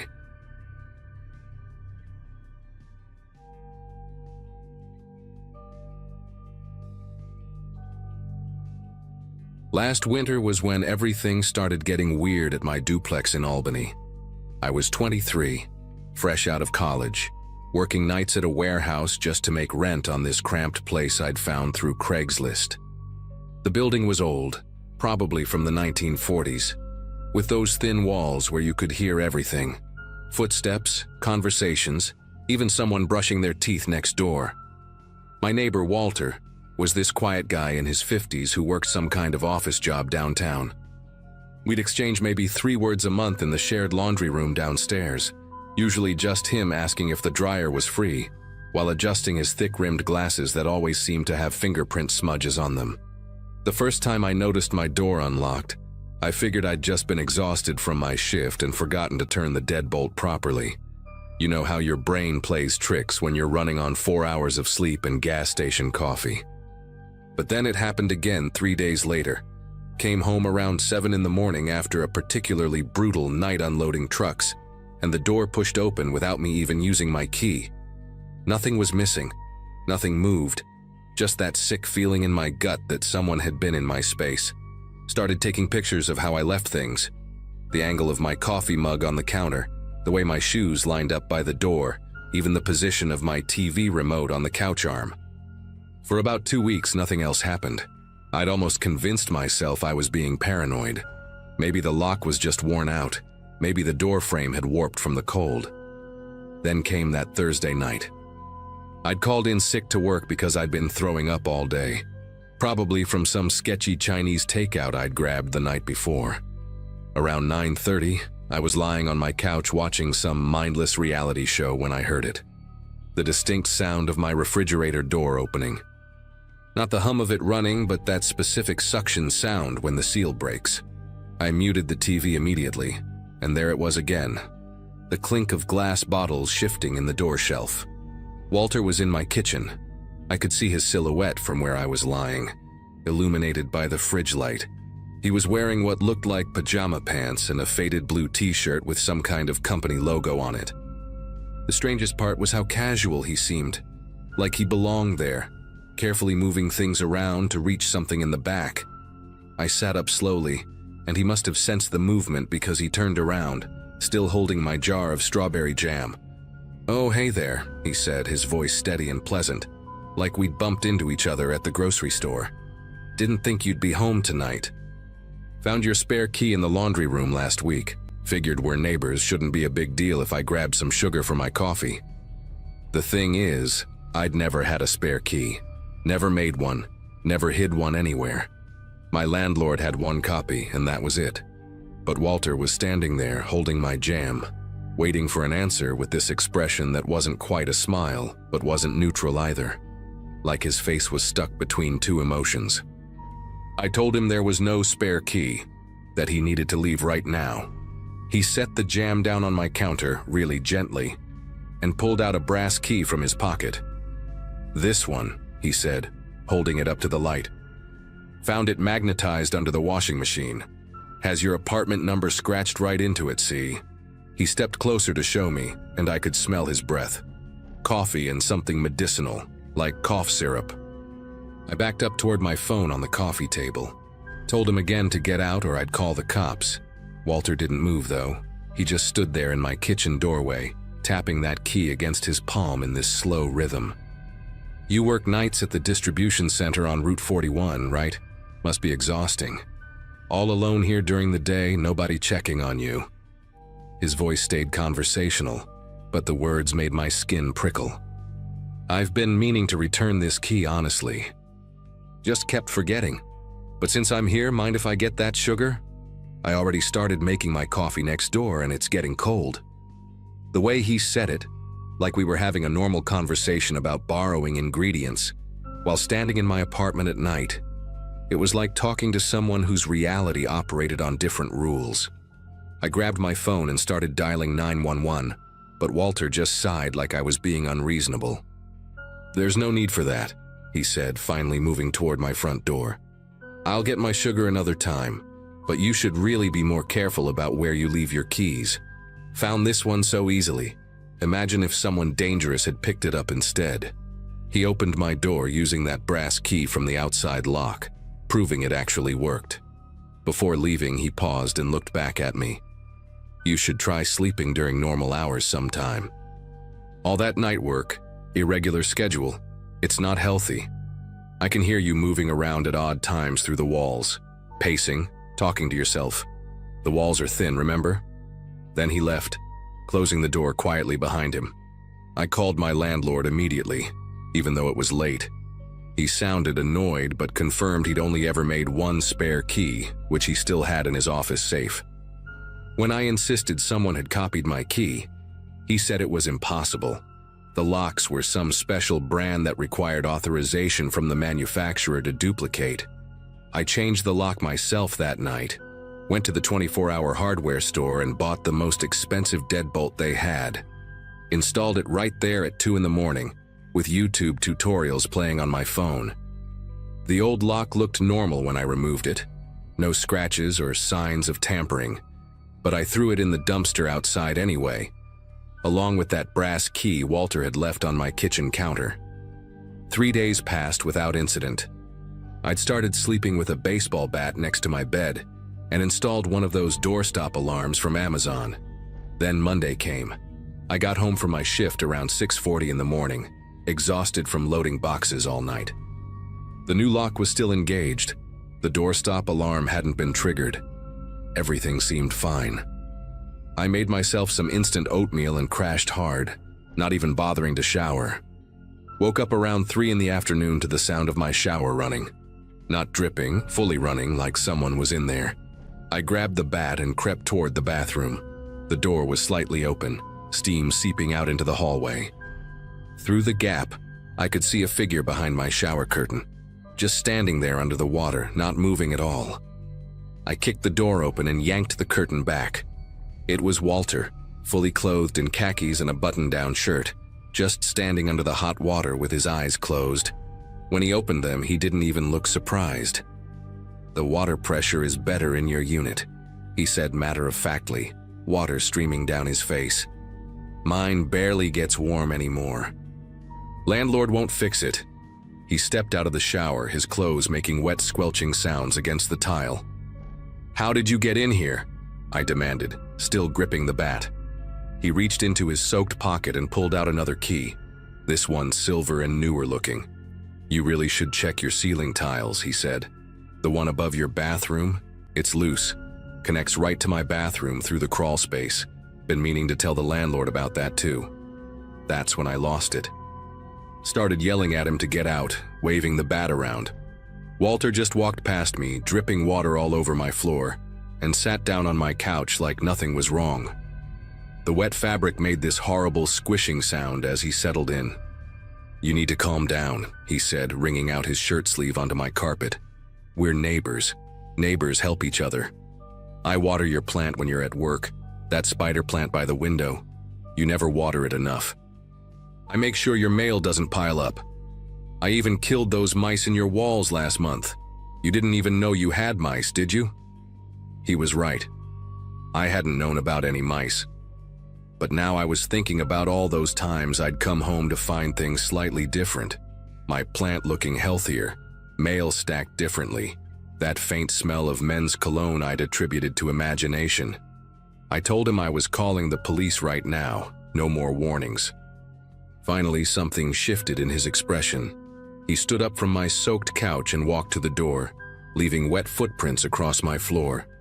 "Fine," he said, his voice different now, colder, flatter. "But when your pipes freeze this winter, when your power goes out during storms, when you need someone to check if you're still breathing after not coming home for days, don't expect help. I know you don't have family here. I know you don't have friends. I was just trying to look out for you." He left through the front door this time, using yet another key I didn't know existed. I called the police, filed a report, but they said without proof of forced entry or stolen items, it was a civil matter. The landlord finally agreed to change the locks after I threatened to break my lease, but Walter had already moved out by then, disappeared overnight, leaving his apartment completely empty. I moved out 2 weeks later, stayed with a co-worker until I found a new place across town, a studio apartment on the 3rd floor with security cameras in the hallways and a doorman who worked nights. Never found out how Walter made those keys or why he'd chosen me to fixate on. The landlord swore he'd never given Walter access to anything, and the key manufacturer said their records showed no duplicates were ever ordered. Sometimes I wonder if he's doing the same thing to someone else now, standing in their shower, sitting on their couch, living these parallel, invasive moments in strangers' homes. I triple-check my locks every night, installed cameras inside my apartment, and I never, ever talk to my neighbors anymore. The other day I found a spider plant at my door with no note. I threw it straight in the garbage and spent the next 3 hours checking every corner of my apartment, every ceiling tile, every possible space where someone could hide a key.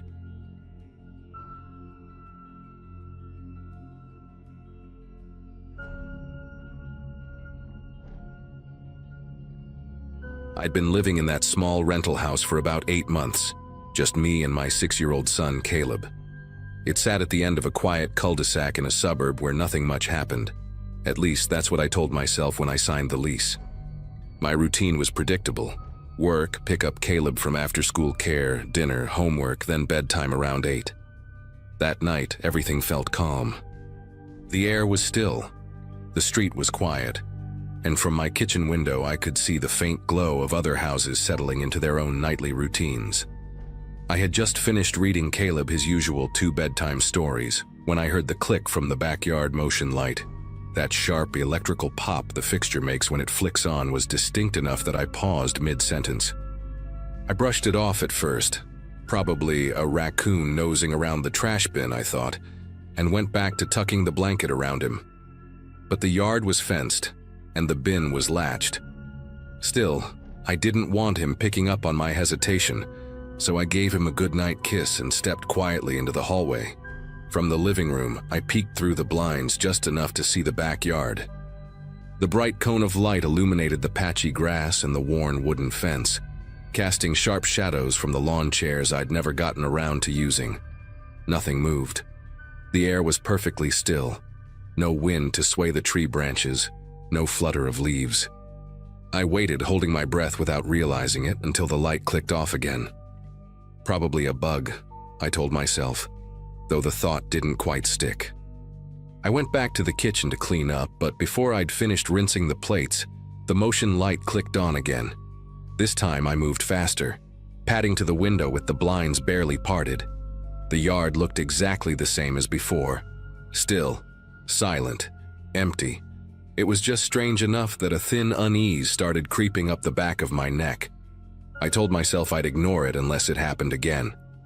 But less than 5 minutes later, the click came a 3rd time, and when I looked out, someone was standing just beyond the reach of the light, unmoving, facing directly toward my house.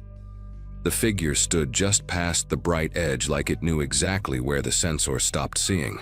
The fence boards came up to his shoulders, 5.5 feet to the top rail, so he was taller than me, maybe 6 foot or close. A hood covered most of the head, and what I could make out of the face was a flat darkness where features should have caught the light. No shifting weight, no fidgeting, not even the small movements people do without noticing. I killed the kitchen light to lose the glare on the glass and pressed my forehead to the cool pane, counting the seconds until the motion light timed out like it always did after a minute. The light blinked off. Darkness pressed in, thick and complete for 2 heartbeats. Then the click came again and the yard exploded white. Lawn chairs, hose reel, the crooked bird feeder my kid painted. You could read the brush strokes in that paint. The figure hadn't moved an inch. My back found the wall without me planning it, and I slid along the cabinets checking locks in muscle memory. Deadbolt on the back door, stick in the slider track, window latches down. A text went to my neighbor across the cul-de-sac. Aaron, are you awake? Someone's in my yard. 3 little dots bubbled, then disappeared. No reply. Caleb's voice floated down the hall, small and sleepy. He wanted water. Every instinct screamed at me to keep him in bed, but ignoring him would only make him come looking. I grabbed his cup, filled it at the sink without taking my eyes off the blinds, and met him at his bedroom door.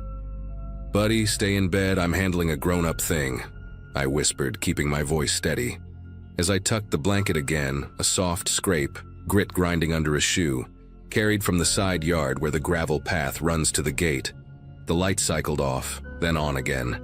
And when I returned to the window, the figure stood a single step closer to the house. Talking to the glass felt ridiculous, but silence felt worse. "You need to leave," I said, keeping my voice low and controlled. No response. The key fob for my car sat in the dish by the door. I hit the panic button. The horn erupted, headlights flashed. The whole quiet street echoed. The figure backed into the darkness, not hurried, just deliberate, and vanished beyond the sensor's reach. That was my line. I dialed 911 and gave the dispatcher, her name was Kara, my address, the layout of my yard, and a running description of what I'd seen. While we spoke, the side gate latch rattled once, a clean metal click like someone testing how much give it had. Kara told me to stay on the line, keep the doors locked, and move away from the windows. I herded Caleb into my bedroom and locked the door, pulling him onto the bed with me while I kept the phone pressed to my ear. The hum of the line and Kara's calm voice were the only things keeping my thoughts from spiraling. Every few seconds I'd catch a faint crunch outside. Gravel, grass, maybe the wooden deck boards flexing under weight. Kara said officers were on the way, maybe 5 minutes out. 5 minutes felt like an hour. I kept scanning the shadows beyond the curtains, half expecting that hooded shape to be inches from the glass when I looked. Then came the sound of the motion light again, that sharp, mechanical click. My bedroom window faced the opposite side of the yard, the part the light barely touched, but in the faint spillover glow I could make out the pale vertical lines of the fence. And there, between 2 slats, a dark shape filled the gap. Someone's face was pressed close enough that I could see the outline of a cheekbone, the curve of a jaw, not moving, just there. I whispered to Kara what I was seeing, and she told me not to engage, that the officers were seconds away now. The next thing I heard was the distant warble of a siren winding into the neighborhood. The figure at the fence disappeared, as if pulled backward by invisible hands. A few seconds later, the motion light went dark for the last time. The cruiser pulled up out front, its headlights sweeping across my living room. 2 officers checked the yard with flashlights, found the gate latch loose but unbroken, and confirmed there were no fresh footprints, at least none they could make out in the patchy grass and hard soil. They took my statement, gave me a case number, and promised extra patrols that week. After they left, I spent the rest of the night in Caleb's room, his small breathing steady against the pillow while I sat by the window watching the backyard. The light never came on again. I replaced it with a camera the next day, one with night vision and a motion alert to my phone. In the months since, it's never once triggered for a person. Still, every time I hear that electric click in the quiet of the night, even if it's just for a wandering cat, I remember that hooded figure standing right where the light stopped, and how they seemed to know exactly how far they could go without being truly seen.